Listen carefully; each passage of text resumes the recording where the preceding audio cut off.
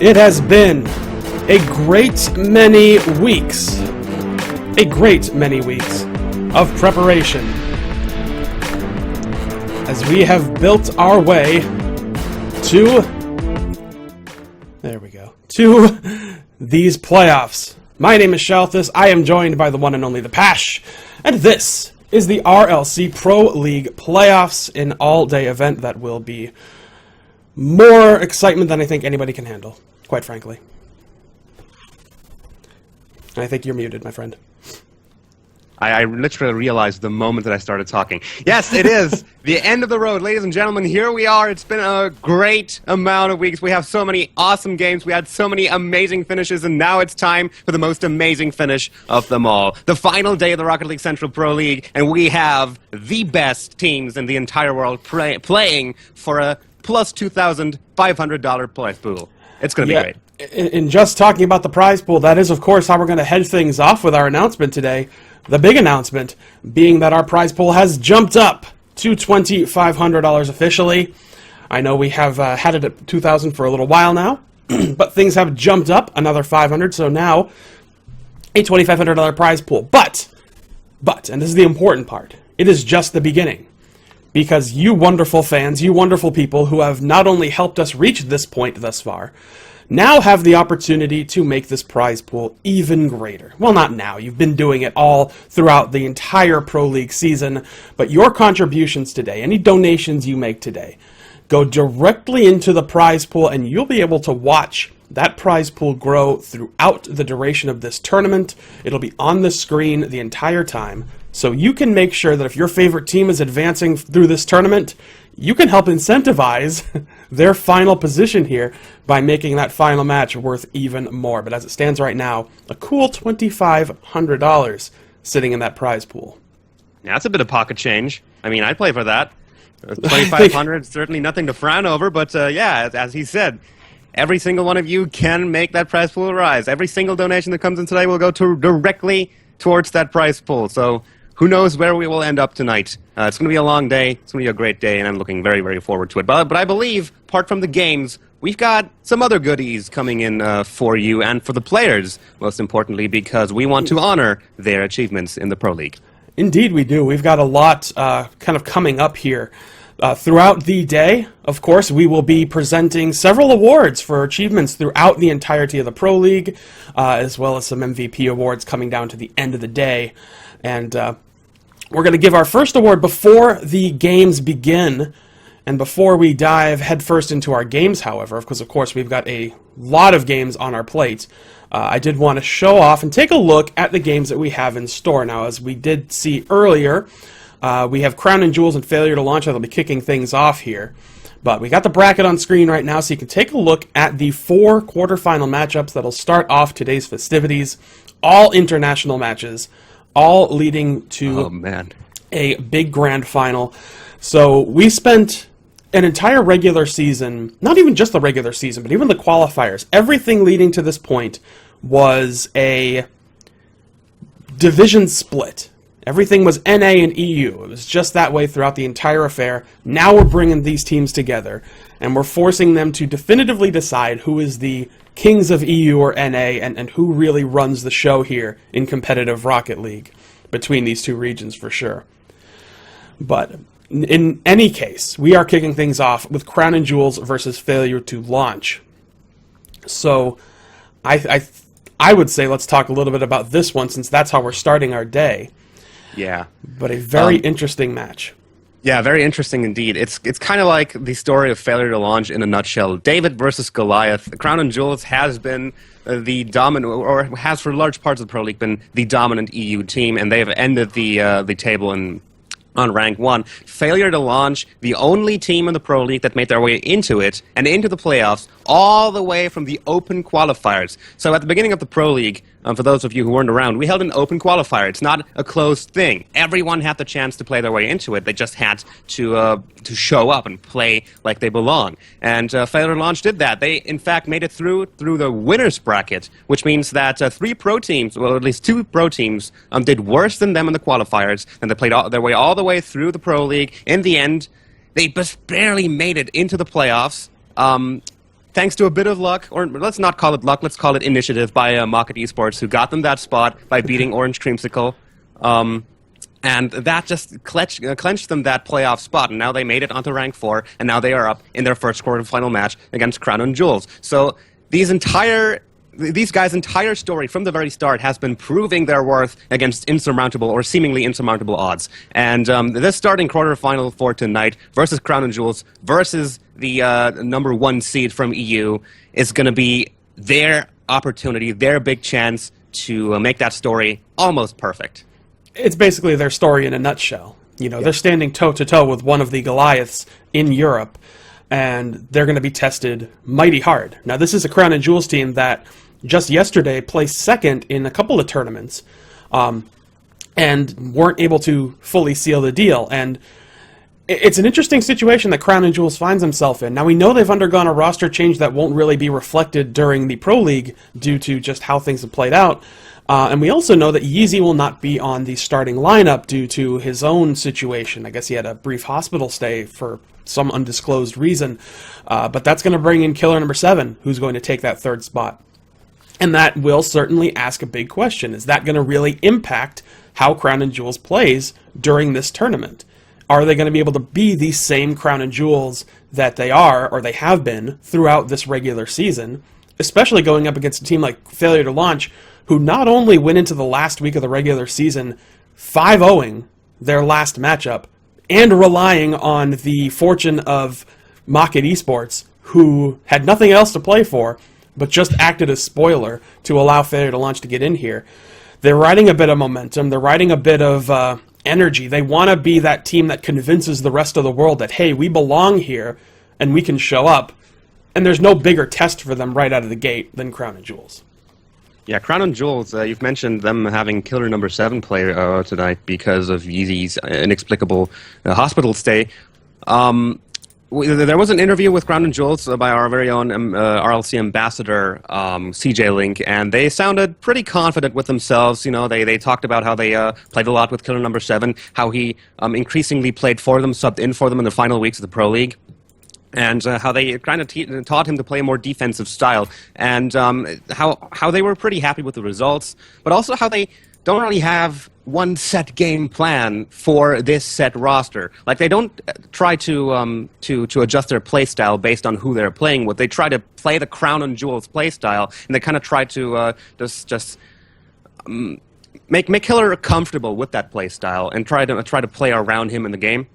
And looking at the results from recently, I mean, they did lose yesterday in the Gfinity against Flipside Tactics, but that they usually use against Flipside Tactics. Nothing new. Flipside Tactics has historically been on top of Crown and Jewels, so from that perspective, things are actually looking quite okay for him. It's true. No changes, no big changes, is what I'm saying. Yeah.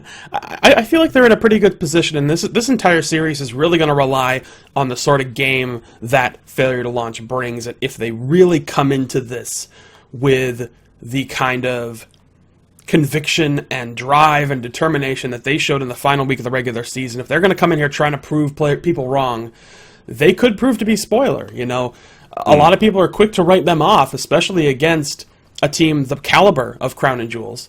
But I wouldn't be so quick to just say, oh, this is going to be an easy, 4-0. I don't think that's going to be the case, and they're going to be tested for sure. But I wouldn't be too surprised if Failure to Launch manages to shock the world a little bit. Well, they've certainly done so before. It wouldn't be the first time. And if there was any time to do it again and to do it in front of a huge audience, it is tonight. So I think all eyes are going to be on Failure to Launch. Oh, yes. It's going to be a big spectacle for them. But we're going to hop into that game in just a few moments. But before we get into that, we do have one special award to give out to kick things off here, to kick off our end of season, end of Pro League awards. And we're going to start off with the Hagewood Award, basically the equivalent of the President's Award that you might see in other sports, for the team that had the best regular season record across the entirety of the RLC Pro League. And of course, those honors are going to go to Kings of Urban. Kings of Urban, of course, finishing off the regular season 22-8. A very powerful finish for a team that has also been looking extremely good on the international scene lately, and looking to be like a very formidable team to maybe be the NA spoiler here, because a lot of people are thinking, oh, it's going to be the EU show, but maybe not the case. Well, I mean, yesterday Kings of Urban, if that's any indication, did play in the Gfinity tournament, and they actually did not make it to the semifinals. They lost against BAM Esport. I think it was in round 4 of the quarterfinals. So that's something interesting to look at. Maybe they didn't quite take it seriously. Maybe they just played it to gain some practice, and not really to win, or maybe to see how they're going to do on EU servers, because there's going to be a server split today, and we're going to alternate between servers. So ping is going to be an object in tonight's matches. So yeah, who knows? We haven't really seen much international competition recently. This is like the biggest international tournament it has been on the Rocket League esports scene for quite a while now. So in a way, the slate is clean. We can't really say much about these international matchups, but yeah, absolutely. Kings of Urban, they have deserved their spot. They have deserved the Hagewood Award by playing immensely well on the NA side, on their NA side of the Pro League. Came out with so many 5-0 wins, coming out with so many blowout victories, that they are certainly one of the best teams in North America right now, if not the best. They do, and they are also in a very good spot where they had a nice finish in the Mocket tournament against Crown and Jewels in the finals, where they would actually end up winning that event. So getting a good international win probably sets the tone for what we could see today.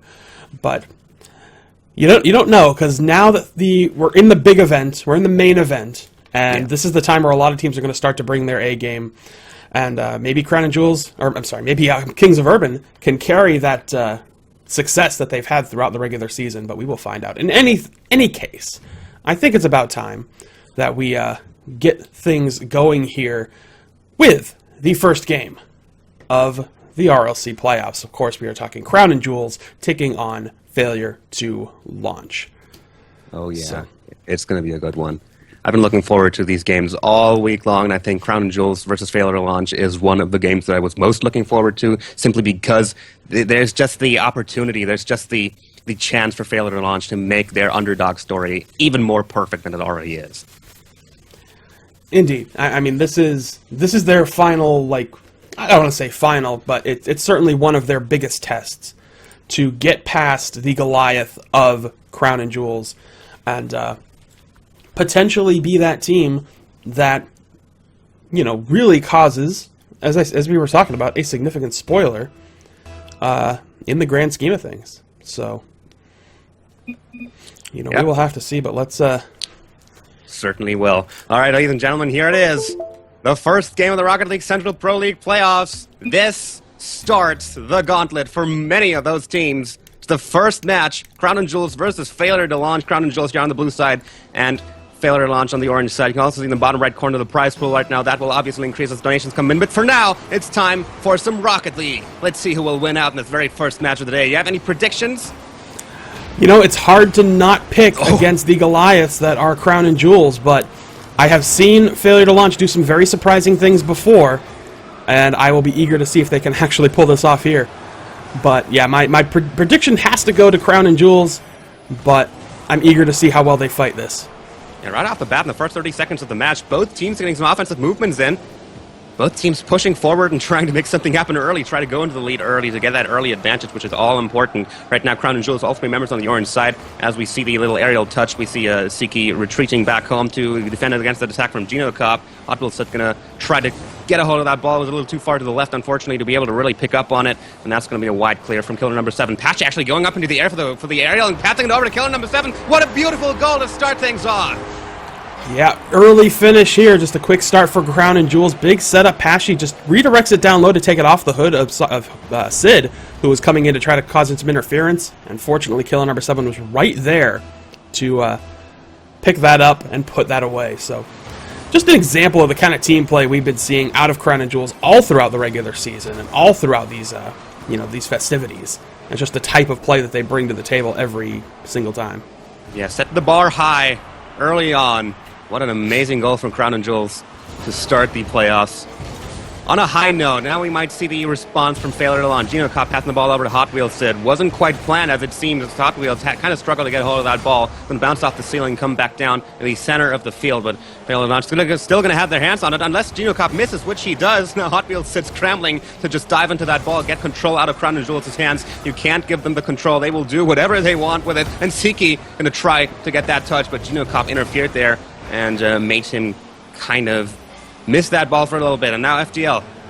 GinoCop playing into the center. Zane Jackie wasn't quite contesting that ball just yet. See a white ball up to the front. It's going to bounce off the backboard in front of the goal. But again, Failure to Launch still not finding the coordination just yet. They are setting up good passes, but unfortunately nobody's really there to pick up on them. Yeah, I haven't been seeing a lot of decent offensive chances. They've been putting the ball in on Crown and Jules' end, but the pressure just quickly dies out, and it might have a lot to do with that defensive awareness of Crown and Jules. Oh, but that was a nice attempt there that Siki disrupted. But, yeah, again, not a whole lot out of Failure to Launch yet. Oh, and this might be another chance for Crown and Jules as killer number 7 tries to pull it in, and he does get the follow-up shot, but both of them were just a little shy of their target. So another big chance for Crown and Jules, and FTL yet to look for their one big opportunity. Let's see if they can play it out. We are at halftime in this game number 1 now, and right now Crown and Jules still in the lead. It's just 1 goal, though, so FTL won't have too much hard of a time with that. There's a wide shot, and nobody from FTL was there to interfere. Yeah, this is going to be all Pashy here, who just goes long distance from practically the entire length of the field to get that goal. And that's really just a big defensive lapse on the part of Failure to Launch, who was not back enough. And sometimes, you know, when you get a shot that comes from that far of distance, it's hard to expect that it's actually going to be on target, but you kind of have to react that way, especially against a team like Crown and Jules.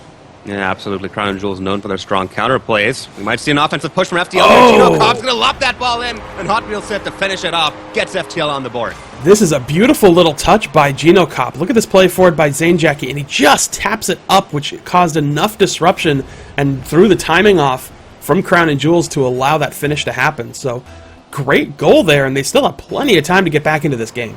Yeah, absolutely. It's the first step. They're going to have to make the second one at some point as well. I think Crown and Jules is going to do their utmost to prevent that. Right now, they are looking to be on the offensive again. Kill number 7 is going to go for that wall hit. Is going to get it, but just plays it into the corner. Gets ready in front of the goal just in case. That FTL screws up the defense, but they don't. Play it over to GinoCop on the other side of the field, and he's going to launch one straight onto target from the corner. Siki is going to get the save there off the wall.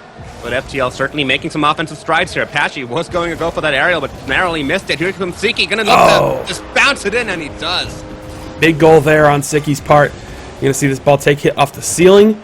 Apache just flies underneath it, and a good finish there by Siki. I mean, that was just really straightforward play there. You know, that's typical Crown and Jules. Nothing too super flashy or fancy, enough to get the job done, and that's just what they're capable of. They're probably one of those teams that I think doesn't rely too much on the flash and flare and just gets results. Yeah, absolutely. I agree with that. That was just a Crown and Jules play. Classic prediction. We're going to see Zane Jackie bounce the ball off the backboard. Patchy quickly going to get his hands on a throw for the quick counter, but Hot Wheels says no, that's not going to happen. Interferes, knocks the ball back over onto Crown and Jules, giving ball control over to them, and that's certainly something that FTL is going to need if they want to score 2 goals in 1-15. Zane Jackie is going to bounce it off the backboard. Patchy saw that one coming, not just towards the goal, off the backboard as well. Siki is going to get the touch, and he's ready for the 4-1. Yeah, they are keeping all lanes covered, and you're seeing it here. Pashy playing this forward. The other side of the net already well covered. Zane Jackie couldn't make any contact there, and Siki just finishes it off. And that kind of awareness is very typical for Crown and Jules, that positional play, and that's the exact reason why they're just going to continue to be a dominant team in Europe, and why FTL is going to have such a hard time shutting them down. Yeah, absolutely. It's going to be harder and harder. Killer number 7 was going to go for that aerial. Would have been on a completely empty goal, so FTL, lucky that he didn't get that one. Oddball's going to try to push the ball forward in any kind of way. Zane Jackie going to go for this aerial, but can't quite get the angle and knock it into the middle, but nobody from FTL would have been there to pick up on it anyway. I'd see a little sneak from GinoCop. He puts it onto the goalpost. Such a close one there, but time is running out, and it's running out fast for FTL. I think it's about time for them to cut their losses, think about what to improve in the next game. Nice save from GinoCop as we hit the 30-second mark, but it's more than likely going to be the first point of the series for Crown and Jules. Yeah, it certainly is looking to be that way. Not really seeing really anything out of Failure to Launch that's going to convince me that they could potentially beat Crown and Jules yet. But it is, again, just the first game, and there's still plenty of time for them to kind of get back into this, coordinate themselves a little bit more, maybe be a little more effective on the offensive side of the ball, and not let Crown and Jewels just kind of run roughshod here. There it is. Ball touches the ground. 1-0 is the lead for Crown and Jewels here in this best of 7 first quarterfinal series.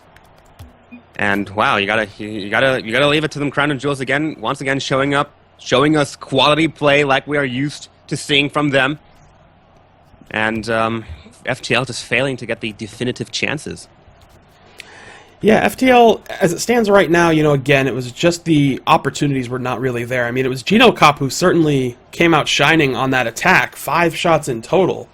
None of the goals. It was actually Sid who got that 1 goal, but the pressure at least was showing through for KA-POW, but the rest of his team not really able to help support that. And we could see it just a lot on those offensive chances. They would put some things together, but not quite enough to actually play that all the way through. So, unfortunately, they're kind of coming up a little short, but hopefully they will address that, and come back and look to be very effective throughout the rest of the series, because they are really going to need to shape things up if they want to move forward here. Yeah, that game 1, that was any indication. FTL is going to have to step up their team play in order to be able to catch up with the immense team play heavy Crown and Jewels. Let's see if they can step it up in game number 2. Now commencing, and KA-POW not getting that touch, gives ball control over to killer number 7, and what was it, almost scoring the own goal there. That one hit the crossbar. I'm not sure if that was what he was intending with that shot. No, I don't think so. I mean, maybe it could have been he tried to play it off high and deflect it out, but that was a very risky defensive play if it was necessary. But fortunately for him, they actually were able to turn it around and put a shot on net, but still nothing quite yet. And I'm still seeing a lot of the same out of failure to launch here so far. A lot of not quite coordinated shots. There's a nice attempt, but does get denied. The attempts aren't quite there. And so far, it's just been mostly solo plays from failure to launch. We're still failing to see those passing plays, those predictive plays where someone sets up for a shot that bounces off the backboard and comes in from the wall. I haven't really seen that from FTL. Have seen a lot of that from Crown and Jewels, and the result in game 1 speaks for itself. Yeah, so far, it is really. We're seeing a lot more control out of Crown and Jewels. Granted, there's not been a lot of attempts on net for Crown and Jewels quite yet. And that could be a good sign of things to come, because it might take a game or two for failure to launch to find their groove and maybe get back in the swing of things. But they want to be careful because they only have so much time in which to really respond here and build that momentum. And they can't wait. They can't take too long. Yeah, if we've learned anything from Crown and Jewels games, watching them throughout the past weeks, it is that the longer the game goes on, the warmer they get, the hotter they get, and the higher they're going to turn up the pressure. So FTL is on kind of a timer right now, as Crown and Jewels going to make attempts just like this one. Ziki not quite getting it in, but the rebound off the wall is caught by killer number 7, and that's the early score. Yeah, just relentless pressure here. Siki playing this forward, gets 2 shots on net, but killer number 7 gets that final little angle rebound. And if you can't deflect that out, then Crown and Jewels are just going to have all the time in the world that they need to get the finish they want. Yep. FTL, again, falling behind. 2 minutes in, took a little longer this time. Siki getting a very, very important touch there. That was a long shot, would have gone in. And FTL looking to apply some pressure here at last. They've got 2 members up front right now, Zane Jackie and KA-POW, but Crown and Jewels already in full defensive position, and they decide to actually give ball control over to Crown and Jewels, see if they can get a wide clear and play a counterplay from that one. Otwill Sid does try to get his ball in his hands on the ball, but killer number 7 gains control back over the ball. Zane Jackie losing out the 50-50, so Crown and Jewels still in ball control on the orange side of the field. Bit of a ping-pong game right now, as both teams are trying to look for definitive control. But in the end, in the time game, Crown and Jewels going to come out on top. Siki not winning out the aerial 50-50 against Zane Jackie. We see a nice shot onto target coming in from KA-POW. He's going to try to carry this one in. And Patchy not there in time for the save. Well played on KA-POW's part. Gets this aerial shot to put it on net. And not enough pressure on the part of Patchy to clear it completely out, so KA-POW just kind of brute forces that one in. Puts it right on the hood of his car and then flips it into the net. So, we're seeing a lot more competition coming out of failure to launch, and they might prove to be a bit more difficult for Crown and Jewels to deal with than we initially thought. We'll see if they can keep this momentum going, though. Yeah, this map definitely more competitive than the last one we've watched. Took quite a bit longer for Crown and Jewels to get their first one in. Another quick follow-up from FTL. We're going to see another attempt from Crown and Jewels. We see killer number 7 going for the aerial, but GinoCop winning out. He got the better position to go for the start from that point. Siki going to get the block, put it onto target, prompting the save out of Zane Jackie. You can see the bounce off of the corner, but Hot Wheels said quickly getting a bicycle hit in to prevent the rebound from getting into any dangerous zones. Finally, FTL making some pushes. This one's gonna almost go into target. There's the goal post, but nobody from FTL can prevent Pashy to go for the follow-up shot. Yep, again, wide open net, nobody in position to react to this one, and FTL, or I should say Crown and Jewels, just all the time in the world to react to those rebounds off the backboard. And, yeah, again, that's the same kind of plays and the same kind of punishment that Crown and Jewels has been doing throughout this series so far, and we're only a couple games in, but we're seeing very similar approaches to their attacks. Minute and 30 left for FTL to try and get the follow-up, get the equalizer. And right now, Crown and Jewels on full offensive mode. Killer number 7 actually wins out, puts the ball just barely onto the crossbar. Nobody from Crown and Jewels expected that one to go through, or they expected that one to go in, so nobody was there for the follow-up, but you gotta prevent dangerous situations from these from happening. Zane Jackie trying to pass it over to GinoCop, who is ready, but doesn't quite get the redirect at the right angle. They only put it next to the goal, against the wall, and from there on, Crown and Jewels are going to look to take control back. 1 minute they still have. Right now, they are making some offensive strides. GinoCop still in control of the ball. He's going to try to pass it over into the center, but unfortunately, nobody from FTL is there. Killer number 7 passes the ball back up forward, looking for the counterplay, looking for the quick positional switch from defense to offense. And Pashy going to intercept that ball, put it onto target. Oh, GinoCop last second save, and Killer number 7 doesn't get the follow-up. So FTL still in this, but time is running out. Big clear there. I mean, this has been, you know, really a much closer game than I expected it to be. But it's looking so much more comfortably in the grasp of Crown and Jewels, so I'm a little surprised with how their play's been. No! Oh!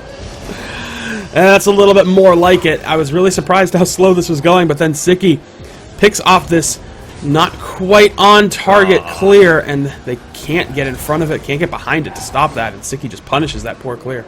Yeah, Hot Wheels did his best. He tried to dive into Siki to try to kind of throw him off a position, but unfortunately at that point the shot was already out. Can we see a quick follow-up from FTL? This one's going to go on target but gets saved by Siki.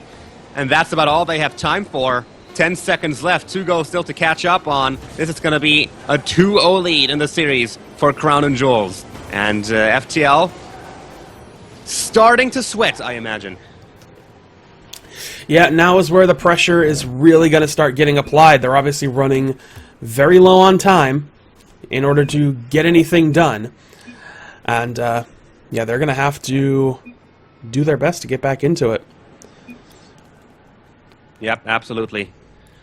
But we got to say, in their defense, these first 2 games we saw were played on EU servers, so there was a slight advantage for Crown and Jewels. Let's see if they can take it out on the NA servers. Let's see if they can make something happen there.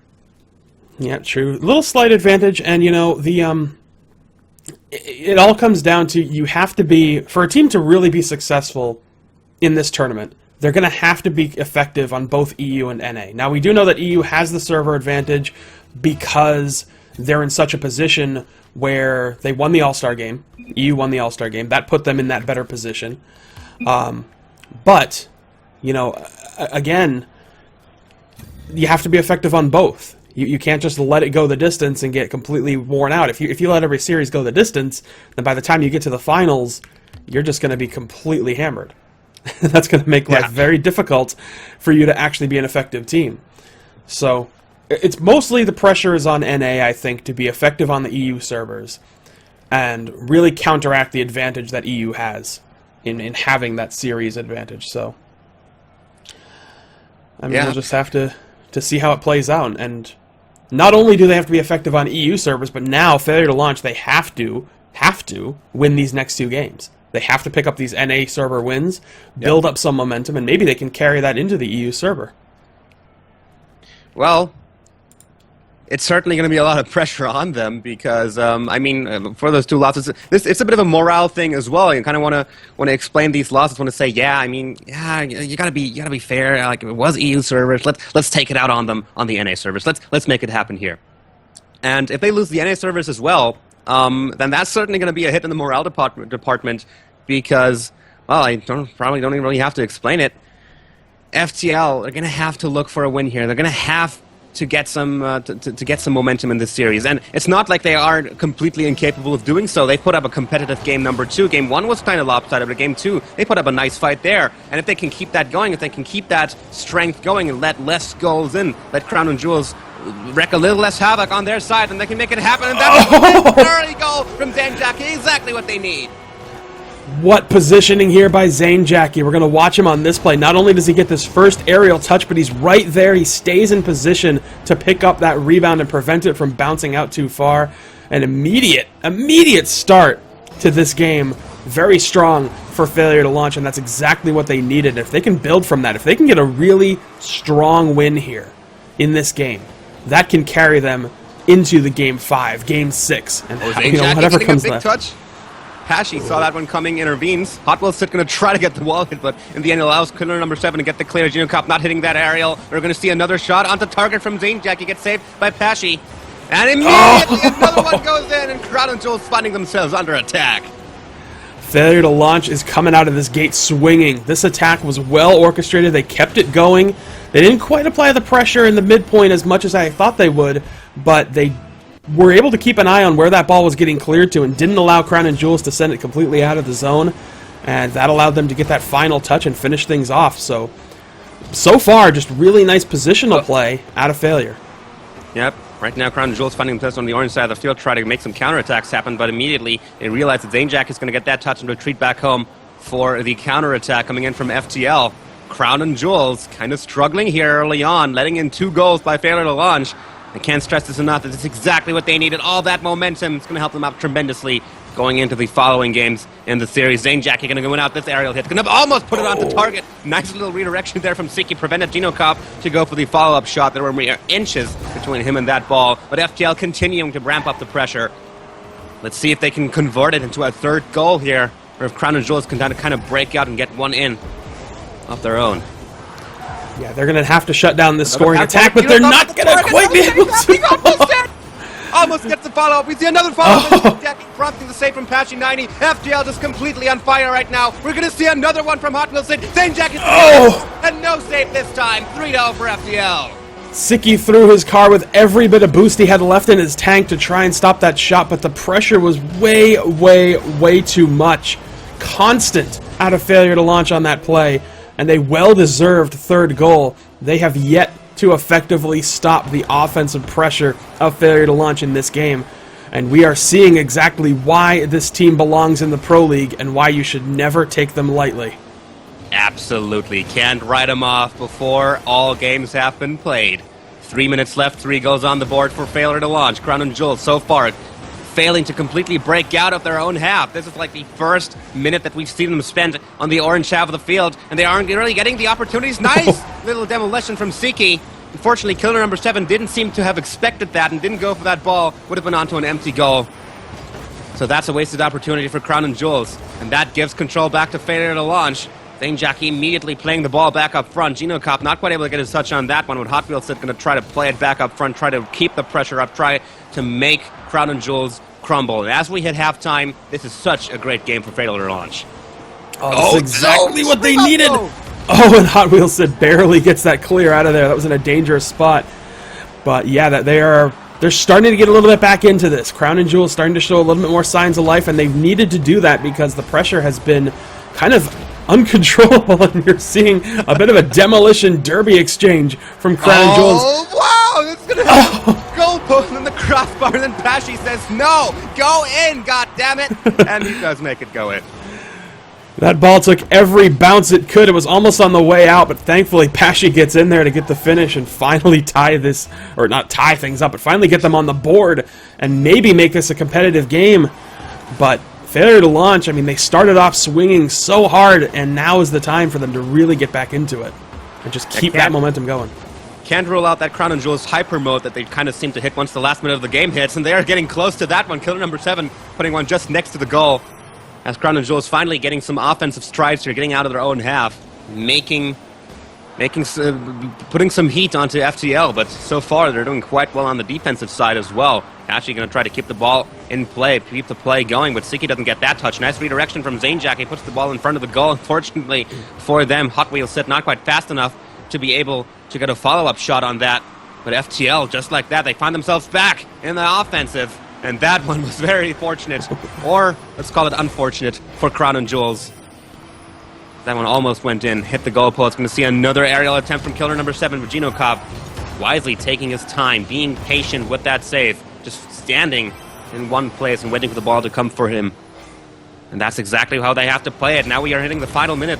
Historically, the time where Crown and Jewels really starts to catch on fire. Let's see if they can do that here as well. Right after that first minute, hits killer number 7 with a big opportunity. Missed that by a few mere inches. But Crown and Jewels finding themselves on the offense here, and FTL under pressure. Yeah, this is now, like you said, this is where Crown and Jewels is really going to start to kick it in. They're notorious for their late game scoring, and it might start to come through here. They are 1 goal away from tying this up now, because Siki, with this beautiful aerial shot, almost gets disrupted, but he gets right past Zane Jackie, and that is just too much to handle. And yeah, now is the time for failure to launch. They're going to have to pick a strategy here. They can't be too aggressive. They're going to probably want to try and park the bus a bit, play defensive, and shut down Crown and Jewels so they can't get that 3rd goal. Yeah, 30 seconds left now. Crown and Jewels, can they make something big happen here? We've seen them score 2 goals in 6 seconds before. Granted, that wasn't Wasteland and probably more of an exception rather than a rule, but right now they can't let that happen. Vagino Cup gets a completely empty goal. As a bit of miscoordination on Crown and Jewels' defense. Siki and Pashi both going for that ball. Yeah, that was a big miscommunication there, big double commitment, and that certainly threw them off, and that gave what may effectively be the insurance goal for failure to launch, and that could still help them win this game. They lost it a little bit in the late goings just due to that pressure of Crown and Jewels, but fortunately for them, they didn't let the pressure get to them, and have come back here. Now in the final few seconds, it looks like it's going to be failure to launch's game. And that certainly will be at this point, so FTL getting back into this series and proving that they are a very strong and very effective North American team. Yeah, that much is for sure indeed. They played this one beautifully. You finally saw those team plays. There were also a few defensive mistakes from Crown and Jewels, especially in that last goal. But you really can't take anything away from Fairlow Launch's performance this time around. They played it perfectly. They just positioned themselves brilliantly, made those Crown and Jewels-like team plays. You might say they pulled a Crown and Jewels on Crown and Jewels, and they can keep that up for the rest of the series. And I think they have a very real chance of actually taking it and going to the semis. Yeah, no, I absolutely think they do. They are starting to show that they're not going to let themselves be steamrolled. They haven't been effectively dominated in any of the games so far, even when they did lose. They were looking much stronger. They came into this game with a huge offensive spree right from the start. And, yeah, I mean, hands down, looking like definitely a team to beat in the NA side. One of the teams that probably a lot of people weren't quite too expecting, or not really quite expecting to just be, oh, you know, that's the team to watch. But they're here to surprise people, and I think they're just going to do it. Plain and simple. Yeah, see if they can keep that momentum going into game number 4 of this series. They can tie the series up and give Crown and Jewels a real run for their money. Speaking of money, you can still make that prize pool increase. You can see it in the lower right corner. Every donation that comes in today will go 100% towards the prize pool. So if you want to see your favorite team win big, you have the chance to make that increase. Right now, though, we are into game 4. And Crown and Jewels putting up the pressure early. And Failure to Launch looking to handle that big shot from Pashi onto target. And Failure to Launch kind of scrambling to defend that one. Yeah, Pashi puts this one just in front of the defense, and Zane Jackie tries to get to it in time, puts a little bit of contact on it, but just ends up putting it in his own net. Not really his own fault, it was going that way anyway. He just couldn't quite get the clearance he needed. So a good start for Crown and Jewels, who are looking to essentially shut down that momentum. They want to kill any kind of momentum that NA is building up, and with plays like that, that is how you do it. Yep, absolutely. Momentum killing is exactly what they were doing with that. Patchy setting it up beautifully for killer number 7, who comes in from behind, saw that one coming and launches it deep into the right corner. And FTL, that ball was just too fast for him to see that one coming. So 2-0 lead for Crown and Jewels in the first 30 seconds of the game, not the start to game number 4 that failure to launch has been hoping for. No, not only what they didn't want, but certainly not what they need, and again, Pashy. Crown and Jewels, they're just keeping it coming, one after another. Another beautiful setup from Siki. Zanejackie started a little too late. Didn't get the touch on the ball before Pashy did, excuse me. And that's the 3-0. FTL kind of falling apart in the early stages. Yeah, they got to be careful. I mean, this is the exact same way that Crown and Jewels kind of started their series off, so maybe failure to launch can respond, get a little bit back into this, and prevent themselves from completely being dominated here.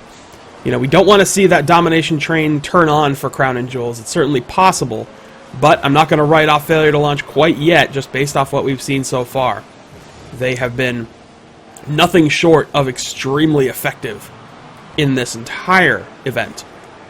And what we saw in Game 3 was just a little glimpse of what failure to launch is capable of, so hopefully they can build that off and keep it going. Yep. Game 2 was very competitive. Game 3 went in their favor. They still got plenty of time left. Let's not write off failure to launch just yet. Granted, in this game, they have been really struggling to get out of their own half, make some attacks happen. This is a very promising one, though. Geno Kopp doesn't quite get the touch. And Siki bounces the ball onto his roof over to killer number 7, who does get the clear, but Zanejackie wants to keep the momentum going, wants to keep the play alive, keep the ball in the corner. Geno Kopp looking to go for that shot, but it gets intercepted by killer number 7 before he gets any chance to get anywhere near that ball. Now Pashy 90 with the pass attempt to Siki. Killer number 7, and meanwhile, getting taken out in the middle by Geno Kopp, and Siki gets the shot onto an empty goal after outplaying FTL's defense. Geno Kopp gets demolished just before this goes in by Pashy. Siki just carries that forward, and yeah, wide open net. You can kind of see that happening throughout that play as it developed. And Crown and Jewels now in a very comfortable position with plenty of time to play, so it's not out of the reach of failure to launch, but you know, again, that whole momentum and morale kind of situation could prove to be very difficult for failure to launch to come back from. Yeah, against a team like Crown and Jewels, who definitely do not want to be down 4-0. Or did I say 4-0? I meant 5-0 as Pashy makes another one. Yeah, that is, you know, again, the whole pressure is continuing on, and they've found their groove a little bit. Crown and Jewels is falling into the typical approach that they take to a lot of these games, and they're starting to show why they are such a dominant European team and why they are so difficult to deal with. And a lot of people weren't quite expecting them to be such a dominant team, especially without their usual roster, without Yeezy in here. But they have done a lot of work to make sure that this trio was ready to go for the playoffs, and so far, starting to pay off. They might end up taking this game and only coming within 1 and moving forward here. We're at halftime right now, and FTL finally finding some offensive strides for themselves, but may just be too late at this point because 5-0 is such a huge lead to try and conquer. Zanejackie putting it just next to the goals, giving enough time for Siki to go for the clear, and Crown and Jewels immediately moving up forward, looking for the counter attack, looking for the quick counter play. That ball going up into the air is going to buy FTL a little bit of time, allow them to get some offense back onto themselves. Killer number 7 almost setting that ball up for a shot from Zanejackie, but it bounces off the crossbar and then onto the ground. Going to see another shot from Geno Kopp, and finally FTL gets on the board. Finally, yeah, that was so much pressure they've been building up over these last few attempts. I mean, they had 2 offensive attempts that just came up short, but finally they get something to squeeze in, and I think they were just running into a lot of unfortunate luck where their shots were falling just outside of where they need to fall. But that does help them at least a little bit. But that wipes it completely out immediately. Whatever momentum they'd started to build here completely dies. About to set up on the kickoff from killer number 7, and then Pashy just tucks it in. I mean, that was... I started to see it coming before it actually happened, and then it happened, and then, yeah. So, FTL, they're going to have to probably take a look at this game and say, okay, can't let that happen again. Yeah, they're going to have to just look at this game and just say, we can't let this happen again. Time to regroup, come into Game 4, or Game 5, excuse me, and start looking a little more effective. And they're going to have to, because if they lose this game, which is very much looking like it's going to be the case, then they're going to have to win all the following games in order to still have a chance, because of the best of 7, they're going to be down 3-1. So one more win from Crown and Jewels would mean that they advance to the semifinals, and FTL are out after such a magnificent journey. Is that the end to the underdog story that we want? Well, you know, I mean, we'll see what happens. If that's the case, they certainly have a lot to be proud of. Oh, killer number 7! Getting the Brazil! Yep, that does put us into the Brazil, and you can see this play off the backboard. Then Pashy helps put it forward, and Killer just moves himself around to help follow up on that. And all of what you just saw there was a great example of why Crown and Jewels are such a difficult team to deal with. Because they cover all those angles, they position themselves so well, and they put together plays from a fairly good standpoint on a consistent basis that makes them extremely effective. Yep, we're hitting the 1 minute mark now. And Crown and Jewels.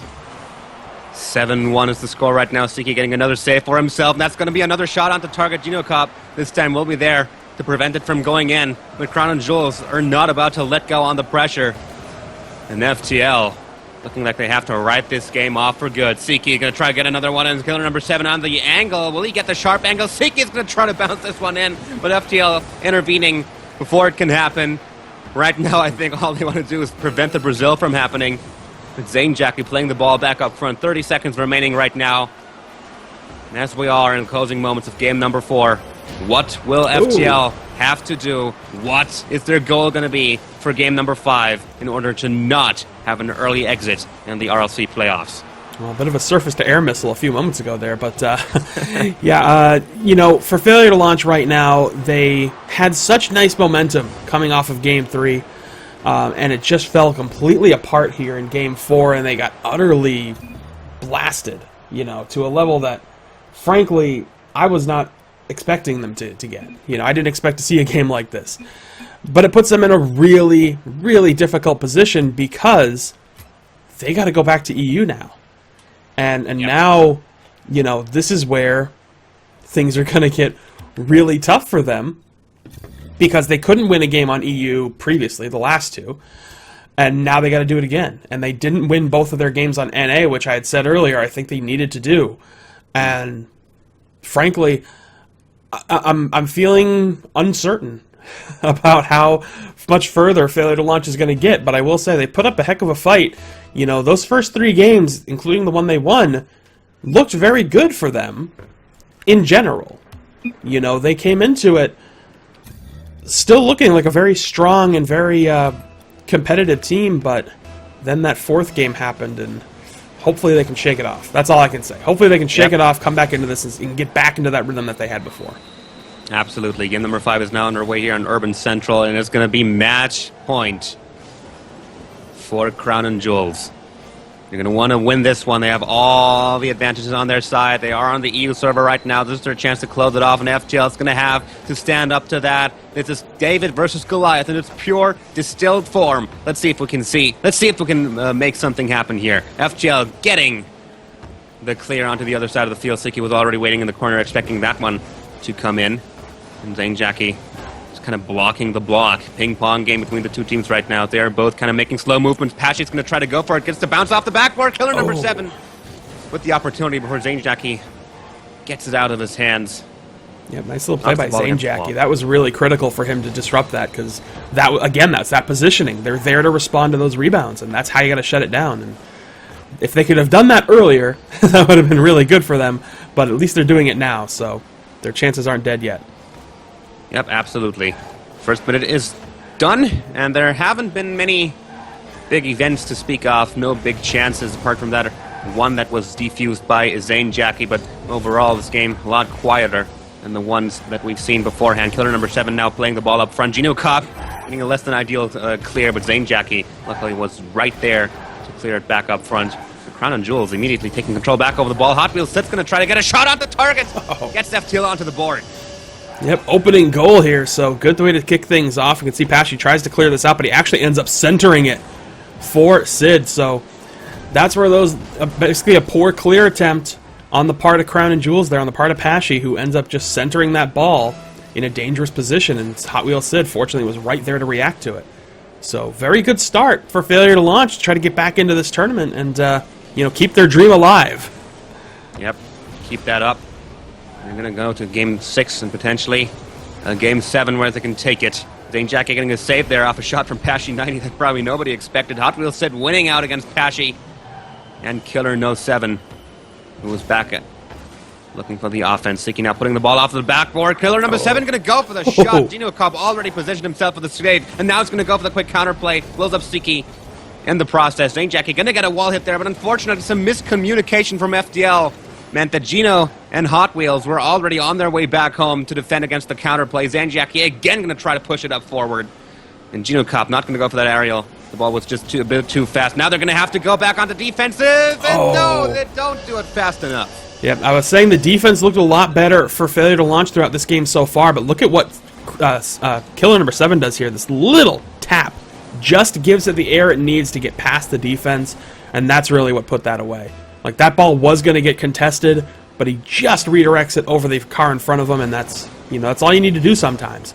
Just give it that slight bit of contact, and that's what Crown and Jewels did, and Killer number 7 did, and now they've got a tied game here.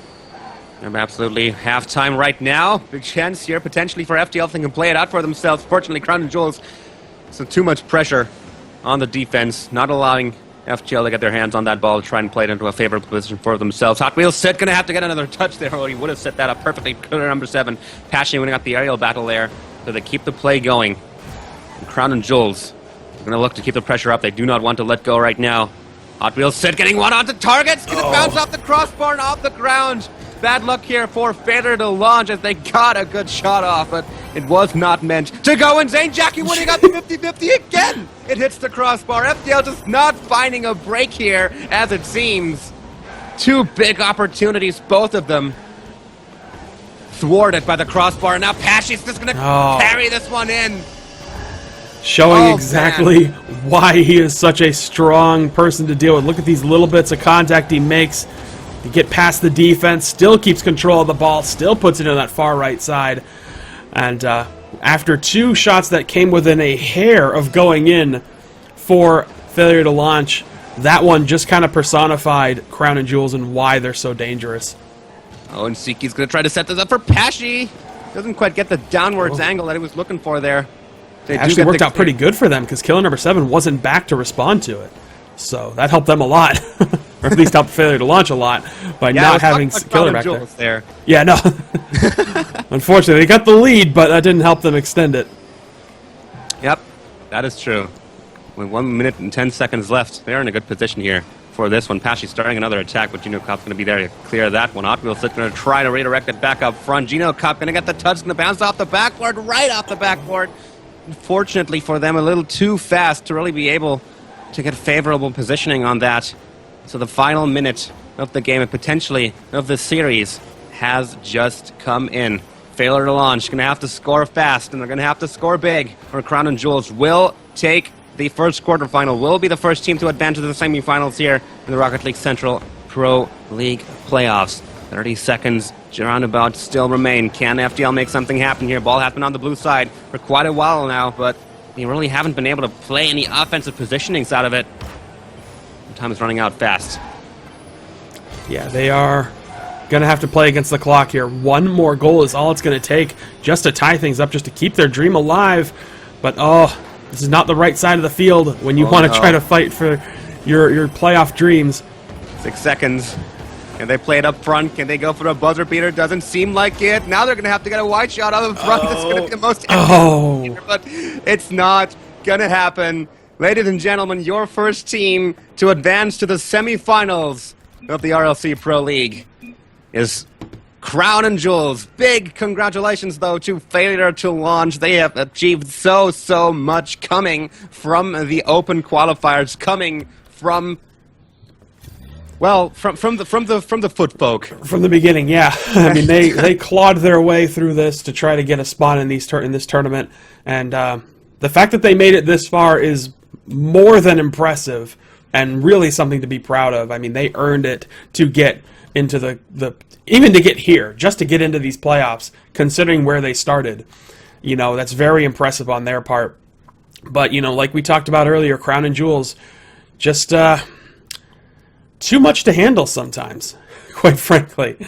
Just too much to handle. But in any event, we're going to take just a brief little break here and then get ready for our next round matchup. Kings of Urban, the #1 team in North America, going up against Supersonic Avengers. A much more interesting match there. But we'll talk a little bit about that in just a moment. So stay tuned, my friends, and we'll be back with the next quarterfinal matchup here in the RLC Pro League playoffs.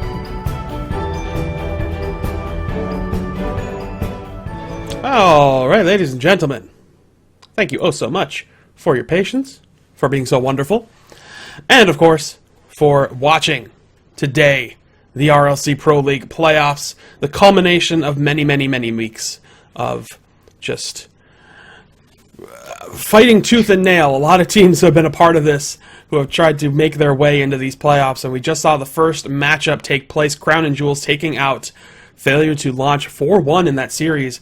A series that, maybe the result isn't too surprising, but I would say for any team that underestimated Failure to Launch, really got a glimpse of just what that team is capable of and just how hard they fight to stay into these competitions and just how good they really are and why they're considered one of NA's top teams.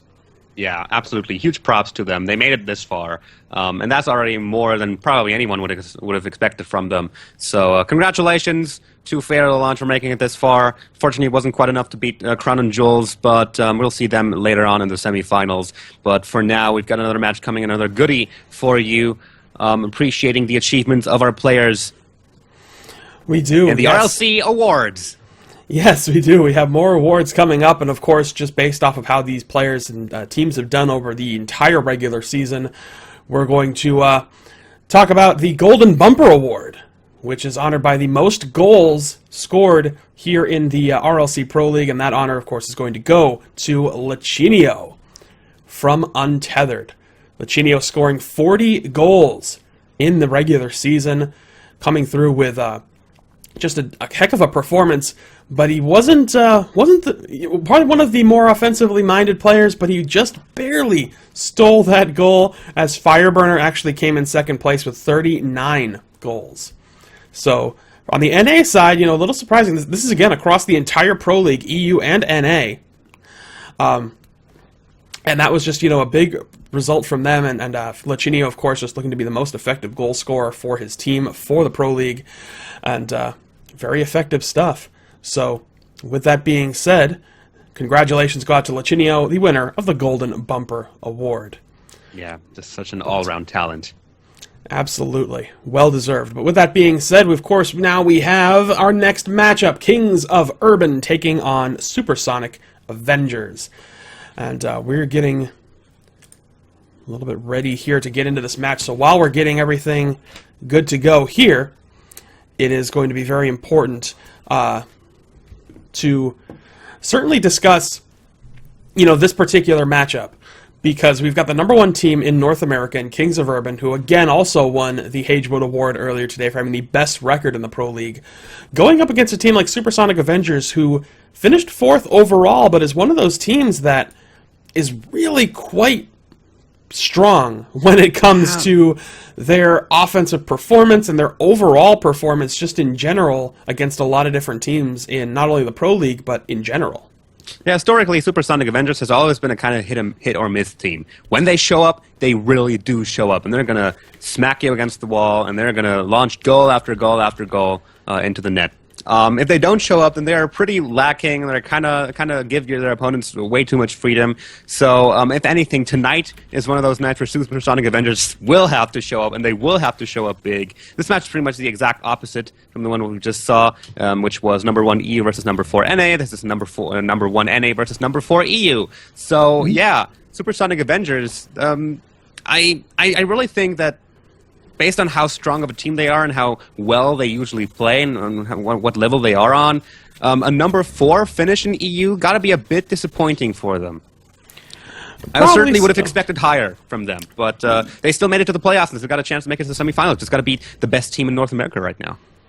Yeah, it's true, and they are, maybe they're going to be disappointed a little bit in the fact that they finished 4th, but they also know just how competitive EU is and how things can shift on a dime, quite frankly, when it comes to these different teams. And they had a very good season. They had a lot of good showings. Things didn't start off too well for them with an 0-5 start against Crown and Jewels, but they came back after that looking much more like the Supersonic Avengers we're used to, quite frankly.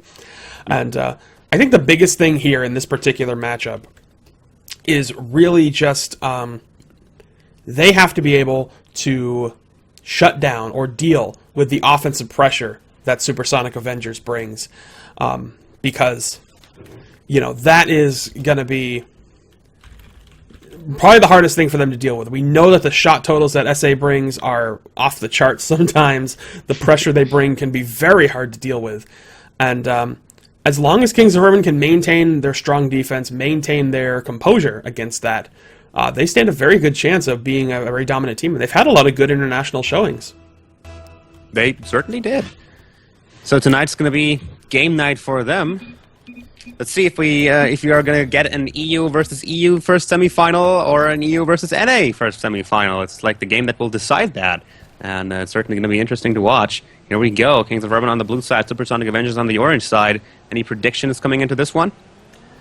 This one's a little harder to say. I'll be honest with you. As we are getting ready here. Just because, like I said, it's that offensive pressure out of... Oh! Yeah, as I'm saying that, now we've got Kings of Urban starting to come out a little bit swinging another here. One by Jacob. Already, He's going to be the one that dunk it in. 13 seconds and Kings of Urban coming out huge. Yeah, very quickly. Fireburner playing that nicely off the wall. Jacob getting the response, and then he comes back in to help get the finish there. So that is, quite frankly, that's what Kings of Urban needs to do. They have to they have to respond with their own pressure and prevent Supersonic Avengers from peppering the net with a lot of shots and being that kind of overwhelming attack swarm, if you will, that they have been in the past. And if any team is capable of it, it's certainly Kings of Urban. They are one of the strongest, if not the strongest team in North America, and will prove to be the biggest obstacle for any European team, I think, that wants to win this event. Yeah, true that. And they are putting all the pressure onto Supersonic Avengers pretty hard right now, keeping them in their own half of the field. Looking to build like a defensive wall down at the middle. And that's Jacob just cheekily redirecting that one off of the bounce. Really well done. Look at Jacob here. He just parks his car knowing that there's probably going to be a rebound there. Good awareness on his part. He stops that, responds to it, and then just floats it into the net. A big 2-0 start here for Kings of Urban. Absolutely. Amazing start for him. And Supersonic Avengers, they have struggled to get any kind of tangible offense going so far. Meister finally passing the ball way up front, but there's a quick lead from Jacob. We're not going to be able to save this one. Yes, they will. And they're looking for the counterattack here, but Maestro making sure that doesn't happen, knocking the ball back up onto in front of the KOU goal. And this is Supersonic Avengers finally launching at these types of attack and getting a goal out of it. Yeah, here we go. A little bit more about what we expected from Supersonic Avengers. Greasy playing that off the backboard to ELMP, who just ends up getting the right angle to get the finish there. But that was only a small glimpse of that whole offensive attack, which was just shot after shot either being sent to the backboard, sent around the net, just applied in some way to really make life difficult for this team. So, KOU quickly looking for the response here. Clearly, Jacob on the wrong side of the field still went for that ball. It was just going to go flying towards the blue goal. Well, that worked out really well for Supersonic Avengers. Played forward by ELMP, and Greasy just gets that little sideswipe redirect with a lot of momentum behind it to put it away into the net and quickly tie this game up. There's a lot of speed behind that ball. 80 miles per hour, I think that was. That's one grenade, but Fireburner is going to launch one of his own here. Gets cleared by ELMP. Jacob going to try to get it back in front of the goal. Moses driving alongside it, looking for the opportunity to go in. Going to bounce it off the backboard. Unfortunately, both of his teammates have already retreated, or have they? Fireburner winning out the 50-50 there against Greasy Meister. Jacob going to try to keep the ball in the hot zone, but passes it straight over to Maestro, who can get a wide clear, force Moses to make the save. So back and forth right now after a shaky start for Supersonic Avengers. Look like they have found their footing now and looking to make use of it. As Maestro tries to cheekily dribble that one. Goes against the wall in the end. Gives KOU the opportunity to go for a clear Moses without playing Greasy Meister there. Not getting past the LMP though. Passes the ball back up front. Looking to apply some pressure here. As we are approaching halftime, this game is looking a lot more even than we would have expected just looking at the first 30 seconds. This might be a big opportunity for Supersonic Avengers. Greasy Meister gets his own setup. Greasy slips this one past Moses. You can see the ball played up high here on the rebound. And then the follow-up shot just gets past the front end of Moses' car. And that's going to give Supersonic Avengers a nice go-ahead here. And very impressive showing by them here in the really the very beginning of this game, the first half, so to say, to respond to what looked like some overwhelming Kings of Urban pressure. Yep. Pressure since then from Kings of Urban has certainly been there, but didn't quite hit the mark, as Supersonic Avengers did make the right defensive moves to prevent them from going in too hard. And Fireburner is going to get the ball snatched away from him. Greasy Meister bouncing it onto the wall. Ground, of course. Moses intervening there and knocking it back onto the orange side of the field. So KOU are certainly trying to make something happen here. Fireburner going to try to win out the 50-50 against Maestro, but just not succeed at it because Supersonic Avengers defense is very much on point right now, and they're going to pass the ball up front any opportunity they can get. Both the goals, or all three of the goals from Supersonic Avengers, haven't been much in terms of team play. It was more of an individual effort, but if it works out for them, then, I mean, it doesn't matter how the goal goes in as long as it is a goal, as long as the ball crosses that goal line. We're going to see Maestro almost set the ball up in front of the goal. ELMP was already hot on his way to try and pick up on that setup. Didn't quite make it happen. Supersonic Avengers keeping the ball on the blue side of the field. And KOU getting prompted to defend very heavily right now. They're going to get a wide clear. They're going to have to get a wide clear. They're going to have to get it soon. Or Supersonic Avengers is going to keep ramping up the pressure until they get shots like this one. Another one onto target. Finally, Jacob will get opportunity to try and dribble this one to pass Greasy Meister. And he does. for the equalizer. Yep, they're finally responding the way they need to against this Supersonic Avengers team. They get a good breakaway here, and Jacob plays it as far off Greasy as he can to get that in the net. And, you know, again, that's all the sort of approach they need to take because they are starting to deal with the heavy pressure that we know Supersonic Avengers is capable of bringing. And they've been bringing that. That's why they tied this game back up. I mean, that's why they got the lead, I should say. But, you know, that's what Kings of Urban just has to fight off throughout this series. Oh, Maestro putting one out to target. LMP's going to go for the follow-up shot there. But KAU intervening before he can do that. We are in the final minute of the game, and right now it's looking like overtime. Both these teams really neck-to-neck, seeing eye-to-eye. Jacob's going to try to bounce this one in from the top. And Greasy Meister trying to juggle it for ELMP, but Fireburner gets the clear. Back onto the other side it goes. The biggest game of ping-pong imaginable, and now comes Maestro launching one at the target for a change. Greasy Meister going to try to pick this one up from the corner, but Moses gets the clear, and Supersonic Avengers back home for the defense. 20 seconds, KAU still have to try and go into the lead here. Certainly going to try to put up as much pressure as they possibly can. But with the clear, and the follow-up clear, and the likely follow-up clear, it's going to look like we're going to see an overtime of this match. Or will we? Jacob getting one. Oh, closely onto target and trying to get the follow-up, and he does! No, we will not. Jacob helps put together a big play for Kings of Urban off the backboard here, and he just squeezes this one past Maestro, who can't quite get the contact he needs, kind of helps put that one in. So a big goal from Jacob. That is going to give them that advantage with only 4 seconds to go. So unless Supersonic Avengers comes in with a game-saving overtime goal here. They're setting one up! Oh! God, Fireburner! Wrong place, wrong time. That's the buzzer beater equalizer. Greasy just plays this forward, and Fireburner helps put it in because he was on the wrong side of the ball, and we're going to overtime. Oh, already a huge start. What a first game of this series. Supersonic Avengers looking to capitalize early on in the overtime, but gets blocked by KAU in the last possible moment. Supersonic Avengers, they basically just have to win this one now. Just carry of all that momentum into the second game. Very, very unfortunate touch from Fireburner there to call the game into overtime with 4 seconds left on the clock. Supersonic Avengers still scoring. Let's see who will win the golden goal. Greasy Meister putting one on towards target. Moses clearing her way onto the side, but Maestro already waiting there for the wall hit. Going to bounce off the wall, but nobody from SSA there to pick up on the follow-up. And so Moses gets another clear, blows up Greasy Meister. Fireburner doesn't quite get the angle that he was looking for there. He had an opportunity onto an empty goal. Yeah, that was a big chance there.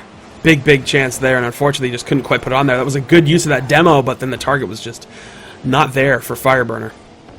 Yep, the ball is just carefully being tapped on some people's roofs there. Nobody really wants to give up control at this point in the game.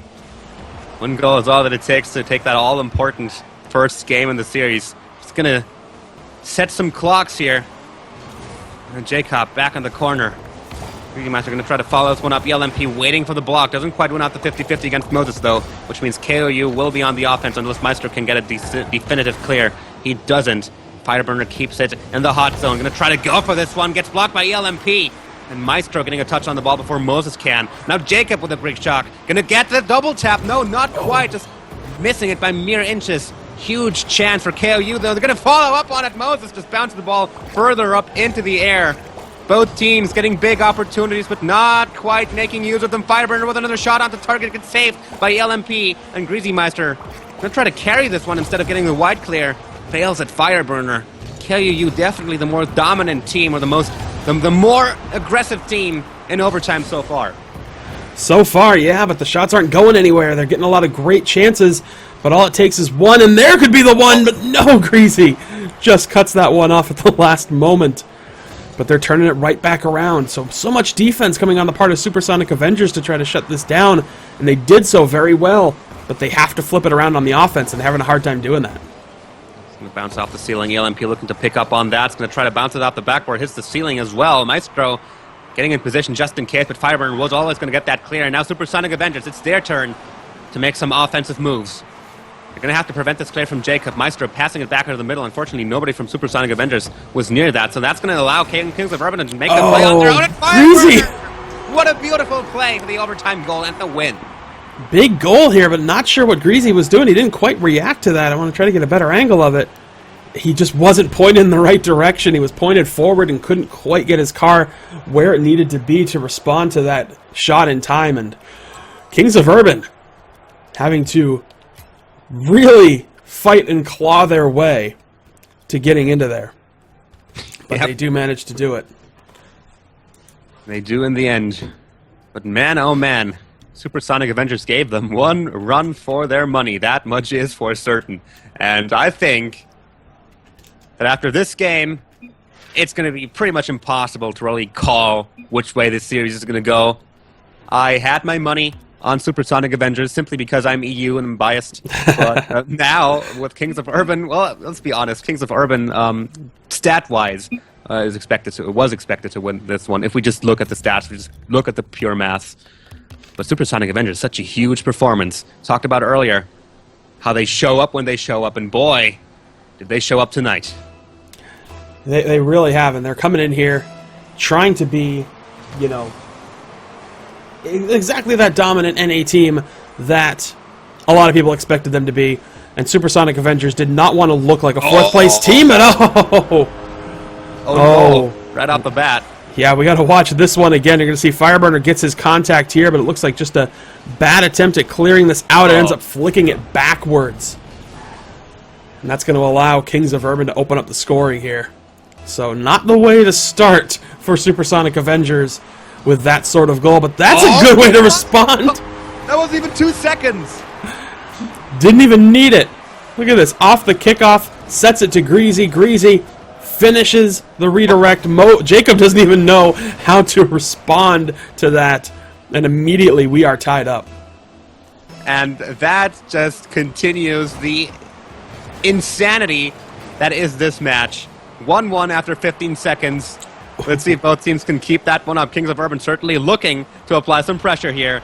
Moses blowing up Maestro there. Greasy Maestro getting the rebound off of the wall. The LMP can't get his hands on it before Jacob does, and Maestro getting that all-important save. Fireburner getting one off onto target here, but Greasy Maestro had enough speed to come in from the side and go for the save. So Kings of Urban right now in the dominant position, but Supersonic Avengers is going to look for that opportunity, wait for that one opportunity to get a control of the ball. Fireburner not quite able to redirect the ball into the goal there. Didn't quite see that ball coming, did not quite expect that, I think. Maestro fading the dribble at the last hurdle. Jacob takes the ball off of him. So again, neck and neck game. Yeah, Fireburner not quite looking like the effective attacker that he normally is, though, so far. I don't know how much that has to do with the server or just how much that has to do with wherever he is right now. But I'm sure things will get back to normal if this series goes on too much longer. Because that will certainly, I think, play into Kings of Urban's hands the longer this goes on. Yeah, I think so too. We'll see what the future will bring. The immediate future. 3:30 still left, and that's a very good shot. Very good angle. Fireburner going to try to follow up on this one, but Greasy Master saves it. Huge, huge opportunity for Kings of Urban, but they aren't quite able to capitalize on a great pass onto Greasy Master. Unfortunately, wasn't quite able to pick up on that either. So both teams getting the opportunities, failing to really make use of them. ELMP is going to try to make something happen here, but I think he just blew away all of his boost on the way to that ball, and then didn't have it to try and make an actual play. Jacob going to try to carry this ball all the way through to the air, and then position himself for a rebound off of the wall. With Supersonic Avengers defense quick on the trigger, preventing that one from happening. I cannot overstate just how close and how eye-to-eye these two teams are right now. No, this has been a very, very competitive series. It's only going to keep up, and Greasy with a critical stop there. But yeah, we are seeing exactly why these two teams are so evenly matched. I mean, it was a big win for Kings of Urban on the EU server in Game 1, and it can only help them as they go to NA in the last two games, or the next two games. Could be the last two games, depending on how Supersonic Avengers does in this game, and if they can finish things up, and how well they respond when they go to the other server. Yep. After a very action-packed early stage of the game, things have kind of quieted down in the last minute or so. Both teams are struggling to fight for definitive ball control. We did see those huge chances from Kings of Urban, but apart from that, it's mostly been set-up play and trying to take control away from your opponent before they can do anything with it. And as it stands right now, we are on course for another crazy overtime. Fireburner not quite getting the follow-up on that one. ELMP not the clear that he was looking for, and we see Moses coming in from all the way behind. Gonna bounce it off the backboard. What a goal! What a double tap sort of goal here that Moses pulls off. We'll try to get a good aerial angle on this. Oh, Gets wow. both shots there to end up driving that ball into the bottom part of the net. And yeah, that was going to be very hard to stop no matter what kind of defense Supersonic Avengers threw at it. So a very nice shot by Moses to keep things going here. So 2-1. Now, good position for Kings of Urban. If they can hold on for another minute and a half, then they're going to be in a great spot moving to NA. Now you can immediately see, though, how Supersonic Avengers just ramps up the pressure. They think, all right, they've got one on us. Let's throw everything up front. Let's try to take this into overtime or even take it in the end still. We're going to have to play this very aggressively, and they are doing this right now. 1 minute and 20 seconds. They do still have to try and even this back up. Will they be able to do it, though? Kings of Urban certainly not going to let go of the pressure. Yeah, they've proven they only need 4 seconds in order to tie this up. So 1 goal is not a big lead for Kings of Urban. Oh, and the LMP going to put this off the backboard. Going to try to follow this one up, but doesn't quite get it. Wrong touch, unfortunately, just sends the ball wide towards the corner in an upwards arc. And Jacob going to try to carry this one himself. Meister not quite getting the clear. They have to get a wide clear now. They just have to get the ball up front and see what they can do with it. Once they do get it, oh no! Maestro! With the own goal. I think that's the second one from Supersonic Avengers this game. Yeah, it looks a little bit like it. Fireburner kind of putting that ball, trying to put it behind, and Maestro ends up turning right into it to help drill that into the net. That is a disastrous sort of finish for Supersonic Avengers. So, I mean, once we change to the new server, I think what they're going to have to do is just get out of their own head. It seems like they're just getting a little caught up in where they are and what they're up against. Oh, Crazy going to try to do a Moses, and he does! What a goal! There is a nice goal. Good response to try to answer back to a definitely not the sort of goal they wanted to get initially for Kings of Urban, but a good response to help tie this game back up or close it, at least close this gap a little bit and put them in a strikeable position to potentially tie this game up. Again, all they need is 4 seconds.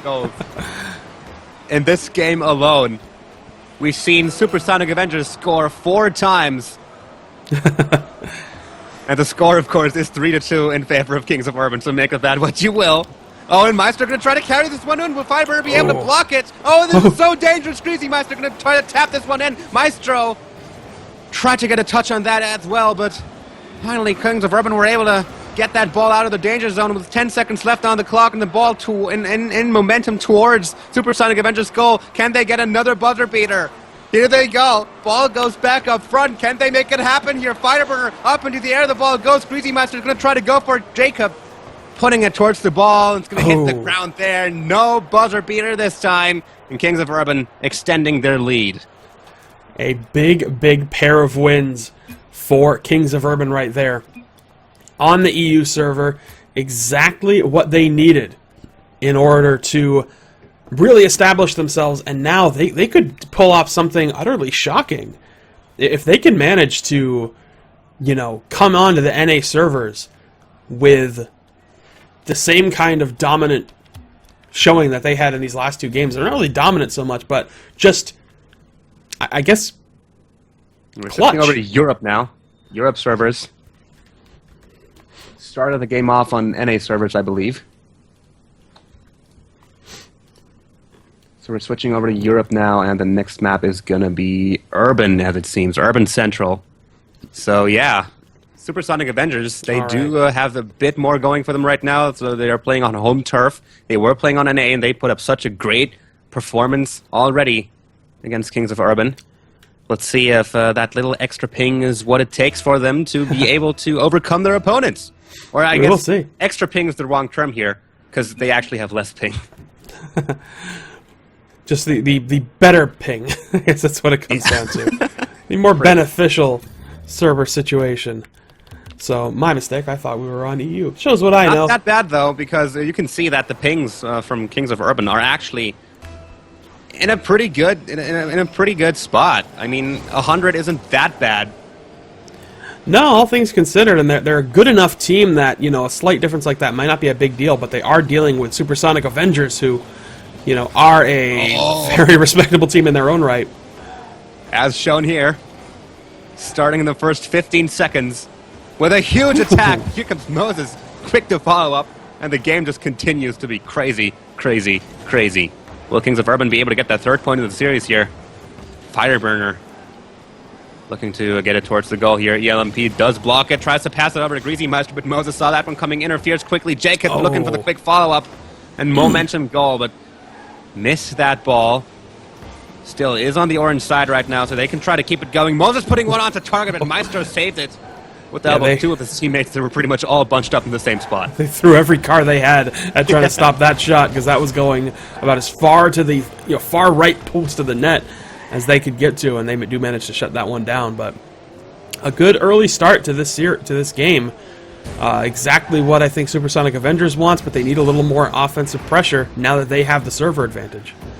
Yeah, that much is true. Still a lot of time in this game, though. They can make it happen. They certainly started it off very strong with the defense from Kings of Urban. Just so on point here as well. They're getting the blocks as soon as they need to, but finally one goes through the cracks as Greasy Meister scores. Yeah, they had very good defense. Like you said, it was looking very nice, but unfortunately right there was enough for Greasy to put that away. Fireburner could not react in time. That ball was moving just too quickly. And unfortunately, that's going to allow the opening score past them. So good move for Supersonic Avengers to finally get on the board early. And might be enough for them to build some momentum. So we'll see if Kings of Urban can actually respond. If they can respond quickly, then we know we're going to be in the same kind of situation that we were in last time.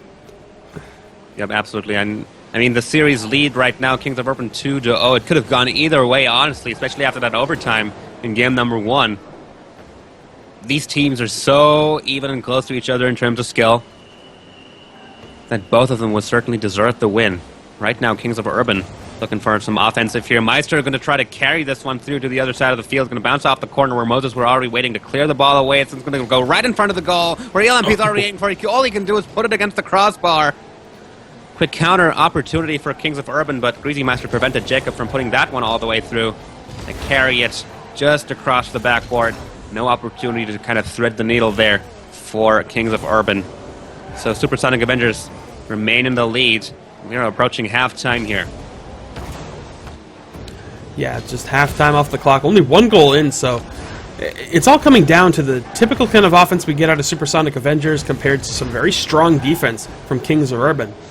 And they've managed to get one goal past, but now Kings of Urban just needs to put something away. And the few chances they're getting are just, they're decent, but they still have yet to be able to break past. They're getting one after another right now. If you do at first fail, then you're going to try, and try again. I think that code goes a little different. If at first you don't succeed, that was what it was. You try, and try again, and they are certainly doing that as they are getting opportunity after opportunity. This one's off the goalpost as well. Meister with a big chance to try and dribble it in. Pass it over to ELMP, but he just narrowly missed that shot there. Didn't quite get it in the angle he was looking for. But that would have been one hell of a high momentum play from Supersonic Avengers. It certainly would have been. I mean, they responded to that rebound very nicely. They played it forward, almost had a good back and forth, and it just clipped that post, which is a bit of a heartbreaker for them after such a nicely developed play. But the pressure has not really let up. They broke past and it kind of hung around at midfield for a bit, but they already turned it around again. And now Kings of Urban, they're struggling a bit to really apply some consistent offensive pressure. And that might end up being the big advantage. Setting this one up for ELMP. Off of the backboard. There for the taking. Yeah, good response to that defensive stop by Jacob, but then ELMP just manages to flick it down from above. Relatively easy goal, all things considered. He just had a good opening there to take advantage of. So nice play on the part of ELMP to be at least aware of where that was going. And now they're on the attack yet again from this kickoff. But ELMP almost scoring yet again. Another drive-by in the defense of Kings of Urban, kind of falling apart here. Supersonic Avengers in the lead with 2 points. Fireburner going to pass this ball up front, try to make something happen here. They got 50 seconds to score 2 more goals. Supersonic Avengers has all the chances that they need. Kings of Urban kind of struggling to really get up front in the past minute that we've seen them play. And ELMP again. He's just so huge right now in the offense for Supersonic Avengers. Moses going to try to carry this one all the way in with ELMP, showing that he is also a great player in the defense, there where he is needed. And 30 seconds remaining. Kings of Urban looks like they are going to drop their first game in the series.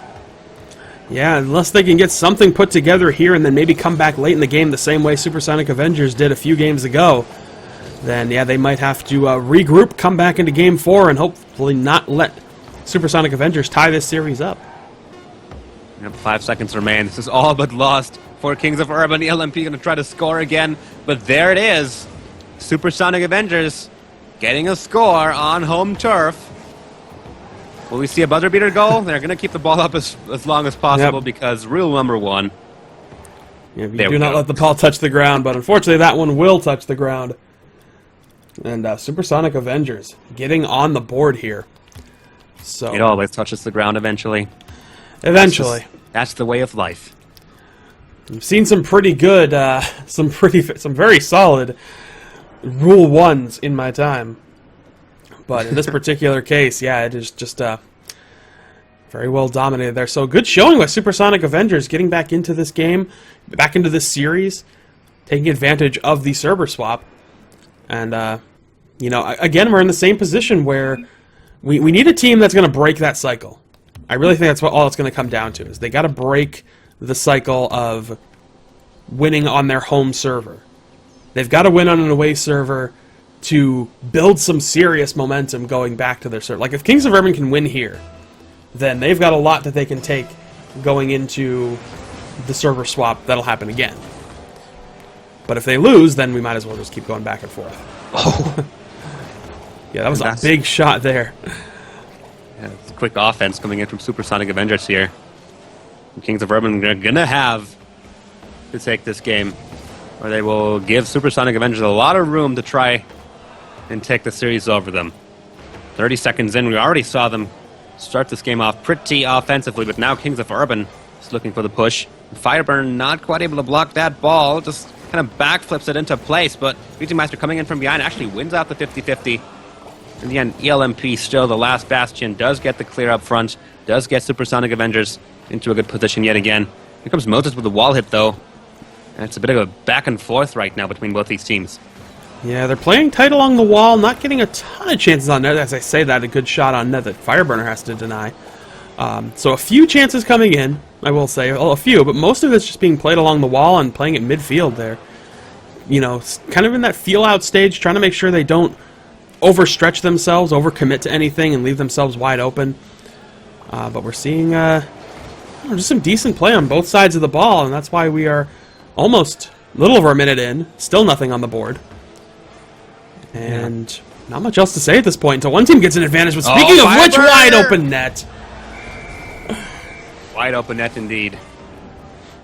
Yeah, we can see again that commitment, that overcommitment by Supersonic Avengers just allowed Fireburner to cut it off at the pass and put it away. He got that, just good positioning on his part to, you know, shut that play down and take advantage of the fact that they had thrown 3 cars forward.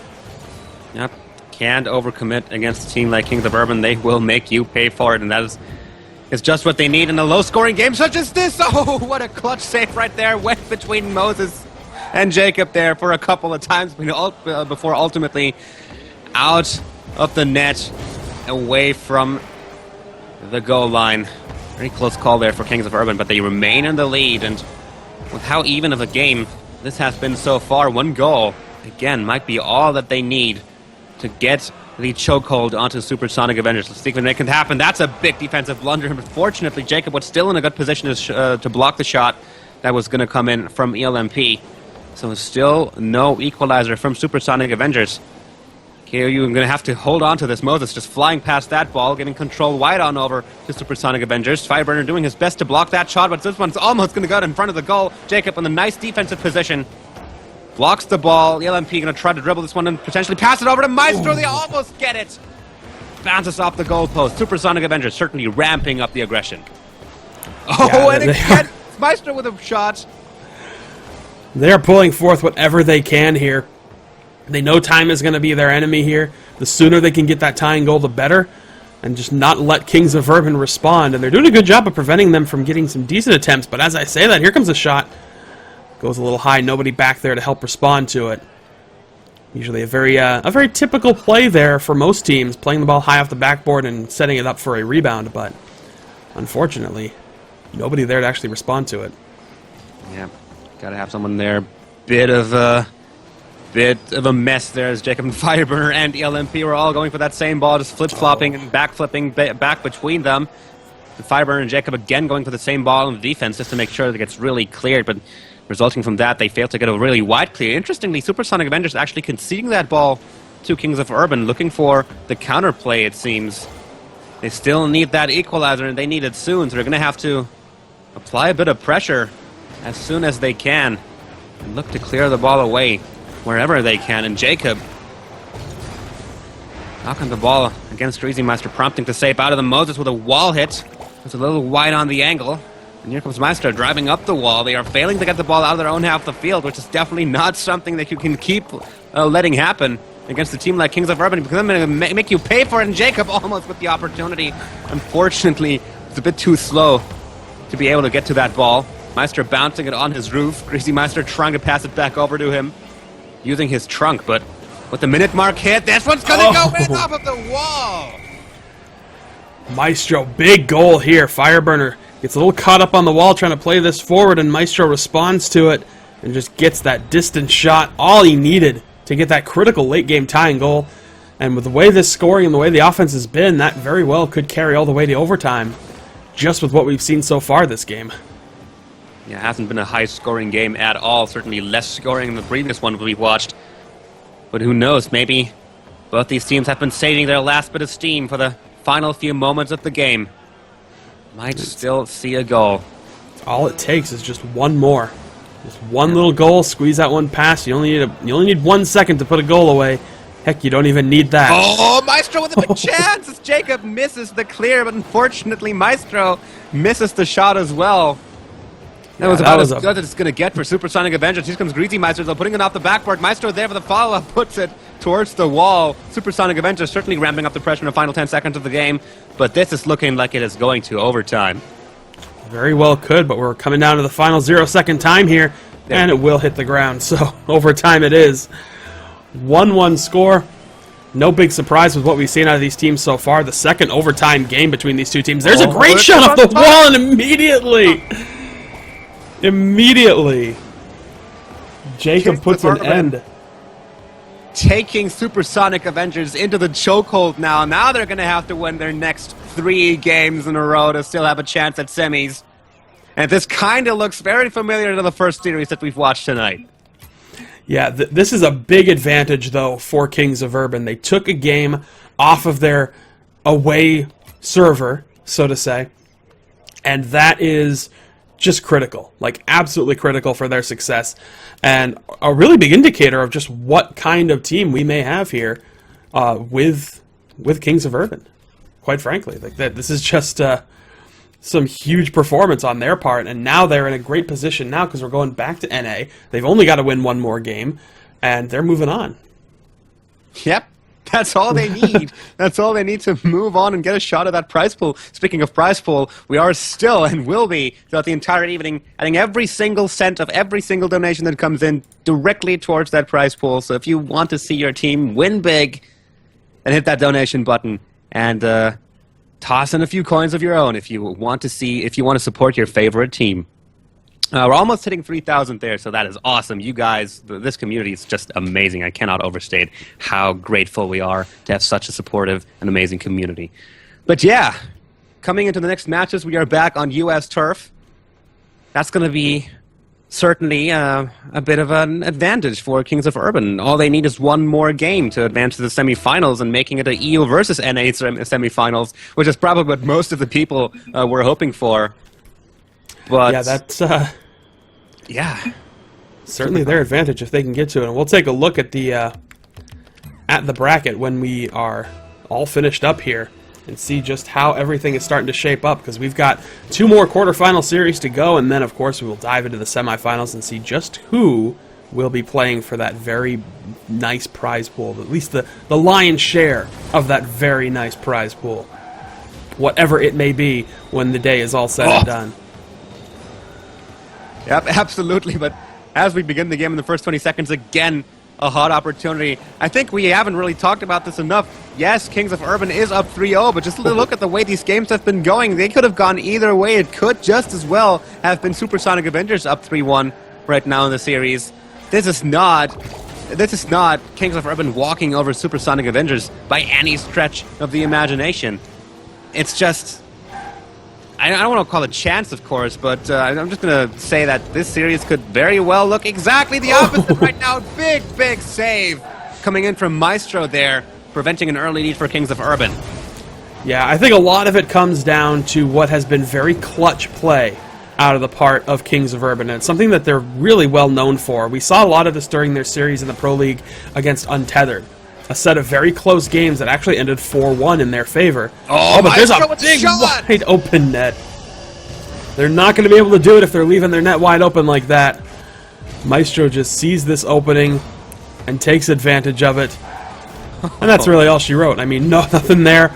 Relatively easy shot. Just good positional play by Supersonic Avengers to put away that goal. Yep. Part 1 is seeing the opportunity. Part 2 is taking care of it. Nicely done! Great save coming in from Greasy Meister. Jacob's going to try to go for the follow-up there. Actually puts it onto target. And Moses! Adding that huge extra momentum that goes for the equalizer. Abrupt response after a great save, but Jacob plays this ball to the corner, and then Moses just redirects it in a great position to help tie that up. And we are in a tied game yet again. No surprise here. I don't think there's any real shock at that. Unbelievable, this match. I wish it would never end. This one's going to go off the backboard. Greasy Meister trying to follow up this up himself. Maestro gets a shot off, but it also hits the backboard there. Went a bit too straight for that one. Gave it too much upward momentum. Would have been a nice shot onto target. Supersonic Avengers quickly trying to shift momentum back into their hands. Trying to keep the play going. It is what they have to do. They are in the chokehold right now by Kings of Urban. They have to win this to still have a shot at the semifinals. Greasy Meister going to try to pick up on the pass. Beautiful team play from Supersonic Avengers. Really outstanding. Look at this beautiful aerial setup here by Maestro. Before it even hits the ground, Greasy with a great finish puts that shot away. I mean, that's just nice aerial play on the part of Supersonic Avengers, taking advantage of whatever little opening they could get. And a lot of effort going into that goal. Well played, and that's going to give them the lead here. Still tons of time left, though. Much more offensively minded game between these two teams here in Game 5. Yeah, it's like the momentum or the general pace of the game just switches around as wildly as the lead does. One moment they're doing it a bit quieter. The next moment they just go all out, balls to the wall. Unbelievable stuff that we're seeing here between these two teams. This is such a fun game to watch. We're going to see another chance for Supersonic Avengers as the LMP knocks it next to the goal. Another shot up forward from Maestro. LMP going to try to pick up on this one. This one's going to bounce onto the ground. Greasy Meister almost certainly going to go for the aerial. Bounces off the wall, passes over to Maestro. Gets blocked by Jacob, and off onto the backboard it goes. Nice offensive play from Supersonic Avengers, playing out their chances here. But Kings of Urban still able to keep the pressure low enough that the goal does not quite happen just yet. Yeah, we're seeing Supersonic Avengers do a very nice job of shutting down these offensive plays from developing. And oh, there's a nice redirect, but no, it's stopped by Jacob. What a crazy stop. I don't believe that he stopped that one. Unbelievable, but they're keeping this going. You can see every attempt that Kings of Urban gets to try to clear this out is getting turned around almost immediately, so they're going to have to strike quickly. Greasy Meister missing that wall hit. Jacob just narrowly touching that one. Fireburn's going to try to angle this one in with Maestro flipping it up front where Moses is already waiting for the block. Kings of Urban going to have to make something happen in order to tie the game back up. Fireburner passing it straight over to ELMP where he was already waiting. But he just passes it back, and so Fireburner finally can make his push forward. Jacob waiting for that ball, going to try to get it past the defense, doesn't quite make it. And there's the wide clear from Greasy Meister. Supersonic Avengers, time is on their side right now. Can they keep this up? Demo by Maestro taking out Jacob, and that's a big chance for Fireburner. Puts it against the crossbar. Here comes Jacob with another shot off of the backboard. Moses is waiting for this one, but the LMP was going to get it before him. And Fireburner blowing up Greasy Meister in frustration, I believe. Probably so. Oh, there's a nice setup there, but no. Again, so many chances for Kings of Urban that are going just slightly too wide or getting denied at the last moment. And already the ball's been flipped around, but they can't let that ball spend too much time on their side of the pitch right now. Oh, Greasy Meister lopping it over to LMP, not quite able to finish up on it. But another big opportunity, the final closing moments of the game for Supersonic Avengers, Kings of Urban. They are running out of time fast here. Another shot onto target from Greasy Maestro gets saved by Moses. Maestro winning out the aerial 50-50, and Fireburner finally going for it, passing it over to Jacob, who puts it towards the goal, into the general direction. Back into the corner it goes for Moses, waiting for it, puts it up in front, but the defense from the SSA is already waiting and ready. With 5 seconds left, can Kings of Urban take it into overtime in the final closing moments of the game? It doesn't look like it. There we go, Supersonic Avengers. That's 1 out of 3. Yep, that is, again, a big response. Getting credit on the proper server, or at least on the server that, they need to respond on. So both teams getting critical wins that they need and kind of counteracting one another. But in any event, that is precisely what they needed to get done, and I don't know, there's not much else to say here. These two teams are so evenly matched and have been coming into this series back and forth consistently that it is, quite frankly, just shocking how evenly matched these two teams are. I thought we would see a big clash of styles here, but we're really not so much. Or at least we're seeing different styles, but they're being counteracted so nicely on both ends. Here we go. Game number 6. We might take this one all the way to 7, folks. Would be the first game, first match of the day, but certainly, I believe, not the last. Kings Still match point. It is, and oh, so close, Crazy Meister. First 15 seconds, again, it's an ever-repeating story. Supersonic Avengers getting an early goal in, and they're doing their best to defend it all the way through. Kings of Urban still have the chance to swipe Supersonic Avengers off the face of the tournament with just 1 win, but Supersonic Avengers, they're going to fight as hard as they can.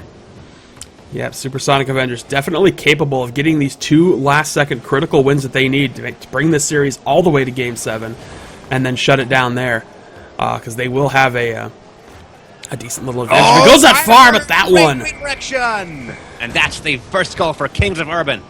Yeah, that one squeaks away. We can see this ball played to the corner. Fireburner gets that little shot off the front end of his car, and that's all it takes to put that shot away. So, nicely positioned on the part of Fireburner to cut off that angle, and just manages to break past everybody. But I think Kings of Urban really wants to build up a few goals here, get some momentum behind them, and just establish a nice dominating presence on this server to, you know, prove that they are a very strong and effective team here. Strong and effective they certainly are. They haven't even made it this far in the first place. Fireburner going to try to get another one in. Gets saved by Maestro here. Supersonic Avengers finding themselves under heavy attack here in the early stages of the game. Fireburner not getting the touch. LMP blocks his path. You ain't getting through here, boy. And so he prevents him from angling that shot in. But Kings of Urban, they're just going to keep the pressure up as far as they can possibly make it go. You can see Kings of Urban trying to play a little more physical game, which could be a very positive thing on their front if they can do it well. And there's a big demolition on the part of the LMP. I was following Jacob for a bit, and we saw him try to charge the goalie, but it didn't quite work out. There's a decent setup and just collision there on the part of SA, but it breaks it up. Yeah, they're going to be lucky that nobody from Kings of Urban was in a good position. Everyone misses that ball. It just goes straight through. A barrage of cards going for it. 3 minutes still left for Supersonic Avengers to try and tie this one up. It's a lot of time. They just have to find their stride. They just have to get that momentum on their side. Once they have the aggression going, they generally keep it up very well, but getting it going is the difficult part. This one might be a great setup for ELMP, though unfortunately doesn't quite get the angle I was looking for, puts it next to the goal. And that is going to be ball control back in the hands of Kings of Urban. They're going to make quick use of it, force the save out of Maestro. Jacob's going to keep the ball on the orange side of the field and try to keep the play alive for as long as possible. Good clear from ELMP, immediately gets blocked by Moses. Kings of Urban are really, really looking to take it this game. Yeah, both of these teams doing such a good job of shutting these offensive plays down. If you just see how everything starts to develop and immediately Supersonic Avengers reads it, kills it. Same thing on the other side of the ball. Things start to develop, they get read, and it gets shut down. And that's why we are seeing such a low-scoring game, low-scoring set of games, quite frankly, between these two teams, because they're not letting plays happen. And that's the best possible defense you can play. True that. True that. Up into the air, the ball goes. Both these teams are just so awesome. They really are, and it's a shame that they're both going to... One of these two teams is going to be out here in the first round, and that's really unfortunate, just knowing what we know from these two teams. But it's got to happen, and this would have been a hell of a final, but we get it in the very first round.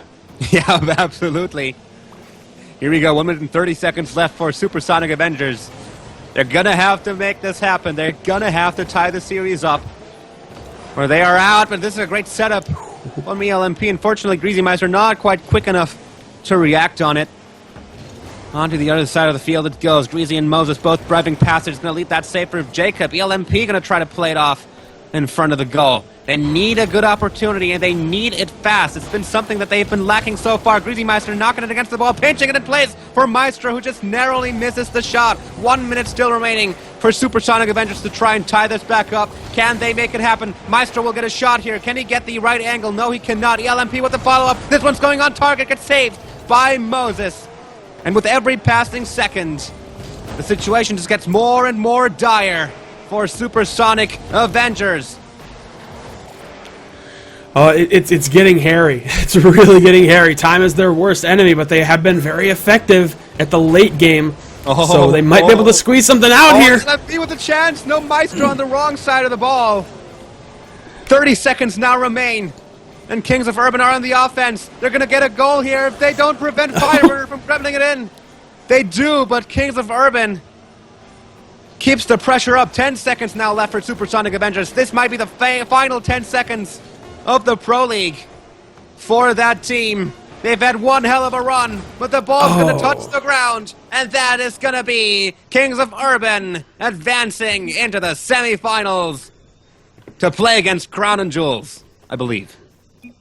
You know, I think they're on the other side of the bracket, but we will double check. We're going to look at this bracket once we're done here and just see what we've dealt with. But either way, a narrow win for Kings of Urban gives them, just quite frankly, all they needed to move on here. So, very impressive start to this tournament. We've got an NA team that has moved forward. Some people, myself included, kind of thought that the EU's teams would run the show, but I think we're going to be very surprised by what's turning out here. And Kings of Urban just fighting tooth and nail, plain and simple. Just fighting tooth and nail to make that happen. And who knows? Maybe at the end of the day we will get that coveted NA versus EU final.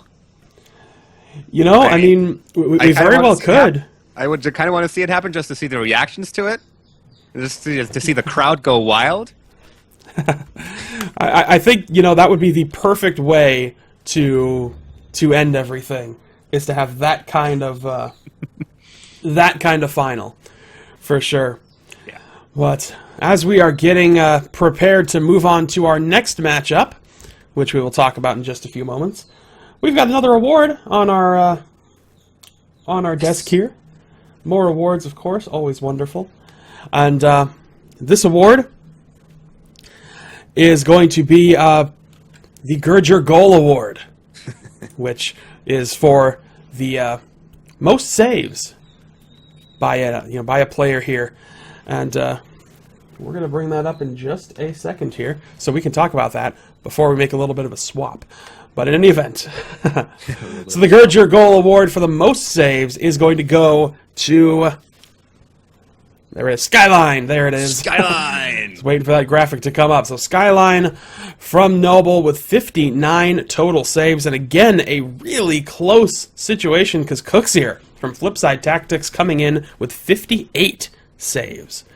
So Skyline just narrowly pulling that off, but proving just what kind of strong defender he is, winning the Gird Your Goal Award for the most regular season saves. It's a shame to see that Noble isn't going to be playing with the same roster going forward, but they've had such a strong showing in the Pro League. Narrowly didn't make it into the playoffs, but Skyline always has been and will be the backbone of any team that he plays in, just because he's such a strong defensive player. So, well-deserved award indeed. And I believe now we're going to have another cast to come in. I'm gonna make way for one of our other talents. Yeah, we are bringing in Shogun, who is going to come on in here. Best EU analyst. Yeah, we're going to bring in Shogun here just to start going for the rest of this series. We're going to wrap up the quarterfinals and dive into the semis. And then, of course, we have a lot of games left. We've got a lot in store. So we're going to take just a brief break here so that we can make our change occur. And then we're going to come back for our next game, which is going to be iBuyPower Cosmic taking on KA-POW. Yeah, I'm kind of jealous because I really wanted to cast that one as well, but, you know. You know, one of those teams is going to move on, so we'll see how it all plays out, but we will talk about everything in just a few moments. But with that being said, thank you very much, Pash. We'll see you in just a little bit later. But for back. Now, we're going to take a quick break, get Shogun in here, and then come back with our next quarterfinal matchup.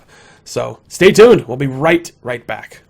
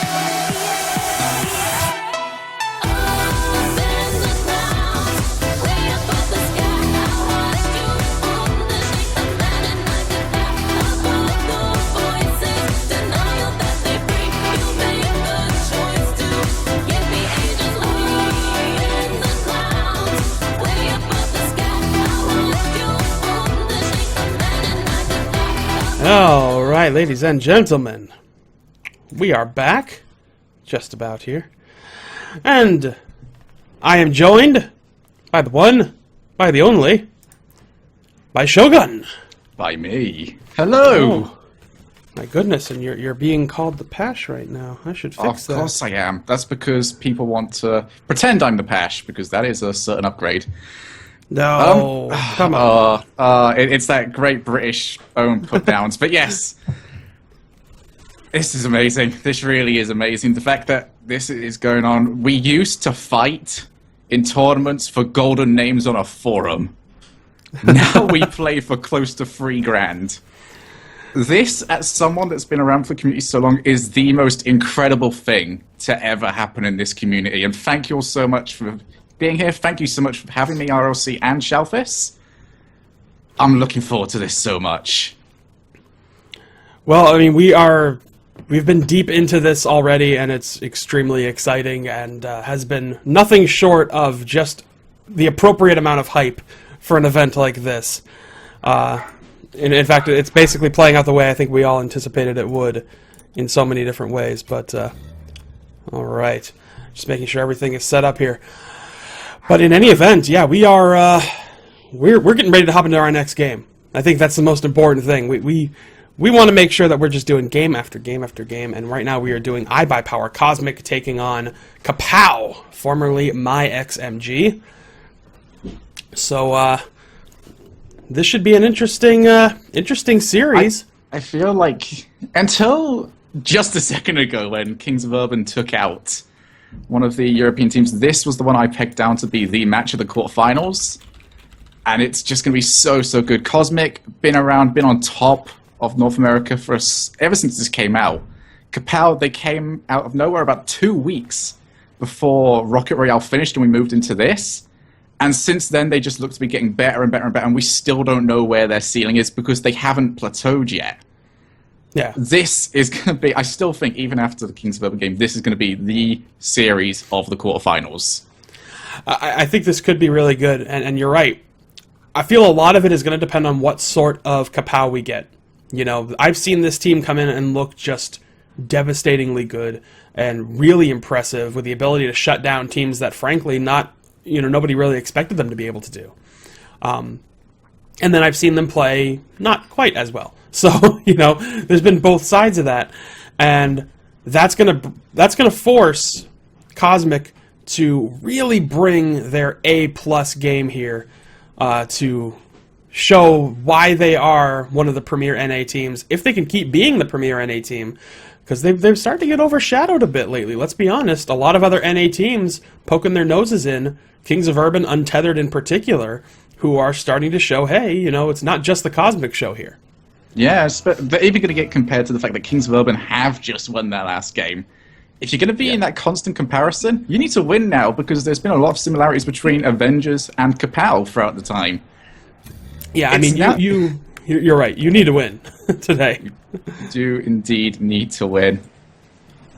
Oh, I'm so ready for this, Shelfis. This is going to be awesome. I think we are all ready for this, but here we go. Third quarterfinal series. KA-POW, iBuyPower Cosmic. Best of 7 set for a spot up against Crown and Jewels. Deeper in the playoffs, so they have whoever wins this has a hell of an opponent in store for them. No matter who you win against, you've got a hell of an opponent in front of you. These are the top 4 teams going through to the semi-finals. It doesn't get any bigger. It is going to be tough, and we're really going to have to see what kind of Cosmic team we get here and how they're going to click together if they can really show off. But as things start off, so far, Cosmic applying a lot of very solid pressure on the offensive side of the ball. Nice put in by Gibbs here, but it's turned aside by a lot, sent to the corner. So far, good defensive play on the part of KA-POW, who I need to make sure I don't call XMG. Just trying to break that habit. Nice stop there by Turbo on a big shot put in by Kronovi, but that is going to be turned. Actually, I think that might have been Gibbs. My apologies. Now ball played forward. Now a chance for KA-POW to get back into this game, but it is immediately turned around, so showing a little bit, not quite as intense on the offensive side quite yet, but all they need is one good strike. Two boxes just jabbing away at each other at the moment. I'm expecting someone to just unleash it any moment, though. Very well could. It's that beginning of things and the way that kind of everything slowly plays out in the early goings as the teams feel each other out. Especially in a situation like this, where I think Cosmic recognizes the fact that KA-POW is not a team that will play slowly. They're not a team that will play lightly. They're not an opponent that should be underestimated. And just the offensive pressure right now is looking great on the part of Cosmic. But Sniper Kid's going to help play this out back to the corner. Almost stopped there by Gibbs, but it's still at center pitch. Now Turbo's going to play this in, hits high off the post. But it gets quickly turned aside, so nobody can follow through on that. A lot now playing it up. Up high to the wall, Sniper Kid, big shot, and he delivers onto the right side of the net. Yeah, Cosmic just couldn't seem to get themselves out of the gates there. Kronovi bumped Gibbs away, and he was suddenly just stuck into the net. No one pressuring that ball for a ton of time. Really needs to have someone there at the very least, but Kronovi low on boost throughout that. No one pressuring. Leaves a pretty nice open goal just to be pounded away at. Oh, big shot there, gets turned aside by a lot, so nice start for KA-POW to get things going. And it's going to be all on Cosmic to make this a competitive series. Ball is going to get cleared back downfield. Sad Jr. flicks it up high, but it's not going to be sent out. A lot now turning it around, puts the shot on, but Gibbs has to deny it. Almost denied and centered again by Turbo, but not quite. Ball put back to center, play forward by Turbo, and kicked Cosmic needs to get out by Gibbs. They can't afford to keep taking these shots. Yeah, they finally will clear that back down to the other side of the field. Here's a chance for Cosmic, nicely centered. There's a good direct in by Gibbs, but easily turned aside by KA-POW. Now Sad Jr. keeps the ball in on the orange side of the pitch. Let's get out of the sun so we can actually watch this develop. But that won't last too long. Oh, but it quickly gets flipped around. Now a lot with a stop. We're going to see Kronovi playing this in from midfield. Sets it up high. A lot doesn't make any contact. Could be a chance here for Gibbs, who sets it off the crossbar. But it's still being played out. The pressure, though, continuing for Cosmic. They could be put in a very good position right now. Yeah, it's going to be so hard, though, for them to break this KA-POW defense. I got to play against them yesterday. 4 games, I only scored 4 goals between our entire team. This is defense you do not laugh at. They are a brick wall there. That was an interesting play by Cosmic here, just kind of carrying that ball all the way around the perimeter of the pitch. But they still couldn't put it away. Yeah. I mean, and again, every time they move it forward, KA-POW are doing such a good job at either hitting that ball into the corner or going for a long clear, just making sure that there's going to be no rebounds coming in from Cosmic.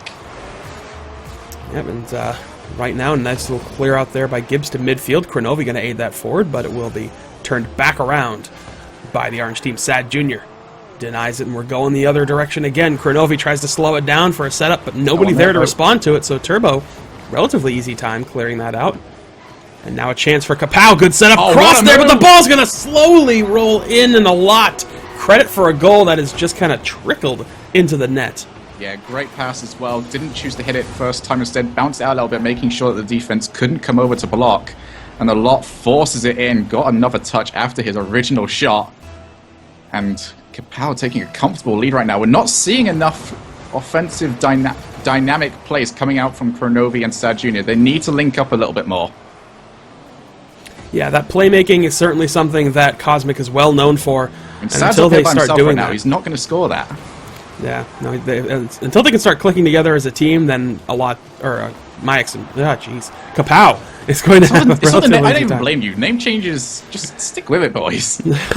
It's hard, you know, in this dynamic and this environment with, you know, you get sponsors and then you don't get sponsors, and it is something. But in any event, ball cleared back out down to the Cosmic side of the pitch by KA-POW, but it's turned around immediately. But there's a good response by Turbo. Is going to play it up high, and a lot can't quite get the angle he needs. Almost gets that finish. So that's going to allow Gibbs to try to carry this out, but Sniper Kid denies it on the wall, playing it into the corner for Sad Jr., who helped with Kronovi to clear that out. Down goes Turbo Pulsa, but Sad Jr. keeping that from crossing in front of the net now. Sniper Kid, another play in. Ball going to get set up high. A lot will deny it in midair. Plays the ball forward. Well stopped by Sad Jr., who just plummets down to the ground like a meteor to cut that out. But unfortunately, not enough. No showing from this Cosmic team, and that's not really how they wanted to start things off here. No, to say the least.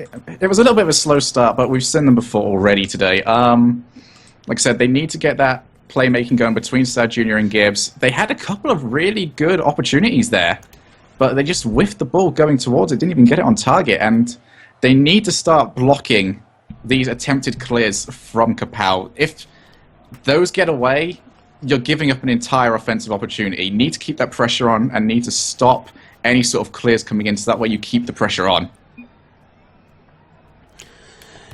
Yeah, they are in a position right now where I've not seen the usual type of cosmic play. Oh, well, Yep, here's this the wild is more card, ladies and gentlemen. this is usual cosmic, isn't it?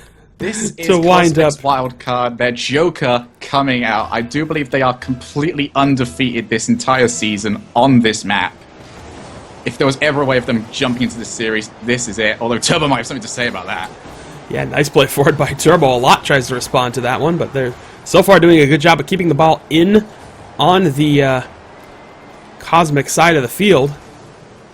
Haven't seen anything come out thus far. It's only been a few seconds, but nice long play by Gibbs. Tries to get set up to Sad Jr., but he's going to end up sending that to the corner. Good redirecting, Kronovi.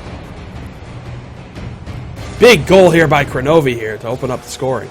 Yeah, ball went over into the corner of Kronovi. I don't know if he was going to go for a pass. Nope, that's entirely a shot. Caught it with the rear end of his car, giving him a lot more power. If he hits that with a bumper, he's probably not going to get that angle. So well played from him mechanically.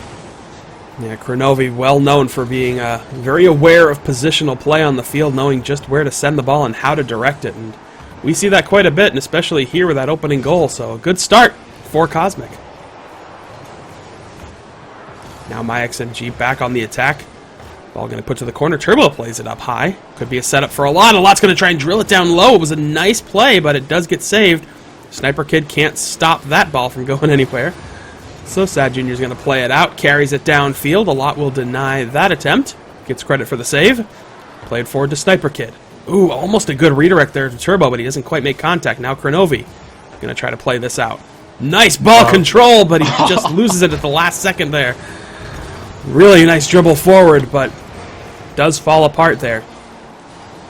Now a play in. Kronovi has to send that out. It's going to be another chance for Sniper Kid, but they do contest it, so Gibbs will try to carry this out of midfield. Sad Jr. sends a big power shot in forward, but it is denied. Now another follow-up by Kronovi. A lot clears that out. Gibbs keeping it in on the side of the pitch. Kronovi pinches it up high. For Sad Jr., who's going to send it down like a bomb, but no such luck. Good follow-up here. Nice response to all these rebounds.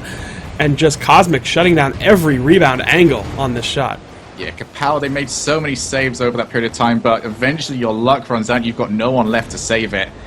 I mean, they've already picked up 5 saves, and we're not even 2 minutes into this match, but need a little bit more pressure from them there. Gibbs, he's sitting pretty in the back half the time, not really having to deal with much of anything. Yeah, so far so good, but there's a nice play by Alon that's going to get sent in at Sniper.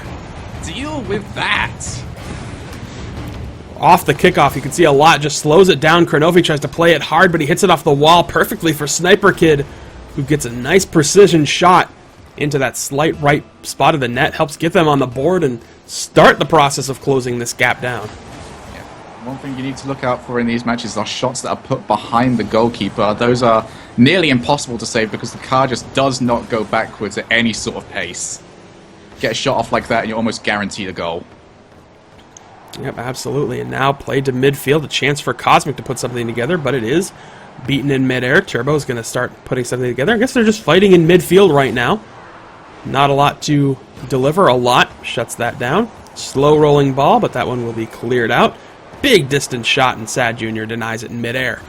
Yeah, Cosmic are doing a very good job now. Every single time that long ball comes in, they are challenging it before KA-POW can really do anything with it. They're looking to tap it down and get someone to follow up with a shot.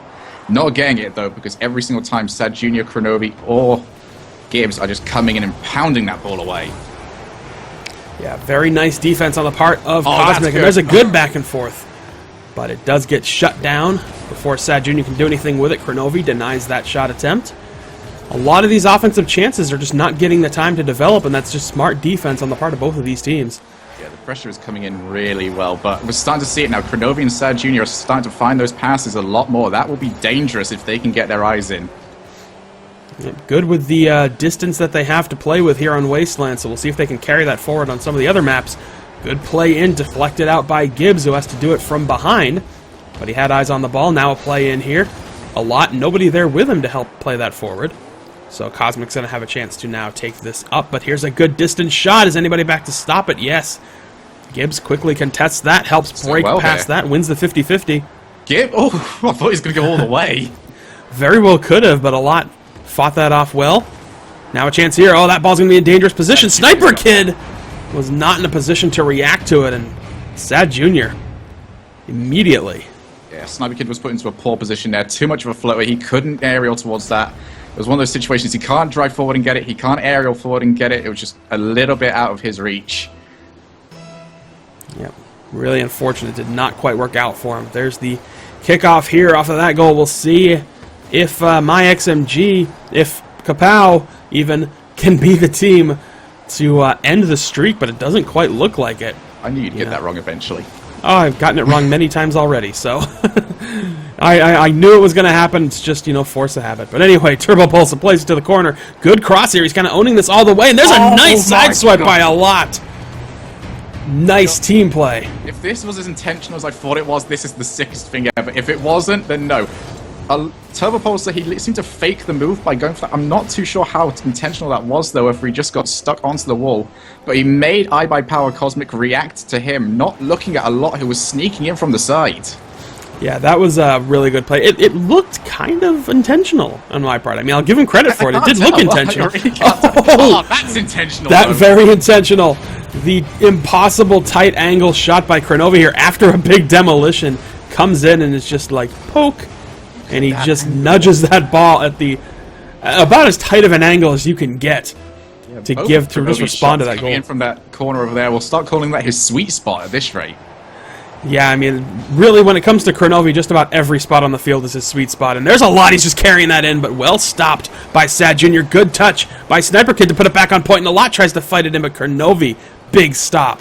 Huge defense on the part of iBuyPower Cosmic to shut down what was actually a really nice-looking offensive approach, and there's a big shot again, but Gibbs denies it. Follow up. They can't hold this on forever. Nope, something's going to give at some point if they keep this up. Oh, and two big whiffs. Could be a chance for KA-POW, but they're going to send it off to the corner. Taking out Kronovi in the background. Big play forward. Here comes Turbo, and he's going to float that one in off the backboard. Another cross, and no, Kronovi with a huge save. Denies that one, and the game is going to expire at this point in favor of iBuyPower Cosmic, who are going to take their first game of this set and tie the series up. That's absolutely huge for Cosmic, just that. The fact that this is their map on their server, they had to win this. There was no other option available to them. And we are going to move on here to the European servers with both of these teams coming out of some very dominant performances each. Fan vote coming in, 69% of you think Cosmic are going to win this. Not too surprising. I think of all the teams in the world, Cosmic probably has one of the strongest fan followings out there. And we are seeing it for sure in this matchup here. It's going to be a big test for KA-POW. They got that early huge win. Now they just got to try and build off that momentum. Was it the Wasteland factor that allowed Cosmic to take that game? Or are they simply starting to find their groove a bit? Maybe a little bit of both. I'm hoping that both these teams have found their groove way before now. I'm hoping. These are going to be the best games we've ever seen. That's what I want. It's got to be as good as it gets in this day. Every game that these teams play today has to be as good as it gets for both of these teams, because if they don't come in with their top-tier performance, then quite frankly, they're going to be sent home early. They are going to be sent home early. And it's just coming into you've got no easy matches ahead of you. You win this, you're hitting against one of the next worldwide giants. Okay, we need to redo the lobby. Oh, all right. Well, Look into the reasoning behind that. We'll pretend that didn't happen. We'll pretend that didn't happen. No problem. Take two, always fine. But in any event, yeah, it's game after game where you're going to be tested. This isn't like an open tournament where just anybody can sign up. These are 8 teams, who have been clawing tooth and nail for the last 7 weeks just to get to this point. Some teams that have even been fighting before then.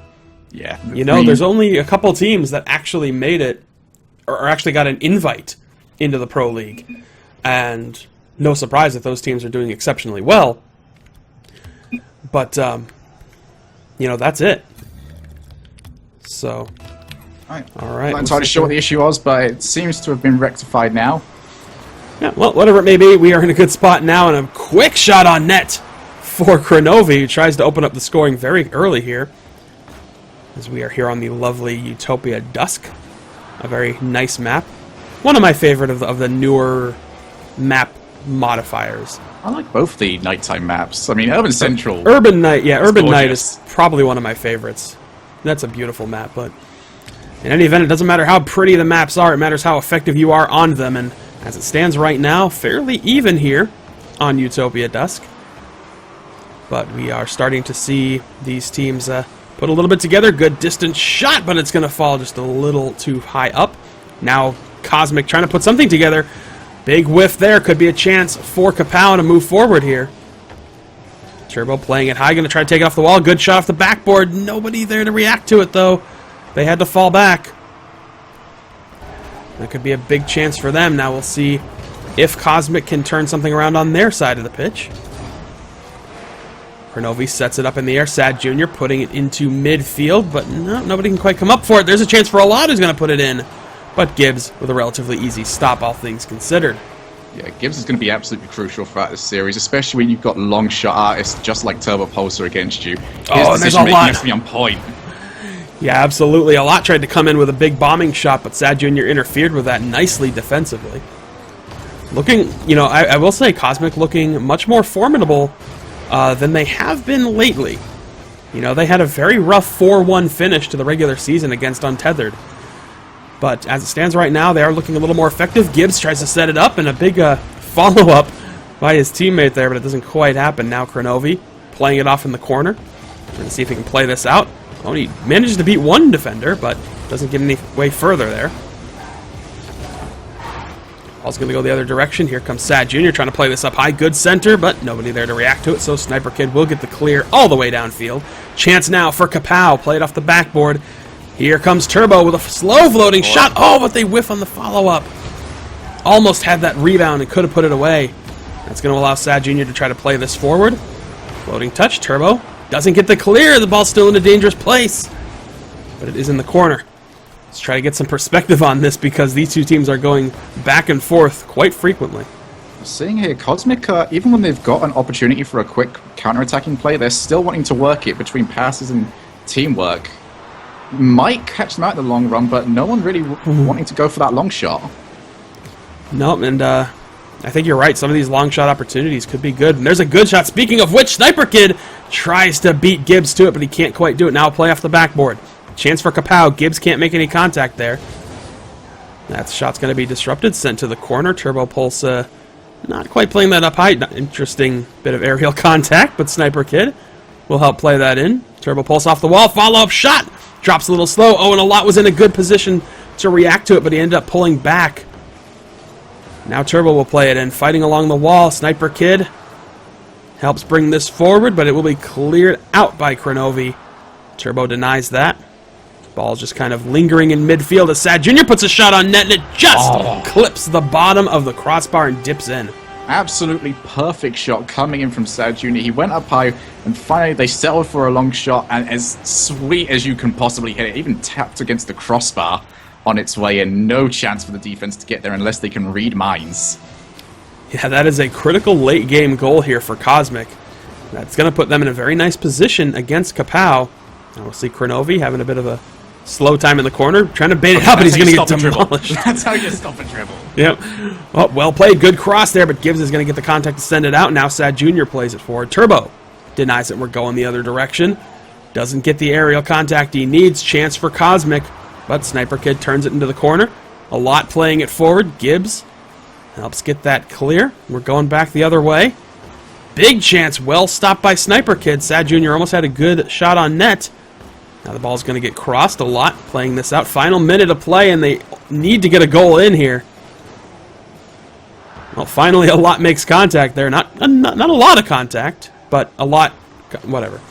Alad makes the shot. Kronovi now trying to play this forward, but he gets that ball taken off his hood. But a chance for Sad Jr. Sniper Kid will get the clear and an open net. No! Kronovi manages to get past him and get to it. That shows some desperateness, though. They really want to just get something in as quickly as possible.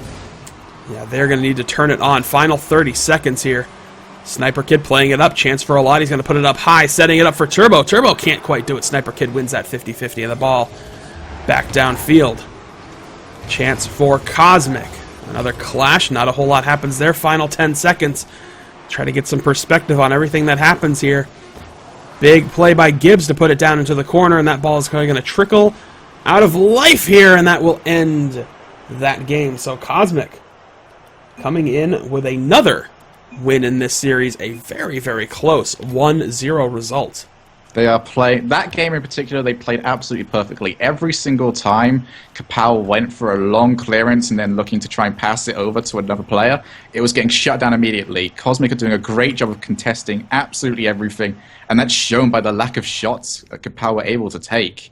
They eventually, I mean, even one of those was just them settling for a cross-map shot because they thought the goal was open. Yeah, the chances are working out, and we're playing on Snow Day. We are or playing. DFH Snowy, whatever you want to call it. Fact Well, is, that match is also, that last one we just watched is also huge as well for Cosmic because they lost one match on their own server, so to get that back now on an EU server is absolutely critical. oh, yeah, absolutely. And, you know, talking about that previously, you know, you have to be able to win games on your opponent's server to really make presence in this tournament. Oh! And speaking of, a quick response here, Sad Jr. coming in, just big play off the backboard by Kronovi, and that big finish there for Sad. So, well, it's a good way to start. It was a misplay by a lot, though. He could have possibly got there first, but missed the ball. Oh, okay. Oh, there's one, yeah. Had that little catch your breath for a moment there off the kickoff, but Kronovi hanging back, not letting the cheat happen. Now Turbo trying to carry that in. No such luck. A lot, though, keeping it in on the opponent's side. Sniper Kid going to play this shot up high, but the ball is going to get cleared out. Open net opportunity, but Turbo cuts it out at midfield. Now chance forward for KA-POW. Good play over to Sniper Kid, who's going to tuck it into the corner. Help plays this forward. Nice cross, but Kronovi denies it, and we're going back the other direction. A lot will play this out a little bit. Not far enough, though. But a good clear up high. Sad Jr. has to leap to slow that down. Gibbs not quite able to do anything with it. Pretty poor aerial. Yeah, he didn't quite get the angle he needed. This could be a chance for KA-POW to turn this around. Sad Jr. is going to backflip over, but a big shot just goes too high for a lot. Now KA-POW turning things around. Kronovi sets the shot in on net, but it goes wide left. Big demolition there takes a lot out of play. Gibbs is going to play this up high, sets it up for Kronovi, but it's put too far forward and he can't quite react to it. There's a response, and Kronovi is taken out. Turbo Pulsa tries to set this up, but Sad Jr. denying it in the air. Going back the other direction. Oh, that's a nice chance. Okay, we are in Whiff City now, people. Yeah, nobody getting any real contact there. Here's a chance for Cosmic. Gibbs coming up, fights with Turbo, but the ball will be kept at midfield. For now, there's a chance that's turned aside by Sad Jr. And KA-POW desperately needs to get some points on the board and show that they can respond to this pressure from Cosmic. Gibbs denies that one. So far, it's looking pretty good in terms of just offensive attack. Now a lot slows it down. Oh, almost set it up for Sniper Kid, but the timing was a little off there. Now Sniper Kid playing it up high, carrying it around. He's going to get the cross there. Oh my God, it's what just a shot! Squeezed in there. Sniper Kid pulling it all the way up here, looks across to his side, can't find anyone, said size, hit it down there. If he gets it in, he gets it in, but at the same time it also works just as well as a pass, just in case. I don't think anyone there from iBuyPower Cosmic expected that to go in towards the net because they seem to be covering anything out more outwards. Yeah, it's a little surprising, especially considering a lot was there and ready to respond to that rebound. He didn't have to. Sniper Kid just got the angle he needed, but it worked out well for them, and we'll see. That's a good goal for KA-POW. Certainly what they need here. And now we'll see if they can get an advantage in this game. But oh, a big shot just clips the inside post and does not go in. A chance for KA-POW here. Slow rolling bouncing shot. It's going to go off the backboard, and no, can't get the finish. Scary. Oh, what a shot. Huge clear, but a lot makes the big save. Almost goes in from a very long distance on Gibbs' hood. But no luck. Aerial shot denied by Turbo. He's going to clear this one out. Now another chance. The pressure is intense for Cosmic, and Sad Jr. gets credit for that goal. It paid off. Sad Jr. just would not let this go at all. Nice little touch to start it. Caught everyone from KA-POW off guard. Unlucky for it not to go in, but he was still first to react. Puts it in, and there we go. Cosmic might be about to take both EU maps unless KA-POW can respond here. Yeah, they're going to need to respond. Good setup here. Trying to get that double tap, but there's Turbo with the backup. I should coach because they just listened to me. Great kickoff cheat. A lot gets to it before Sad Jr., and that leaves no one in net. As Turbo Pulsar goes towards it. Eventually, Cosmic got in to try and contest it a little bit, but always too late to that, and Turbo was able to put more of a contact on it than anyone else. Big playoff kickoff here now. So maybe building off of that momentum, we'll see if KA-POW can respond, get back into this set. But Kronovi trying to play that in. We're going to back up a bit here. It's starting to go back and forth quite a lot. Chance for Sad Jr. helps to center that ball. Nobody there in a position to help the strike. Oh, this pressure is getting insane now. This is starting to get to a stage where both these teams are familiar with each other, and they're pressuring where they know the ball's going to go. They know where the clearing lanes are. They know who's going to try and dribble the ball. Someone who's going to try and score now has to do something a little bit different. Yeah, and we might start seeing some of that. We're seeing some decent chances come together, some interesting offensive attacks.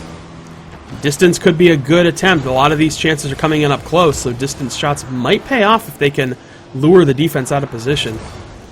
But we will see very soon. Now a set up here. Chance for Turbo. Speaking of distance, tries to put it in, but Kronovi gets his hood on that. Gibbs was also back there to try and stop it. Oh, with the back and forth between Alon and Sniper Kid pays off. What a move that was. Ball came over the top. A lot. Great pass from him. And we said we need to see something a little bit different. Sniper Kid provides it. Ball cut across the goal before Sniper Kid just puts that shot in. And that is so difficult to react to. It's almost impossible to save. You have to take those out before the shot even comes in. It has to be the pass. Oh my god. I have to quickly say huge thanks to Dave from Psionics, who just donated $1,000 to the prize pool. Whoa! And as we say that, Gibbs, maybe he caught word of it, because a big goal from Gibbs here stops that clear, and it just floats past everybody. Nobody defensively can respond to it. A shower of Kevins to celebrate. And we are tied 3-3 with 30 seconds to go. Chance for a lot. Good win off the face-up. Sniper Kid's going to try to carry this up, and Kronovi just manages to cut that one off. Aerial attempt on the follow-through, and Turbo gets the go-ahead goal late in the game. The scoring floodgates have opened. And now to see who gets the last goal. We saw Cosmic react to that shot that hit the crossbar. That took them out of that play entirely. Once you do that, you've got no one left there to react. And that's the dangerous part. The closer you can get the shot to the goal and it ricochets off, the more dangerous it actually is, because you can force a reaction. That, ooh, Kronovi playing with fire for a second, but kind of needs to. Yeah, they need to get something past here. Oh, time is running out, though, and that will do it. So, a lot. No. KA-POW. I know it was some word like that. Will end up taking their second game of this set to continue to make this series interesting. And it looks like we are going now to the other server. But off to North America. Oh, God, if it was this easy, just switch between Europe and North America. So apparently all you have to do is just name an award after somebody and they reward your tournament with great kindness. Thank you oh so much, Dave, and this tournament just got even more exciting. If it could get even more exciting, it just did.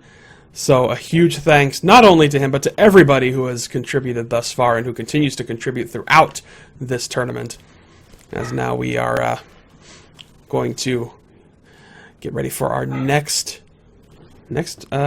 server swap here. But unbelievable. Yeah, we're really seeing right now just how familiar these teams have got of each other. Like I said, we need to see something a little bit different now. We still haven't seen Kronovi and Sad Jr. link up like I expected them to. it's if those two can start looking for each other a little bit more, then they might have a chance. But every time they've tried it so far, those passes are just getting snuffed out by the KA-POW defense. Okay, nice attempt there, Gibbs. Whatever that was. Well, it worked out for KA-POW. Good redirect here. That's going to force Gibbs to have to try to respond to it because Sad Jr. couldn't get to it. Now play out of the corner there. Turbo tries to play that forward. Now a chance for Gibbs. He's going to carry this up. But a lot well stopped. Back centered, and that ball's going to get cleared back downfield again. Chance for KA-POW. Ball gets set up high. So the ball's bouncing around like a pinball, but it's yet to be put into an actual attacking position. Now chance for Sniper Kid. He's going to float that across, but nobody there to really react to it. Let's hop on board with Kronovi. Rocking the Octane right now. Play in. He's going to aid this forward, but nobody there to help redirect it into the net, so now a chance. I was going to say a chance for KA-POW, but not quite. Cosmic's not done yet. Yeah, that's the way that Cosmic works, though. They keep Kronovi and Sad Jr. up there, keep that constant pressure on him, force the defense just to say, all right, we'll get rid of it no matter how we can. Go for that long clear, and Gibbs is always just sat there ready to put it back into pressure. Oh. That is the basics of Cosmic's style of play, but as we've all seen, it goes way, way deeper than that. It has, and there was a nice attempt by Sad Jr. who's going to clip the crossbar. Gibbs had a big wide open shot just a few moments ago, but unfortunately didn't make the contact he needed. Chance for Sniper Kid to drive that one home, but it is contested. Now MyXMG on the attack. Tries to put that low. Sad Jr. going to play it to the corner. It is stopped in the corner, for now at least. Now played in by Turbo, but it will be turned back around. Pass back to Sniper Kid, who sets that forward. A little bit of collision going on there. Now Sad Jr. puts it up high. Good chance for Cosmic, but the ball just spends too much time floating in front of the net. Doesn't actually go in, and it's going to be a chance. Turbo Pulse turns it around. Gibbs, though, gets there because nobody for his team was able to help play that forward. Oh, we've reached ping pong. My favorite game mode in this. Is it really? No. No, a lot plays it in. Sniper Kid to the corner. Now the ball set up high. Chance for KA-POW, but they're just playing the ball up high. They didn't send it down low. Sniper Kid gets no contact there. Kronovi sends this one out down to the corner. That pass. Chance for Sad Jr., but he whiffs on it. Follow up by Gibbs, and Gibbs is going to get credit for that goal, backing up his teammate on that shot. Yeah, that's exactly why Gibbs sits on that halfway line so much. That pass was just a little bit too heavy for Sad Jr., but it came out just enough to allow Gibbs to come in without compromising anything defensively. Great play there, and that is really why you do positional play. That is the core and why that works so well at times, but you've seen players that can't do it well because positional play is so revolving around good decision making. If you can't make those decisions good and consistently good, it's never going to work. Yeah, you're absolutely right. You know, it's a style that certainly is, like you say, oh, they left their net exposed, and that is going to be a insurance goal, if you will. An overcommit there from KA-POW, but no real... I mean, a 2-0 at this point is the exact same as a 1-0. You're still going to lose, so I don't blame them for overcommitting to that. It's just how that ended up going in. No one back because they've committed everyone forward trying to get that elusive goal, and that is going to be free. Oh, wow. Huge mistake off the kickoff there for KA-POW. Maybe that last one was the insurance policy. What do you call that? Well, that's just that's doubling your insurance, basically. You got $100,000 life insurance. That's making it 200. Companies. Yeah, that's just getting that exam to make sure that insurance is good. But yeah, at this point, a big shutdown offensively on the part of Cosmic, and that's going to allow them to take this game and put them on match point. As we head into the end of this game, 0-second time comes to a quick end, and we are all said and done. So, well, you know, a pretty...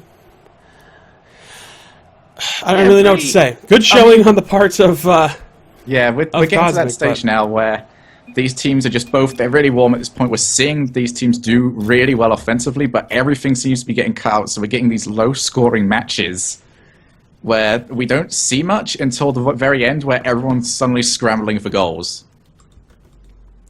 Yeah, it was, you know, I think that's going to be a sign of just more of what's to come here. And now, you know, they're on match point. So they're in a position, in terms of what KA-POW is, where win or go home. You know, they're at that point where they need to squeeze out at least one more win, force that critical Game 7, and maybe edge something out here. Yeah, I mean, their game plan has been pretty solid so far, but time for something a little bit different. We've seen them try and go for these passing plays, and it's been working out pretty well. Now I'd like to see them, you know, start picking up those long shots a little bit more. Hit it hard, then follow it. Because it's quite clear at this point, Cosmic have got this figured out. They do. And now we will see if they can carry it all the way to the bitter end.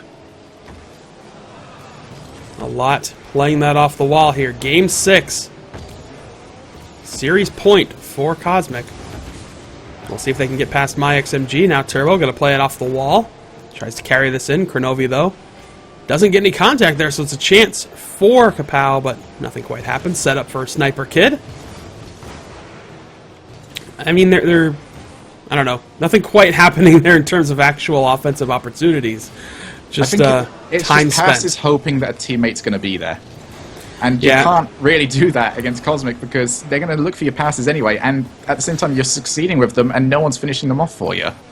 Yeah, I mean, you have to have that little bit of trust with your team to make sure, you know, hey, I expect you to be in this position, but you also need to have a little bit of communication to be like, okay, are you in this position? You know, let's make sure we're all going in the same place, and if we're not there, let's not throw the ball there. Oh, nice position by Turbo to cut that one out. But it is turned back aside. Again, good stop. Keeps the ball from clearing the zone, at least for now, but Sad Jr. is going to carry this out. Plays it to the corner a lot. Stops that one. Chance for Turbo, who's going to set it up back into the corner. This will give KA-POW an opportunity. Nicely contested a lot. Tries to follow that one out. But nuts. No luck there. Sniper Kid sets it up. Turbo still playing it off to that wall around the net. So if the net were only a couple feet wider, we'd be in a good place. If only we were playing Retropia. Yeah, if only that were the case. But it is not, and they are stuck dealing with the normal size net. Now a chance for Cosmic. Kronovi carrying this one up. Play by Sad Jr. Just goes up the crossbar, but he gets the double tap for the finish. I can't believe this has managed to go in. Kronovi jumped forward, kept the aerial going because he knew if he landed on that with his wheels, he was going to completely kill the momentum of the ball. So kept aerialing, kept rotating to hit it with the back of his car, and just went up just enough. Sad Jr. didn't put it down enough with his original shot, but followed it up, had enough boost for that. And now we're going to have to see it here. We're going to have to see if KA-POW really have anything offensively that can break this brick wall of defense Cosmic have put up over the past few games. Well, last game.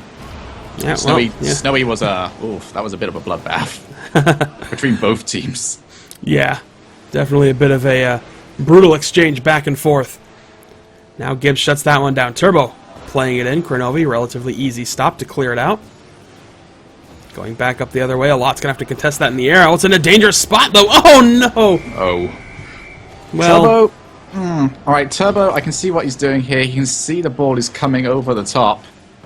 But was there he could have possibly gotten to this a little bit. I'm trying to see this from his angle.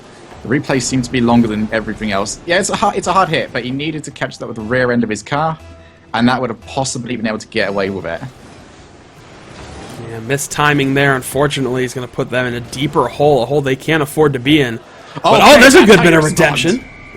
There you go. Turbo knows how to hit the ball with that part of his car. Right. That's the way you should be hitting it, especially in your opponent's net. Yeah. Cosmic, they need... I mean, that probably should have been hit before it even reached that position. Gibbs left it for Kronovi. Ended up being the wrong decision because Turbo Pulsar, he is one of the top strikers in both leagues.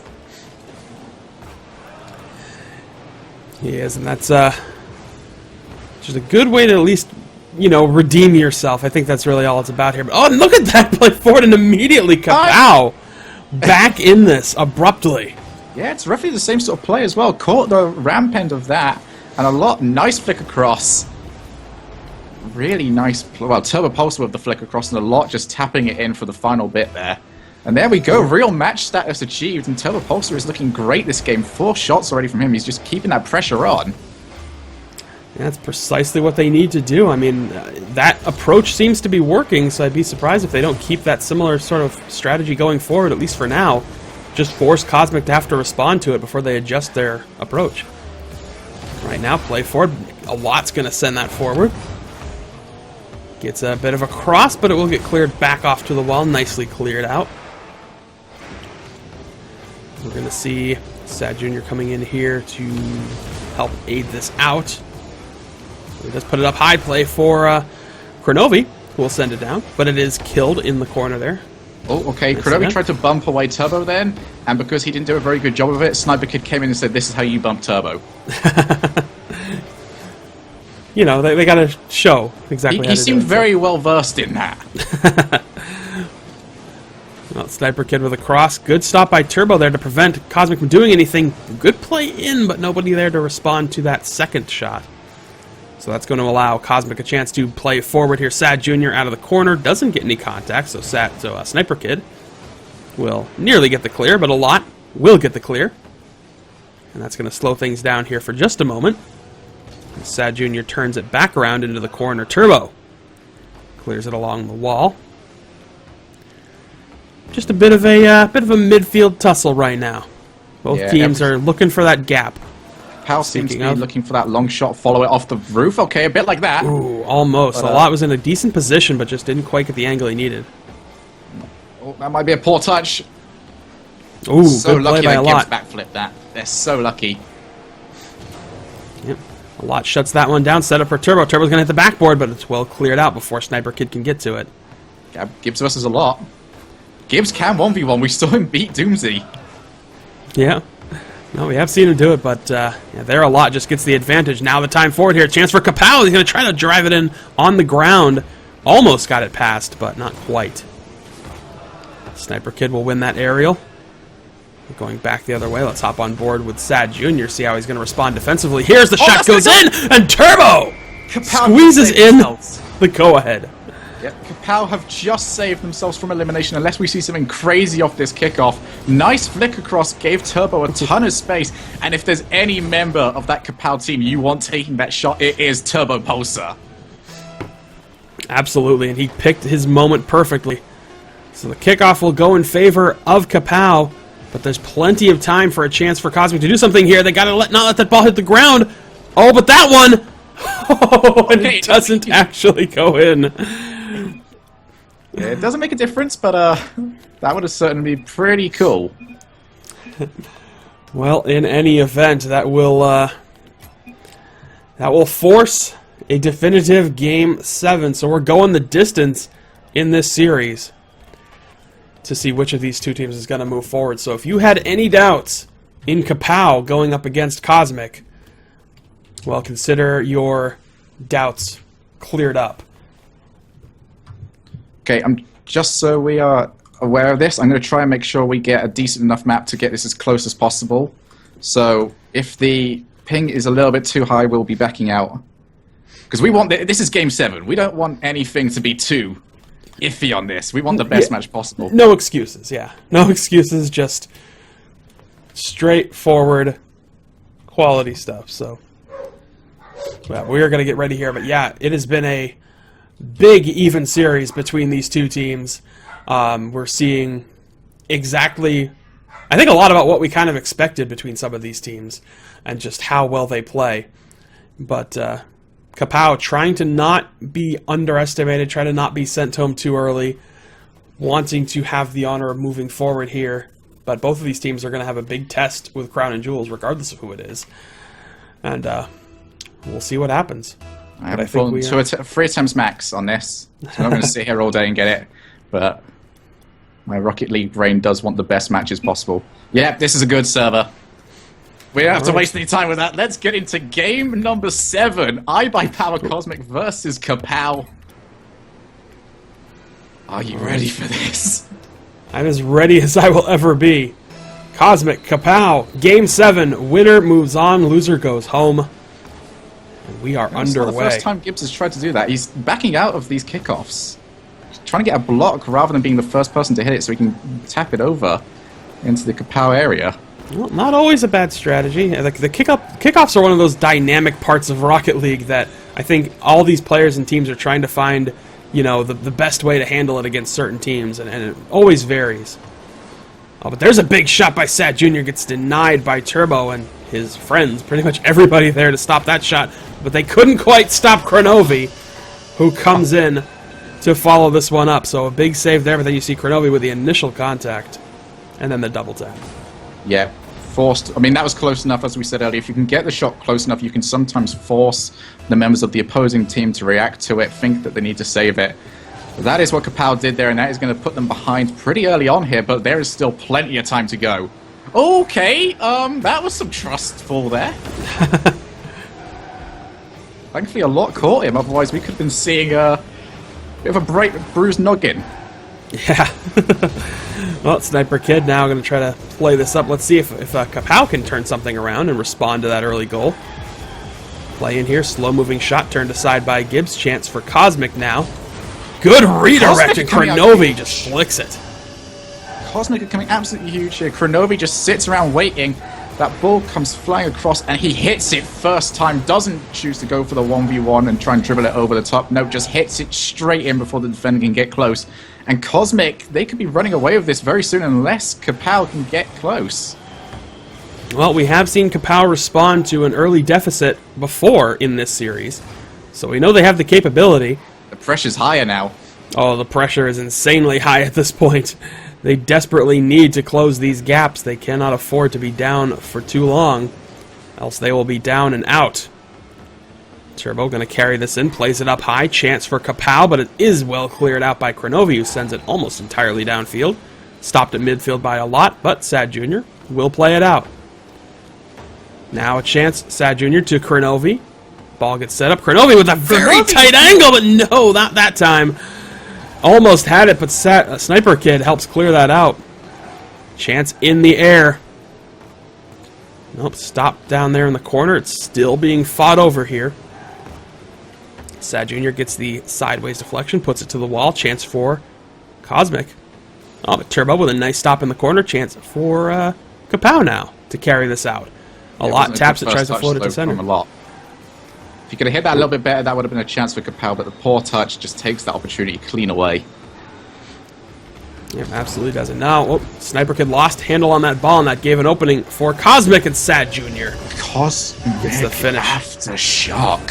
Just, they looked so calm. Sniper Kid, I don't know what he's doing with that. There seems to be a miscommunication between him and Turbo. Just asking for that ball to be taken away from them, and Cosmic just say, yeah, sure, we'll do it. Yep, always You don't have to ask us twice. Exactly, yeah. Always a poor clear decision to put that ball down in front of the field, in the middle of the field, especially if you don't have a nice clean opening there. But Cosmic was ready and waiting, and Sad Jr. punished it. So half the game done, 3 goals in, and KA-POW not looking like the team that made it all the way to 7 games. Kronovi carrying it off the wall. He fights off Turbo. Not too bad, tried to disrupt that defense, but nobody there on his team was there to at least help that shot out.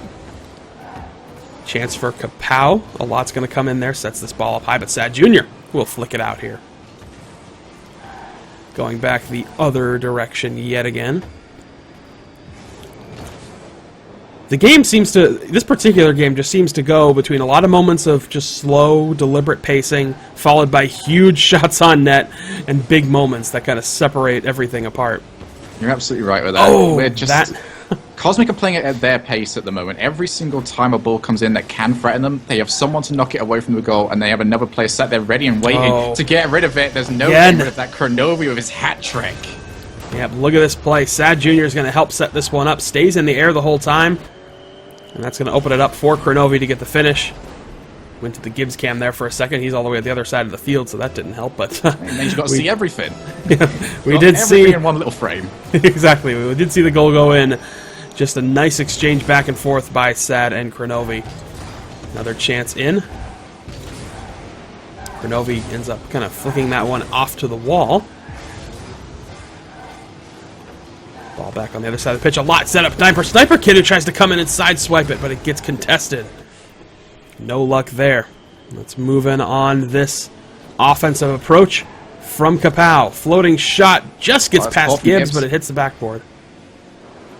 Yeah, that's that thing with Cosmic, though. They always have someone covering their player, and that's what helps them out so much, because it means that defensive misplays get stopped. and they can fix them. So many chances here for KA-POW, but there's so little time left that this gap may very well be insurmountable at this point. And I think all Cosmic needs to do is just rely on their clears, rely on that solid defense. Get a goal if you want it, or if you're able to, but don't overcommit to it. Point. Yeah, we're not going to see a 4-0 comeback. I'm gonna ruin the hype on that one. No, I think that's a fair assessment. At this point, only 30 seconds to go, and Gibbs is now doing turtle goals. They pretty much know that this is all she wrote for KA-POW. And IVP Cosmic. Well, one more goal. No, I'm not even going to give them one. As Kronovi denies that. Final few seconds will tick off the clock here. Sad Jr. tries to carry in one more. They won't allow one more, but it doesn't matter because IVP Cosmic is moving on to the semifinals. And they are moving on to Crown and Jewels. So that means at the very minimum, we are going to see 2 North American teams in the semifinals. I didn't really make any predictions on this, so I'm going to ask you, Shelfus, do I color you surprised? A little bit surprised. I had initially picked, I thought it was going to be an EU sweep, and that was just me being, bold, trying to make a big, bold prediction. But out of any of the NA teams, these were certainly the 2 that I would have expected to move forward, all things considered, because the other 2 NA teams are up against Crown and Jewels, and obviously that was the end for failure to launch, and our final game is Flipside Tactics and Untethered. And any team that has to step up against Flipside Tactics, you have to have a little bit of concern for, just knowing Flipside's history. So this result, I don't know if I'd call it super surprising, but it was definitely wrong from what I said. So I'll give it that. It was close. We said this was going to be the best series. Well, at least I said it. We go into Game 7, so at least I am correct. It was the closest series so far. Game 7, a bit of a whitewash, but Cosmic just seemed to have everything figured out at that point. Nothing that KA-POW could do was really looking that offensively threatening, apart from one shot they had towards the final minute. That's how you completely shut out a team. No, and they just did it. Yeah, plain and simple. They came together in that final game and delivered on everything that they are supposed to do. They showed the signs of that Cosmic team that we're so used to. And that's why they had such a, all things considered, smooth run. I am officially very glad that on my fantasy team I did pick players from both Cosmic and Kings of Urban. A wise choice indeed. Yes, my backup strategy worked. Yep, so it looks like now... Well, I don't know if I have a graphic for it, but that's okay. It's fine, because everyone knows who these teams are anyway. Well, we've got an award to get to, of course. It is that time. While we are waiting on our next series to get everything together. But, yeah, we've got one more award to get to here. Give me just a quick second here.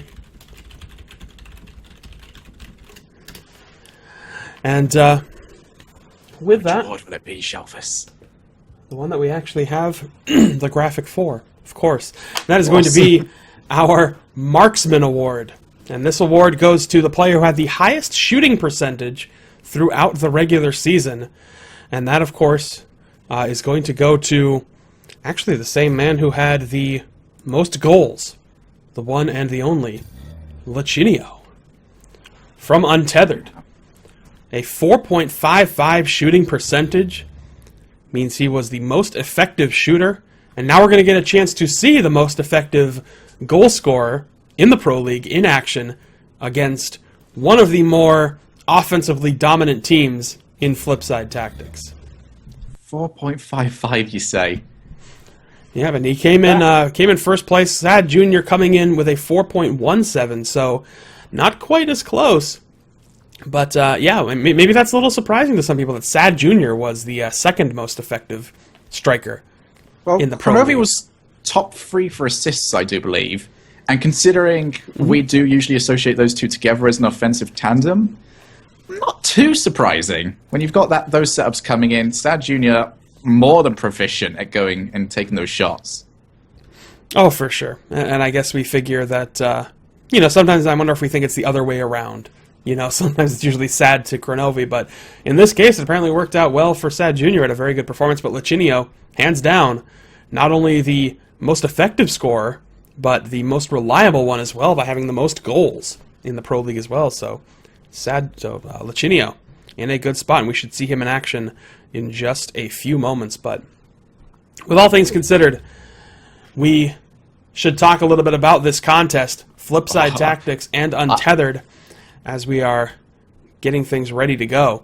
I will talk about this contest, because this is going to be an absolutely huge one. Lichinio, Voffel, Pluto, I believe they are the sleeper team here, and knowing the issues that Flipside have had sometimes with those game ones, with those first series of the day, I would be surprised, but I wouldn't keel over if Untethered took the victory here. I mean, we saw in Gfinity, Noble took that 4-0 in the Gfinity Invitational in the very first round. Flipside came back in the losers bracket, but we don't have a losers bracket this time round. No, this is one and done, basically. And you have to wonder a little bit, and I question this sometimes. I don't know if I can say it definitively, and I'll throw the question to you too.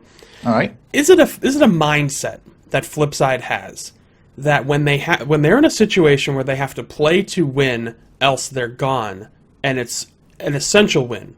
Like for example, in the Pro League, they won enough to be number 2. They won enough to get to the playoffs. Could they have done better? I don't know. That's kind of a hypothetical. In Gfinity, they lost the first round, huge, very surprising, but a big performance by Noble, but then they won thoroughly and consistently and dominantly for most of the rest of those games. So is that like a switch that they just have to hit? So are they going to come into this? I guess my question is, are they going to come into this series in that mindset of win we advance, lose we go home, a lot of money on the line, this is a big deal, this isn't just some small tournament? Do we click like that? That's what I got. My response to that would be, I invited Marky Dudar to this lobby, and he was already playing Rocket League. He wasn't on the online screen, not playing Rocket League. That never happened. Every time I invite Marky to these things, he goes, "Oh yeah, I got to turn on Rocket League." So I feel like that switch has already been flicked. If these guys have been warming up together, it's going to be scary for whatever team comes forward in this. And Untethered, you're first, and you're going to have to bring out something good here, because we see from, and I did have a source from this, I will not name him unless he goes into the chat and names himself, the main strategy that teams have been putting forward to try and beat Flipside is just to constantly aggress on everything they do. Don't give them space for dribbles, don't give them space for clearances, just keep taking shots and wait until they fall down. It's a valid strategy, because that's an approach that Flipside has taken. They are a relentless pressuring force when they want to be. When they just want to start applying pressure, they turn it on, and they will just pound the net with shots. So, I think we saw a lot of this during the regular season of the Pro League. If we look back on the stats, that we've got teams who, like Flipside, ton of shots and a ton of goals, but a ton of shots, like ridiculous amount of shots. So the overall shot percentage was pretty good, but it was just that constant hammering away on the net. And that doesn't even count the attacks that don't technically count as shots. Yeah, we see... Yeah. I mean, the best way, and you're going to see... I'm going to bring this one out before the game even starts, because you're going to need to be looking out for this almost immediately. Flipside, when they hit the ball, they commit all 3 to the offense. And for so long, I was wondering why they do that. But now when you see it, they are covering every single clearance lane, so that way they can take another shot immediately afterwards. They don't want to let the pressure go. No, and they, that's what they do so well. They'll commit 3 forward and just shut down that side of the field. Yeah, I'm going to sound really British here. It's like a bunch of cricket fielders. It is. I mean, it's a good approach. If you can deny all those lanes and there's a little trickling shot of a triple. Incredible way to start this! What happened with Pluto? He didn't get to it. He was just flipping like crazy, but the shot goes bouncing by Cooks here. And Pluto was... I don't know if he was just stuck mid-flip and couldn't really react to it. or what, but if he was on the ground, I expected he would have been able to stop that one. Yeah, as incredible as that shot was from Cooks, I mean, I'd have to be able to see the amount of boost that Pluto had if he was, like, waiting for some or what. There's no real excuse to be sitting over there doing nothing. Yeah, that's, I don't know. I don't know what was going on there. But, you know, in any event, I've corrected our overlay, by the way, since, you know... Whoa! Waffle! Waffle Immediately! Score. A huge goal here. Set up by Lichinio is going to play this shot up high. Just gets that little touch off the corner, and then Waffle drills it into the net. So big goal there. Pluto realized that he almost completely ruined that play by coming in. But yeah, that setup was absolutely incredible. To get that light of a touch can only be done if you hit it with the wheel of your car. Hits it anywhere else with that, and that play is going to be much more difficult. Yeah. You know, I will give credit. Team Rocket did a great video on striking that talks a lot about how the ball reacts when you approach the ball in certain ways. So it's great for players who are new to the game. Marky Duda, not new to the game, immediately coming in, showing why he is regarded as one of, if not the premier player in the world. Big touch to set that up and just tracks it all the way down. Waffle can't quite get to it. And a 2-1 setup for Flipside. Going back to what we said just a moment ago, we need Untethered to be a lot quicker here. They just seem to be second best at everything. Yeah, and I mean, you know, this is something that Untethered is going to have to work on during this first game. He's going to take that past all three. No, he's not. Almost. Chinio's got his eye on that and has just been the safety net for Untethered. Yeah, that is critical stuff. Oh, here. What happened Pluto there? Just keeps getting caught out of position. This has been a... I don't want to call him out on this, but I'm going to. So, yeah, I do kind of want to call him out on this, but Pluto just keeps getting caught out by these touches. Yeah, that one just breaks a weird bounce off the wall, and Pluto has to flip himself completely around just to try to respond to it, and he can't get to it at all. Like, there's no chance. So, yeah, unfortunately, he's let in, you know, 2 of those goals can kind of be attributed to just some mispositioning on his part, or at least, you know, he could have contested them a little bit better. But as it stands right now, we're going to see Mike Rules tries to play this shot up high, sets it up to Cooksier. Cooksier just floats it in, and Flipside starting things off really strong, and they even do a demolition in the goal, which we might catch during the end of this replay because, you know, why not, right? Why not, indeed? I mean, there we go. Yeah, Lichinio comes floating in and then gets surface-to-air missiled out of play. But in any event, I mean, this is not the kind of start Untethered needed. You know, they needed a much more competitive start, even if they lost. You know, I'm not even saying they needed to win this first game necessarily, but they needed to come in. 5. We're not even 2 minutes into this, and there's a 4-goal lead right now for Flipside. This is why it's so hard to, like, this is why it's so hard to figure out Flipside sometimes. You know, I'll be honest. Some people give me crap for talking highly about Flipside, and then I have to ask them, like, what else do you do? When you get games like this, and when you get performances like this, what do you do? Do you ignore it? Like, how do you ignore that? But, I mean, in any event, yeah, like I was saying, this first game, not the kind of performance Untethered needed. They had to come in a little more competitive, look a little stronger, and not just get played, completely outplayed. I mean, that's what we're seeing so far, at least in this first game. Oh, nice demolish. There we go. Nice play forward, and Waffle will get his goal there. So good response. Maybe they're starting to figure things out. Big Tamo, yeah, on his part. And then just a nice little header on a wide open net. Yeah, nice demolish there from Waffle. Pluto did very well to just sneak that ball past both of the Flipside players that were remaining. So, I mean, there's only 3 goals behind, 2 minutes and 40 seconds left. That is not insurmountable, but we have not seen many 3-goal comebacks, let alone a 4-goal comeback. Yeah, it's by no means impossible. Absolutely. With saves like that from Lichinio, I mean, that's a great way to start turning things around. But, again, the pressure, and they... Oh, 1, 2, 3. It's the feels backflip, man. Oh, Marky... That one was just... I don't even know what to say about this play. Marky gets the contact here. Lichinio... I guess he just tried to stop himself with that backflip now that we're seeing it back on, but... Not enough to really do it. That was to flail at it and hope that the ball hit him. Yeah. That is, I mean, when you get to that sort of defense where you know someone's about to take a shot and you can't block it, that is the only defensive option available. Take a calculated guess and Magikarp flail at it. Yeah, the old Magikarp defense sometimes has to come into play when you just have nothing better to do. But I think it's going to be a big deal now for Untethered to try to come back in these next few games and at least reestablish some confidence.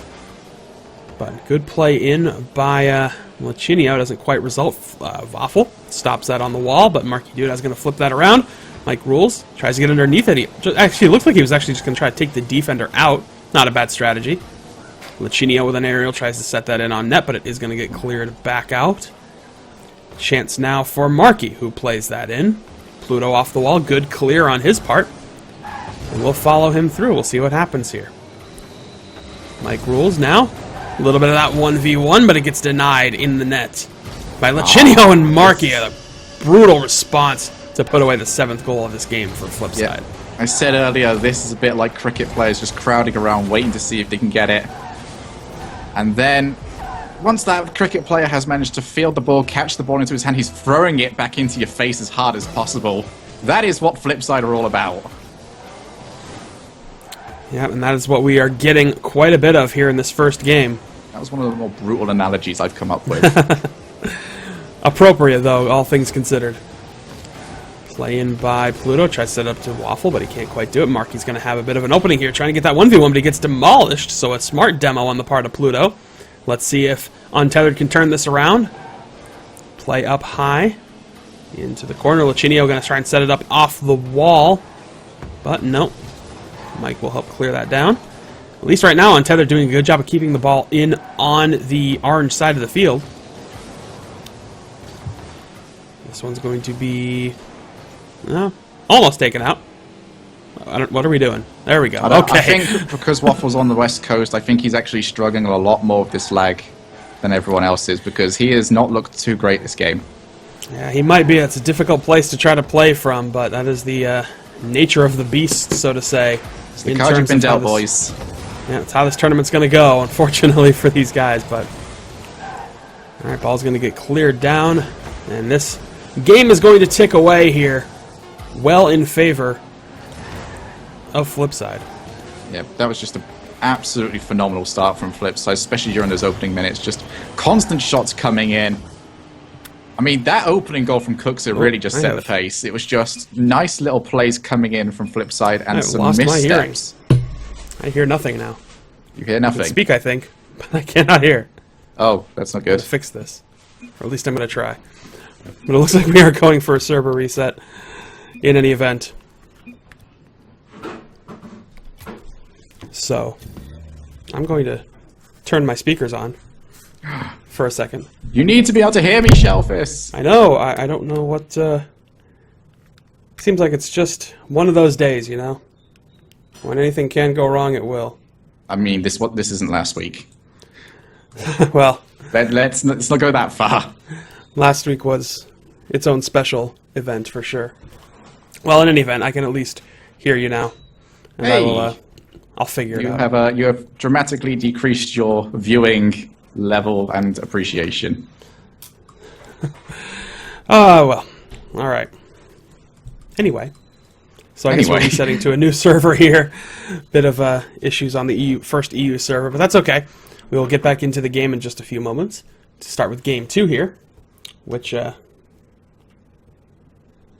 needs to be a big turnaround for Untethered, plain and simple. Yeah. They have got to refocus here in a big way. Look at that big sign out there. Open sign-ups March 25th. Get onto that, boys. But watch this first, because this is still going to be a big series, and we've got a huge tournament still to come throughout the rest of this. We do. All right, kickoff has happened. Game is down. We are going. Don't know why everything decided to fall apart. And Marky immediately, very quick early goal here. Yeah, I'm not too sure what's happening there. I'm going to put that down to lag, possibly because all of them just seem to drive forward for a moment or so. I'm not entirely sure what's just happened there, because no one from Untethered seemed to have any sort of control over themselves. Well, I don't know. I mean, it's a interesting situation. Hopefully they're not dealing with any kind of technical problems. But, okay, that one's just going to sneak in. Oh, yeah. Oh, there. Yeah, this is I mean, it's been a bit of a weird start to this, coming in. But nice little move there by Mike. Yeah, he just Sneaking shuts it down through that on clear that attempt. 50-50. So sometimes that's all it takes, just a little bit of pressure, just keeping yourself in front of things, and worked out. Now Pluto clearing this ball down. Set up as Lachinio, going to try to play this high. Chance for Untethered, but it gets turned aside. Now flip side, we'll try to flip this back around. Mike Rules plays it into the corner, but Pluto denies that. Markey can't quite stop the momentum. Slows it down quite a bit, though. And that might be enough to throw Pluto off. Oh, there's a big follow-through, and Waffle with a huge stop there, but the big follow-up by Cooks here. And they just could not slow that down.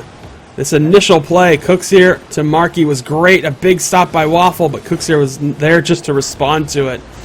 Nearly stopped that, but it just wasn't enough. Yeah, but it seems like the ping for Waffle has gone down very slightly. Oh, it's back to where it was beforehand, but yeah, I'm not too sure if this is down to servers, but we are not seeing any sort of closing down coming in here from Untethered. It just seems like Flipside have got the rule of the roost going forwards. Yeah, I mean, we'll see how things turn around when we go back to the NA side. So that'll give Untethered a chance to at least get back into the series, assuming how the rest of this game goes. And possibly recover a little bit, and maybe even... I mean, look at that. There's no one going towards that for a very long time.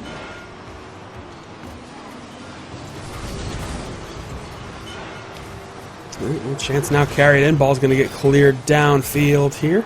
Set out by Mike. Waffle's going to set up that shot, but the ball's going to be cleared back down. Lachinio, though, gets a chance. He's going to get past the defenders. Now an opportunity for Untethered as the ball is floated up, but Cooks here immediately cuts that off. And a big clear on his part. That was just a little bit ridiculous, and he almost nice save. Finishes that off. Huge save by Lachinio. Ball still in a dangerous position. Lachinio clears that one out, turned around by Markey. Back up into a dangerous spot, and everybody from Flipside almost having a chance there. A little bit of a cross-check on Cooks here, tries to clear that one away. Pluto now floating this one in, but Markey will send it back downfield here on DFH Snowy. Ball cleared down. Lachinio going to try to carry this up. Markey interrupts. Pluto into the corner, and now Untethered needs to gather up and try to put some pressure on the net because time is running very low, and a 3-0 deficit may end up becoming insurmountable very quickly. Nice touch there by Pluto, but Mike Rules denies it. Now Markey going to try to carry this up to the corner. Pluto, just gets a good touch on the wall to prevent that cross. But going to have to flip it around again. Now turn around, header, drives it into the corner. Chance for Flipside, but no. Markey can't quite do anything there. Now Untethered needs to flip this around. Oh, what a save! Big goal attempt here. And the crossbar. That's a little bit different. They're playing tight to the wall here. Opening for Markey. Nobody back there for Untethered, and a 4-0 scoreline is what we are staring at right now. Yeah, it just seems like every time Flipside go for it, they're taking it nice and slowly, picking their shots where they need to, taking the shot, and then crowding around, taking more shots after that. And eventually, when you do take enough shots, things crumble down to the ground, but they have scored 50% of all of their potential shots on goal. Oh, what a huge save. Percentage ruined. A really nice play there by Flipside, but well denied by Lachinio. We'll try to play this one in. Now Mike Rules coming in forward. Lachinio, though, he's going to turn this one around. At least for now, has to play it high off the wall. Makes a little bit of contact there. Oh, and a nice little follow-up save by Markey. Final minute. We're back in that insurmountable position here for Untethered. I've liked this last half of this game, though, a lot more from Untethered. They seem to be pressuring even more. Just making sure that Flipside don't have all of the space in the world to do whatever they want in. Yeah, and right now they are not... I don't know, they're shutting down a few things, looking a little bit better, but the fact that the scoreline is still 7-0, still 4-0, Oof, that says was quite a bit. That was a bit of a demolition. Charge in. Cooks here, who as you can see is now rocking the Octane.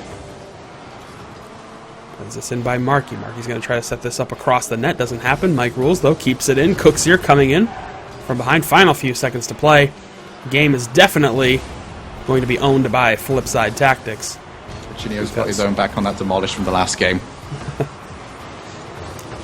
A little bit looks like things will wind down here in just a few moments. Oh, but and that will do it. That will do it indeed. I'm curious going into this next one because these last two games on the EU servers have not looked all that competitive. But I want to see what type of team Untethered come out with once we've got it onto their home servers. Yeah, and that's, you know, I agree with you completely. That's going to be a big factor going into the rest of this series.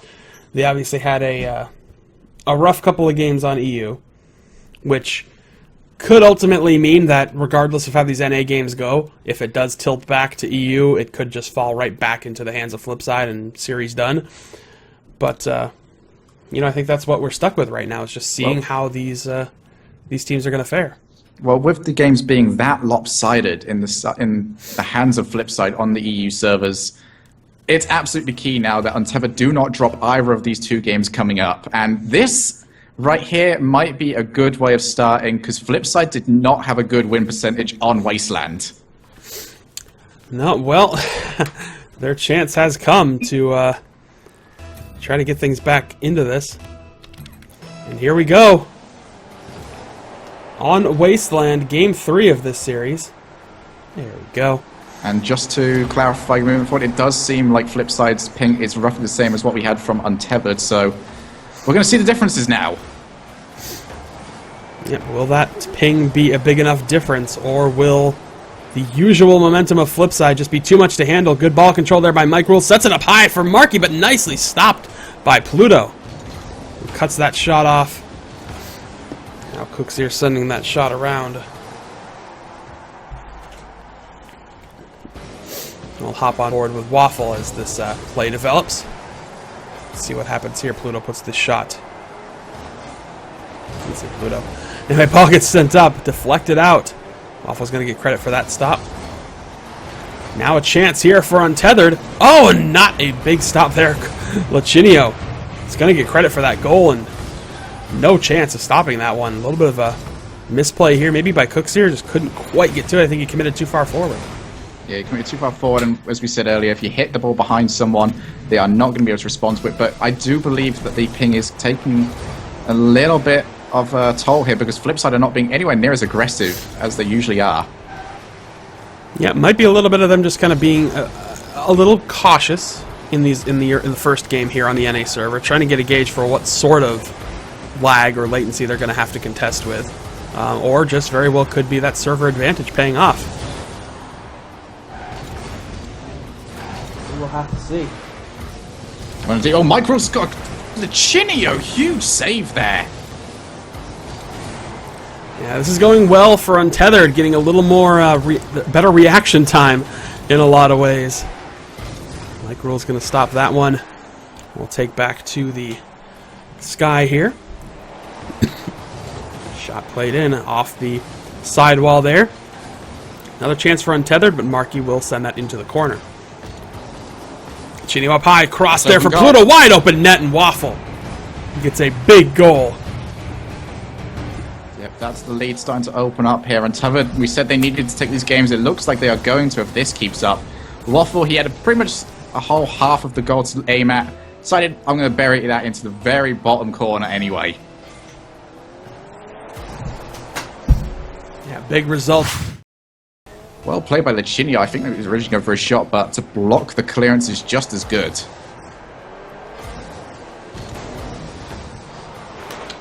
It could be very good here. Sorry for the little stream hiccup there. Apparently I'm getting all of my technical issues now. That's exactly what I want. Let's get them out of the way. Yeah, get them out of the way now, sure. That's exactly what I wanted to have happen. In any event, get back to business. Shot being put in. Waffle can't quite get the finish on that one. But Flipside still being kept to a clean sheet. thanks to the defense of Untethered. Shot coming in there. Nice Oh, that shot. ended. Marky Duda gets this setup shot, puts it away.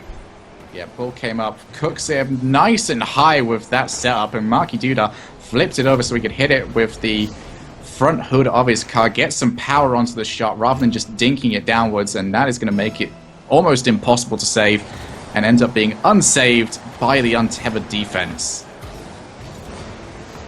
Chance coming in now as Flipside's trying to get a little bit back into this game. Still plenty of time to go, and there's a Nice big shot. distance shot by Mike Rules. Like I said earlier, we haven't seen many free goal comebacks, but this could very well be one. Waffle tried to clear it, but no one there to pressure the ball afterwards, and that meant Mike Rules gets to take a nice power shot, aiming directly towards the middle of the goal. And Flipside are back into this match. Yeah, they've just closed this gap significantly. And we'll see if they can actually get the finish, or if Untethered's going to get back into business. Oh, that might have gone in anyway. I don't know if Marky was going to get to that. I'm not seeing anything in chat, no sorries or anything, which tend to come out from Untethered, so I'm going to assume I am wrong on that one.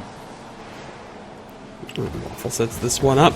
Follow through gets redirected down. Chance for Pluto. He's going to put it to the corner. There's a cross. Let's see if he can get the finish. Oh, can't quite make contact. It's going to allow Mike Rules to clear this one out. But the pressure is still coming for Untethered. They do not want to drop this game. This is their chance to Untethered build that can't momentum. lose this game. This would more or less spell the end of their series straight away. Yeah, almost for certain. Oh, that wasteland bounce, that almost spent the end for Flipside there. Came out a little bit of a different angle than you would on any other map. And just sort of grazed and kissed its way across the center of the goal, but no one able to turn that in for Untethered, and that means the pressure is going to stay on them for another minute. And there, oh, what a save! Pluto! Okay, that just made up for every single positional mistake in the last game. For that first game. Critical stop there by Pluto. But the pressure's going to be on. This is usually when Flipside starts to turn up the juice. If they're behind with about a minute to 30 seconds left to play, that's typically when we start to see them really start to apply a lot of pressure and try to close this gap up. And as I say that, oh, and that save doesn't quite happen, as Cooksey is going to get credit for this goal. This is going to be absolutely huge here. This goal might be the turning point of this entire series where we could be saying goodbye to Untethered. They need I mean, I can't understate this. Untethered have to win this match. It is on their server and on a map that Flipside do not have a good winning percentage on. Yeah, it is critical, but there, Waffle, an absolutely necessary go-ahead goal played off the kickoff from Lachinio. He floats it up into the air and then just taps this forward, breaks all the defenders, and gets a necessary go-ahead goal. Yep, and those sort of shots are so much more effective on Wasteland because it curves up a little bit. That first flick on gets even more height onto the ball than usual. That makes it so much harder for the defender to get up to. Yeah, but it paid off for them. Now as time is ticking off the clock, it's again the pressure on for Flipside, and here comes the chance. Mike Rules can't do it. Pluto stops him. Set up by Cooks here, and they can't put the pressure back on. Final few seconds. We're hitting the final 10 seconds now. Marky tries to get the cross. Lachinio disrupts it. Ball's going to be set up high, but the pressure is still on. They are on the same zone. Set up by Marky. Here comes Cooks here. Can't do it, and the ball hits the ground.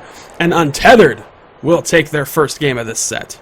They will narrowly scrape away with this win. Oh my god, that finish. Pluto made a huge defensive mistake, and we thought all it would take was one more Flipside hit to finish it off. Pluto managed to recover and just flip his way in, just flipped his car backwards, hoping he could get anything onto it. He got more than enough. Oh, absolutely. That was a huge showing there. But, all right, well, I guess there might be some weird Twitch issues going on, which could be the reason that we have had the stream kind of act funny on us a little bit here. But it's going to be all right. You know why it's going to be all right?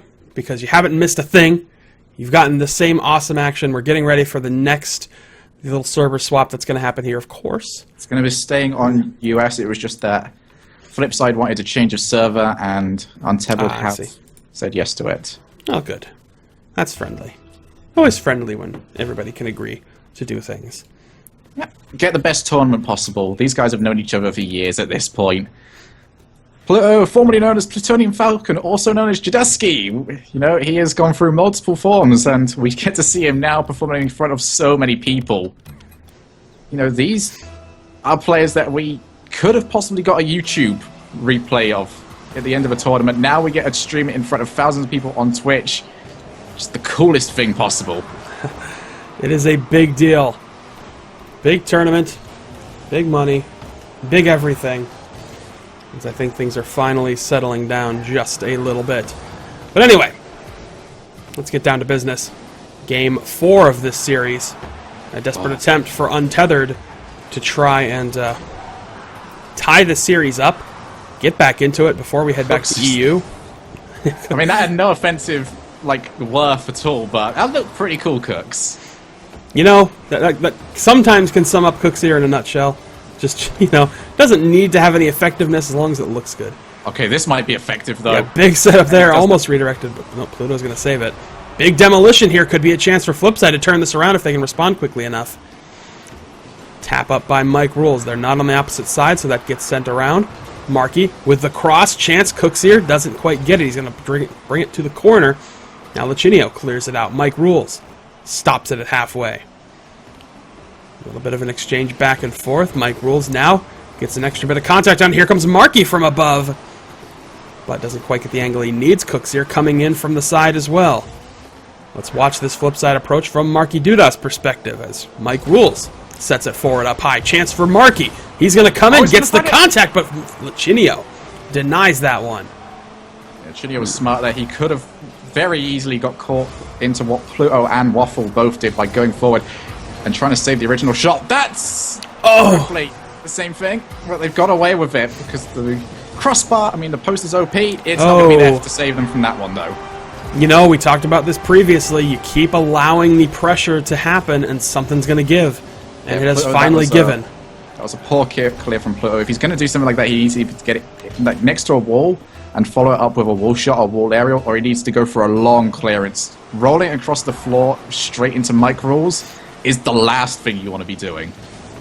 Yeah, that was a perfect setup. Oh, but a distance shot by Pluto. That distance shot gets denied by Mike Rules.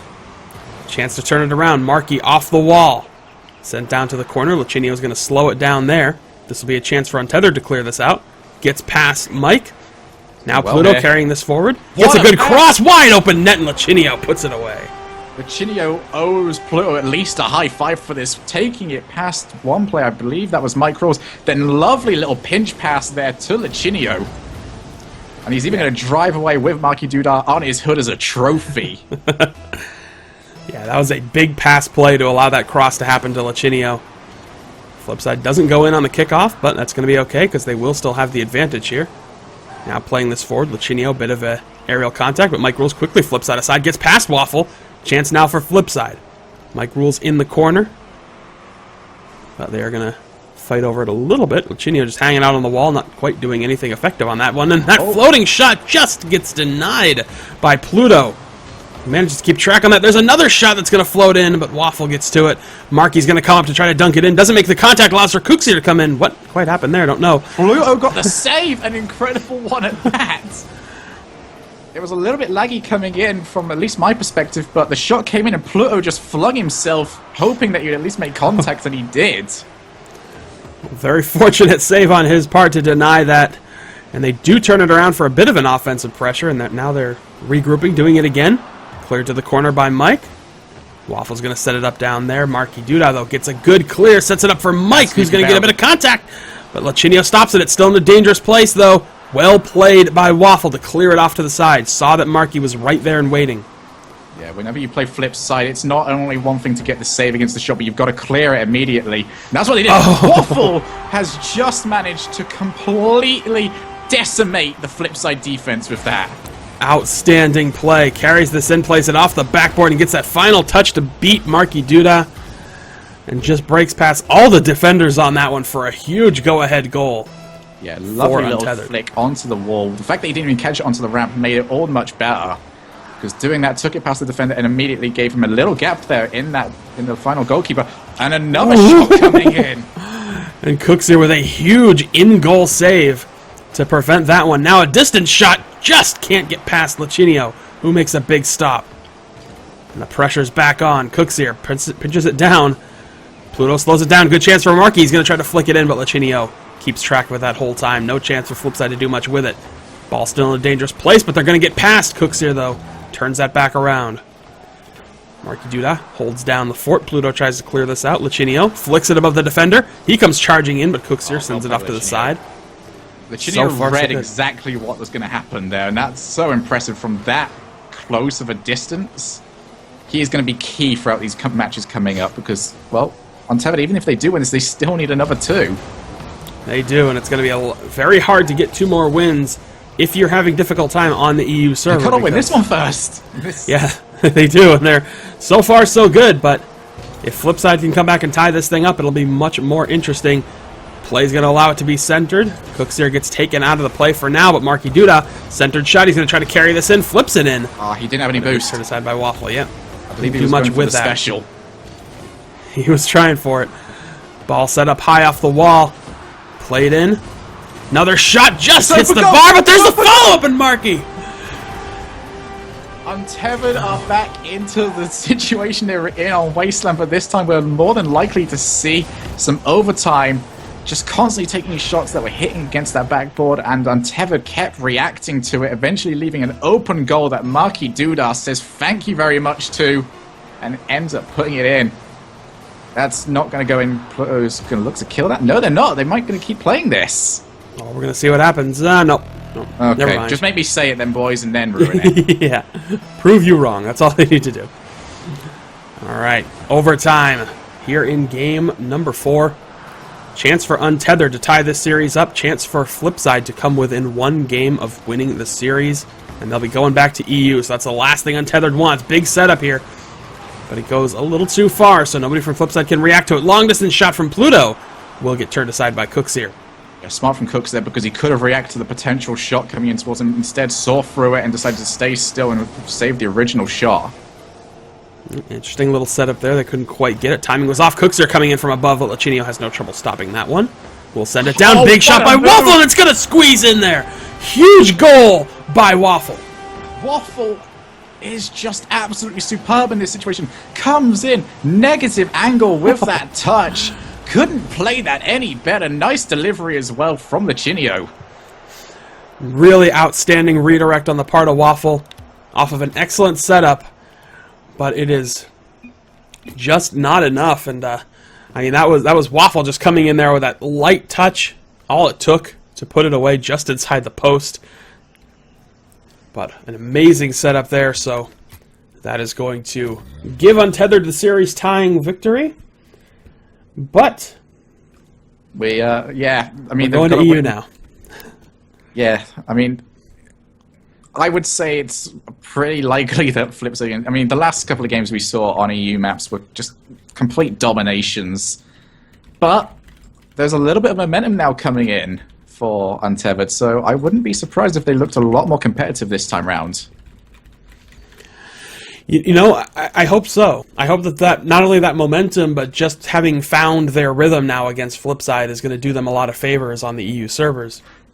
You know, obviously they're going to have a hard time because Waffle's on the West Coast, so that's going to add a little bit more of an interesting dynamic to that. But it might not be a big deal. You know, maybe they can still carry forward here. We will find out. Oh, yes. Everyone wants straight into this. I'm liking this. These boys are not going to muck around. No mind games. No, we need to go out for some water. No, this is game time. They don't want to let any time interfere with their ability to play. Now Cooks here carrying this in as the game kicks off. Back on the EU servers. Big opportunity, or big benefit to Flipside, as we saw in the first 2 games. Oh, not much of a shot there, but Pluto gets demolished. Lachinio playing to the corner. It's going to come out. Could be a chance for Waffle, but he's not quite in position for it. So he's going to have to send it to the wall. Now Cooks here, playing it up high. Sends it down. Lachinio has no trouble flipping this ball back around. Up high to Marky. And a distant shot, and nobody back there, but it's going to hit the crossbar. Very fortunate for Untethered that ball was moving at the pace it was. A Ball's going to come in down low. Flip side on the attack, but Pluto will direct that one out. Marky going to carry this one in. Takes the round, set up back from Mike. Nope, that's going to fall a little bit here. Sorry, that was from Cooks here. Speaking of Cooks. Him keeping this one in, Oh, back and forth no to way. Marky. This Oh, was- and it that just is gets incredible. passed. Unbelievable team play coming in from Flipside. Cooks it, passing it down. Mike Rules choosing against going for any redirect or anything greedy, passes it over to Marky. And even though Waffles was coming over trying to close down the gap, Marky Doodah just buries that goal deep into a decent shot. Very, very good shot there. Just put on point and just gets past the defense.